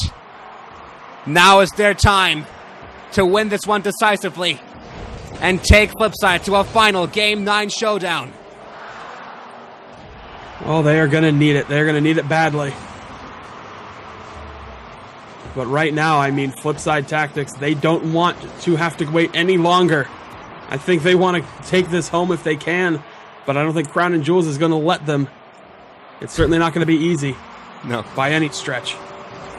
Over their dead bodies. They're just going to let Crown and Jewels walk over them. Nice shot by Siki. Nice attempt. Crown and Jewels certainly looking for the offense early on, looking for the lead, so that they can then focus on not letting any in, which is so difficult to do against a team of Flipside's caliber. It is, but Crown and Jewels starting to really show some light. I mean, they've been waiting for their chance to beat Flipside in a major event and really show that they are indeed one of the strongest teams in Europe. And if you're going to beat Flipside in any environment, do it in the biggest tournament in history. Do it in the biggest possible Rocket League event to date. Oh, yeah. But it will never, ever be easy. That much is true. Patching to try to carry this one through to the other side of the field. Tiki with a good block. And up the ball goes. Micros with a shot onto target, but gets quickly blocked away into the corner by Crown and Jewels' defense. And the ball is still on its way. Cookster looking to knock it off the backboard. Siki does get the wall touch. And killer number 7 with a good shot up front. Pesci was waiting for that shot. Puts it off the backboard. Siki already on his way for the aerial. Knocks next to the goal. Marky Duda looking for the clear. Crown and Jewels not quite getting it yet. Oh, the back and forth is ridiculous in this series. Oh, killer number 7. The ball gets knocked into the goal. Own goal by Flipside Tactics. Oh, mistakes is all it takes. Killer no thought he had that, but Marky just falls on the ball and ends up knocking it into his own net. What an unfortunate way to have this go. That is definitely not what Flipside needed right now. Crown and Jewels are going to be very happy about this because it gives them that goal that they were looking for, and now they can try to withstand the apocalypse, the Armageddon of balls that Flipside's going to throw at them likely. And they can set up for that. We are nearing halftime in this match. So much time left. So much opportunity for Flipside. Which another shot just barely taken out. Oh, speaking of foul! What a save from Ziki! Right in the ball's path when it counted. It looked like a Flipside goal to me, but Ziki proved me wrong. That is what they have to do. They got to keep that going, hold on to that momentum for the rest of this game because, quite frankly, I mean, they are still on the cusp and they got to come back and force the deciding game so at least they'll both be in the same position. Cooks here. Knocking the ball up front. Not like this. You can't see a goal like that after that much of a struggle. So they had to clear that base again. Another own goal by Flipside. Oh, Flipside starting to fall apart. What a disastrous own goal. That is just... Oh, wow. Oh, there's no words for how that goal just happened. No reason for it to happen, but Crown and Jewels have got to be extremely thankful. Like, heck, maybe they haven't gotten the goals, but at least it's going to give them a potential win here with only a minute and a half to play. Goal's a goal. That much is for sure, and Crown and Jewels are definitely not going to complain. Doesn't mean they stop trying, and that's a great shot coming in from Ziki. Onto target. Gets saved by Cookser before it goes in. 1 minute and 15 seconds still remaining for Flipside to score 2 goals. Certainly not something they've never done before. Oh, no. Crown and Jewels going to try their best to not have it happen this time. Yeah, this defense is just not letting in anything. Not showing any signs of weakness. Despite all the clever tricks and clever moves that Flipside's pulling out, they're being denied left and right. Oh, God. Patchy not getting the clear. Yeah. Oh, that one. That one was problematic because you could see Pashy just slowed it down, but he didn't quite get any contact on it, and that just basically put it on a tee for Cooksear to finish. And he backflipped. And now they have 48 seconds. Oh, man. More time. You're supposed to get less time to get back into it. I can say this much. My heart is not going to withstand another overtime. That was already way too stressful the first time around, but Flipside is going to look to make it happen. 30 seconds. This is where they hit the switch sometimes. Where their clutch play comes in. Big demolition on Killer. Oh, nice passing attempt there by Marky Duda. Actually went towards target. All Crown and Jewels have to do is keep the ball away from their goal for 15 more seconds. Get some wide clears, buy some time, not allow Flipside to do what they are doing right now. Bookster is going to go for the shot. Oh, so close to goal. Marky Duda also hits the goal post. With 4 seconds left, can they get another shot off? No! We're going to game 9! Come on! Really? They're going to do this to us? Oh, man. They're going to do this to us. So we're going to do this. We're going to get a game 9 out of this best of 9 series. I think, you know, it's just appropriate. You know, just, it's appropriate that everything we've seen so far in this tournament, that we would get a final best of 9, and it would come down to game 9. And it would be between these two teams that have... These two teams have probably had one of the biggest feuds that has spanned multiple teams, especially on the part of Pashy, who has probably had this feud with Flipside Tactics for as long as I can remember. You know, you want to go back to Famous and to Swarm and now to, you know, Crown and Jewels, and it's just it's just going to keep going. This is a never-ending cycle, but here we go, Game 9 of this best-of-9 series. The last game of the RLC Pro League. It's right now. This is what it all comes down to. This is the final showdown, high noon in GFH Stadium, and right off the bat, Flipside makes the opening move. Marky Duda drives that in with force. Just puts it in there. Actually goes off Apache, I think. Just a collision of everybody there, but it's credited to Marky Duda. But huge goal there to open things up. And, you know, I mean, this is what they have to do. They're throwing their car in front of that ball. They're trying to shut down everything clever and creative that Flipside could possibly put together and keep that defensive going. But now they have to turn it around and go back to playing offense. They can't let Flipside maintain control. They certainly can't. They're going to have to get some offensive movement on their own. Patchy's going to go for this aerial. Doesn't quite get the hit. Killer number 7 was in the center of the field, ready for a potential follow-up, but ball is just too fast and unpredictable. And so, will that one goal, I mean, we haven't seen many goals in the last game of the series at all. The highest scoring match has been the 7-3 by Flipside. But ever since then, things have just calmed down. Both teams getting big chances, but not really converting. So that one goal that Flipside has might just all that they need to win it all. There's still so much time left for Crown and Jewels to try and even it up, but they're going to have to work hard for that. Yeah, they are. I mean, they haven't been a lot of early goals, at least in these really tight games. Usually these goals come like the midpoint or later in the game, but you stop. But they really need to come together here and just tie this thing up and maybe even complete what has been a very unexpected comeback, all things considered, if they can pull it off. If they can pull it off. I mean, I think we all hope to see them pull it off, because it would make for the most exciting finals in Rocket League history, perhaps. I'm just asking for one thing. I don't care who wins. Give me overtime. Give me overtime in Game 9 of the finals. That's all I ask, and I will be a very happy shoutcaster, to say the least. Yeah, but you can certainly share that sentiment. Oh, what a big touch from Siki, leading the ball towards the goalpost. And now we have to see a quick counterplay come in from Crown and Jewels, but it gets thwarted immediately. Killer number 7 blowing up micros in the complete opposite corner. That is too bad. That was a good demo, and they just weren't able to follow through on it and turn it into anything.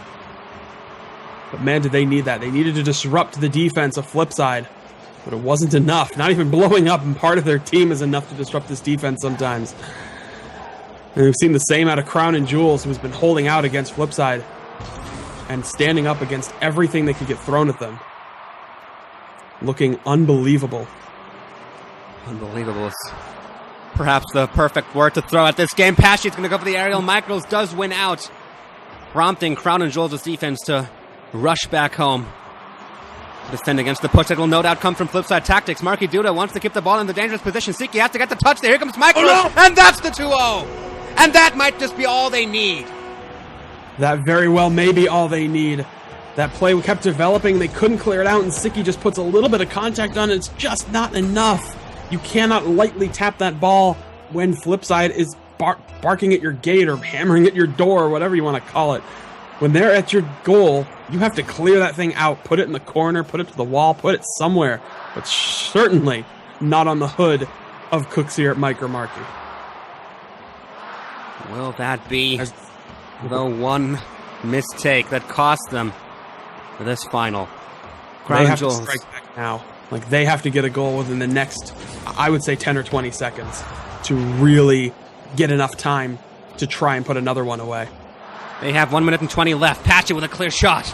It's blocked by Marky Duda. Siki with the follow-up. Puts it against the goalpost. Up into the air it goes, where it's an easy clear for Marky Duda, And Crown and Jewels just desperately trying to put the ball up front. Siki is going to try to get a shot here. Gets knocked out of his path by Cookster. 1 minute is remaining for Crown and Jewels to score 2 more goals. If we ever have to see Clutch and Jewels, it is in this game, and that is the first step. Oh, what a beautiful goal. They were setting it up. The shot just comes up and Killer reads it the whole way, gets a beautiful angle, and Pashy cross-checking, cooks her out of the way to make sure that shot goes in. Now they have 51 seconds. That is a ton of time. Oh, if they can pull this off, what an amazing story it would be. It certainly is a whole bunch of time for Crown and Jewels to try and make something happen. Killer number 7 pulling the ball up front. 40 seconds now on the clock. Siki in the corner. Killer number 7 wants to keep control of the ball. Flip side, all in offensive formations. Nobody's back home for Crown and Jewels. They have to get the ball out of this position, and they do. 30 seconds now on the clock. Killer number 7 going to try to go for the shot, but Marky Duda knocks it out of from away from his path. Pashy 90 now got his hands on the ball, and up into the air it goes. 20 seconds on the clock. Cookser 97 getting an aerial here. Pashy 90 does have to get the clear. Now trying to get past the flip side tactics defense. 10 seconds on the clock. That's the final countdown. Will they be able to get a buzzer beater goal? Killer number 7 is going to try to get the ball up front. Siki with the pass over to Pashy. It goes in! That's it! Pashy! What an unbelievable back and forth. Look at this exchange between he and Siki. And a massive, an utterly massive 2-second goal to tie the game up. I don't believe it. I cannot believe what is happening in this final. We're not done yet. Ball's still up in the air. Siki just wants to get that ball as far away from the goal as possible. Here we are, game 9, overtime, and the grand final. Thank you, Crown and Jewels. You've given me overtime. Now, 1 goal to win it all. Oh my God. 1 goal will decide it all. Crown and Jewels bashing 90 back to the goal. And that's it. Crown and Jewels are the season 1 Rocket League Central Pro League champions. Unbelievable. What a comeback. What a story. And what a unbelievable victory for Crown and Jewels,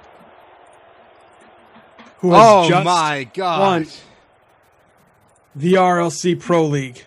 This has got to be the most exciting, the most amazing game of Rocket League that we have ever had the pleasure to watch and cast. Ladies and gentlemen, Crown and Jewels take first place in the Rocket League Central Pro League here. And yes, we have switched places, but no, Sheltis has not turned into me, and I have not turned into Sheltis. We'll get that fixed as soon as possible, but guys, what an amazing finish to an amazing tournament. Congratulations to Crown and Jewels for taking the win over Flipside Tactics, coming all the way back from a 4-2 deficit. There are no words. There are no words to describe what we have just. And I mean, this has been, from top to bottom, one of the best Rocket League events I think I've ever seen. And the fact that we have such an outstanding prize pool behind it, so many people here to watch the conclusion of this, all of that and everything else just makes this unreal. And I can't believe that I got to be here to be a part of it, to watch as Crown and Jewels completed an unreal comeback, and apparently I'm still in the game. Why am I even in this? What am I doing? It's all right, man. It's all right. I am also still in the game. Wow. I am. All right. I think that's why I maybe sounded like a robot for a second. I don't know if I did. Doesn't matter. Point being, there are no words. That was just incredible. And with that, I know we have one last thing. I don't even know if we have a thing to show for it. If we don't, it doesn't matter. No big deal. Our playoff MVP, none other than Siki from Crown and Jewels, and I think that is well deserved.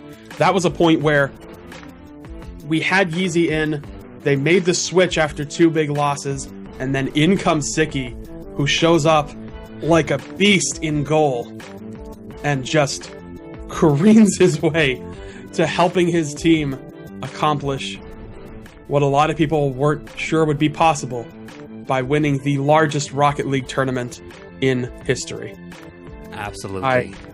I have I have nothing else I can really say other than I'm just blown away. I don't know, a writer for a show like Game of Thrones or House of Cards or Breaking Bad will look at this series and be like, this is better than any team of any writers could have ever written it. I am still completely blown away by it. My hands are tingling from all the adrenaline that I felt during that. When that game came to an end, I was just sitting here just tingling and like just, I have nothing else to say. What I do want to say, there is one thing I do want to say. And now that we're done here, now that we've done all this, I really have to say this. For the last several months, I have been able to be a part of an amazing team of people at Rocket League Central. Fronted by Cloud Fuel, supported by guys like Roguish Elf and Quest Ferret and Vice Gold, and everybody who has been a part of this, and the casting team, Pash, Shogun, JamesBot, Chewy, myself, everybody who's put in so much time and so much energy and so much effort into making this happen. I have been so lucky to be a part of this team, and I wouldn't give it up for anything in the world.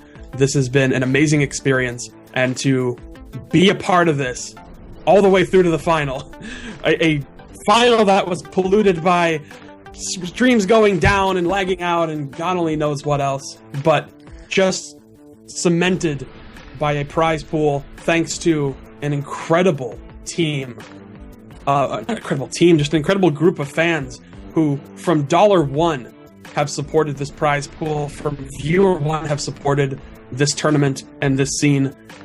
I cannot thank you all enough. I cannot thank everybody who is here, who has watched this, subscribed, donated, helped run. I can't thank anybody enough, but I am truly honored to have been a part of the RLC, and I'm looking forward to whatever the hell else comes up down the pipeline for me, for RLC, for you, for everybody, because we're at the cusp of something great. Man, that was one, I don't know, that was one heartfelt speech. I couldn't have said it any better myself, dude. That was emotional. And while we're at it, while we are appreciating, I just want to give my heartfelt thanks. You have mentioned all the team, but there's one guy who's at front of it all, and he works so hard every single day, every single night. He has sacrificed nights. He has sacrificed days of its life. His family is always looking for him because he's with us, planning the next thing, looking for the next thing, for the next big thing, the next big thing to push the Rocket League community forward, and that man is Cloud Fuel. Cloud Fuel, the head of Rocket League Central, the man who has given all of us, let's be real here, he has given all of us this opportunity. He has given all of us this final that we have watched tonight. I'm here because of him. You're here because of him. Everyone in Rocket League Central, in the position they are in right now, it all comes down to the hard and unrelenting work that Cloud Fuel puts into this company. And for that, guys, I want to see lots of hearts in the chat, because Cloud Fuel, we love you. Please do not change. Keep on doing what you're doing. We all appreciate every single minute of work you put into this, and we will always be standing behind you. 100%. And it is, it has been an honor to be able to work with Cloud to make this stuff happen, and to just see the effort that he puts in every single day, and the from the frustrating nights to trying to figure out when events are going to happen, when matches are going to happen, trying to schedule everything down to the bottom line. And this has been incredible. It truly has been. I don't know if I have much else to say. I mean, this has been just an unreal event. I don't think we could have asked for a better tournament to take place, to cap off what has been just... This has been something that we set out as a community group to try to make the biggest thing to happen to Rocket League. And thanks to all the fans, and thanks to everybody who's worked so hard, we've just tried to I think we've done it. I think we've given the community and everybody else probably the best possible Rocket League experience you could get to date. And I can't wait to see what happens next. I can't wait to see what happens with the RLCS and with whatever the hell else happens, because God only knows. There's so much stuff that keeps happening that I don't expect to happen. We've seen the new ESL stuff. We've seen so many new tournaments crop up. So much more coming into this scene that we've given all of this time for the last several months, and it's finally paying off and turning into something big and special. And we love everybody who's sitting here, who has watched this event, who has given their follows, their subscriptions, their donations, their time. Even if they just tuned in and watched a VOD or watched it on YouTube, it doesn't matter. Every single view is so important to what we've got going here. All right, And- guys, this just in. Of course. We have the man, the myth, the legend, the one and only Cloud Fuel. He wants to offer some words to the community. I'm not sure if we will be able to have it on camera, but I don't know. We can get him in on the call, though. we definitely can. I can. One moment, we can get him in on the call. There we No go. magic. It's gonna mess up. Yeah. This is gonna mess There up. you It is go. gonna It's- mess it's up. behind the You know scenes. what? Whatever. Doesn't Yeah, matter. whatever. Doesn't matter. It doesn't matter at this point. Ladies and gentlemen, here he comes. Oh, he's going to have cam as well. Hey, there he you is. actually have a scene set up for it. Just going to change some text around real quick. There we go. Cloud.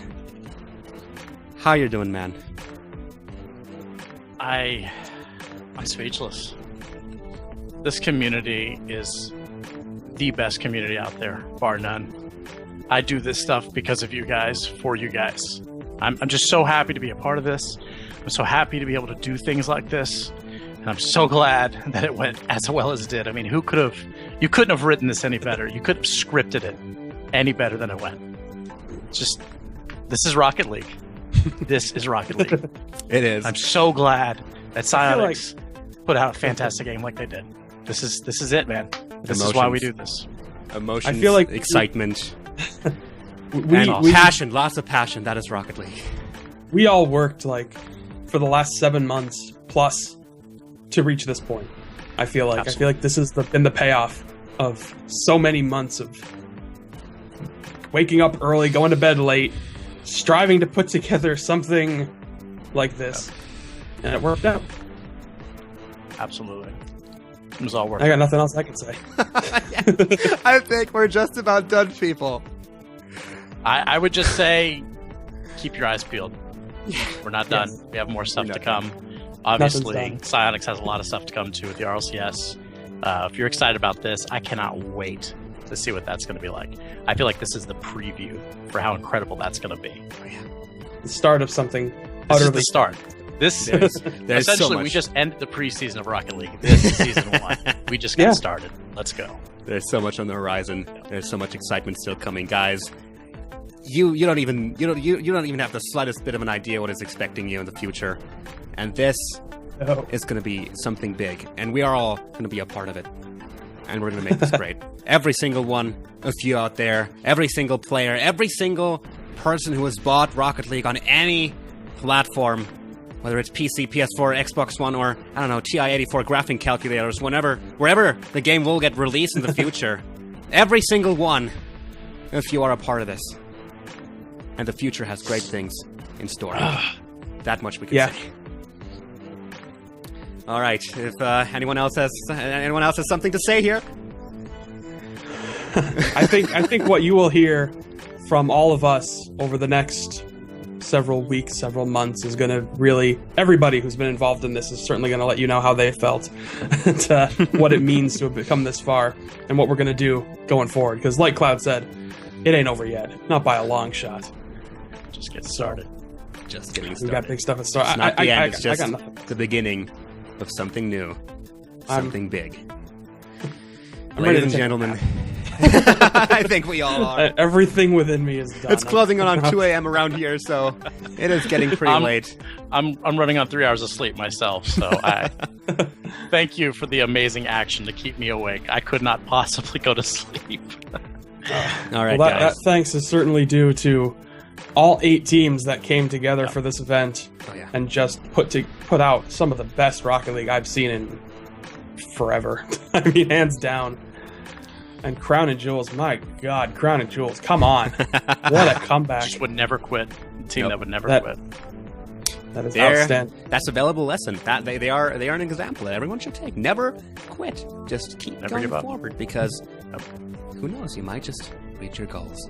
Ladies and gentlemen, this is it. I say it with a heavy heart, and I say it with a bit of sadness, but this is it. This has been the Rocket League Central Pro League. It's been one hell of a journey. It's been 9 weeks of Rocket League competition. So many best people in the I think entire 10 weeks. scene.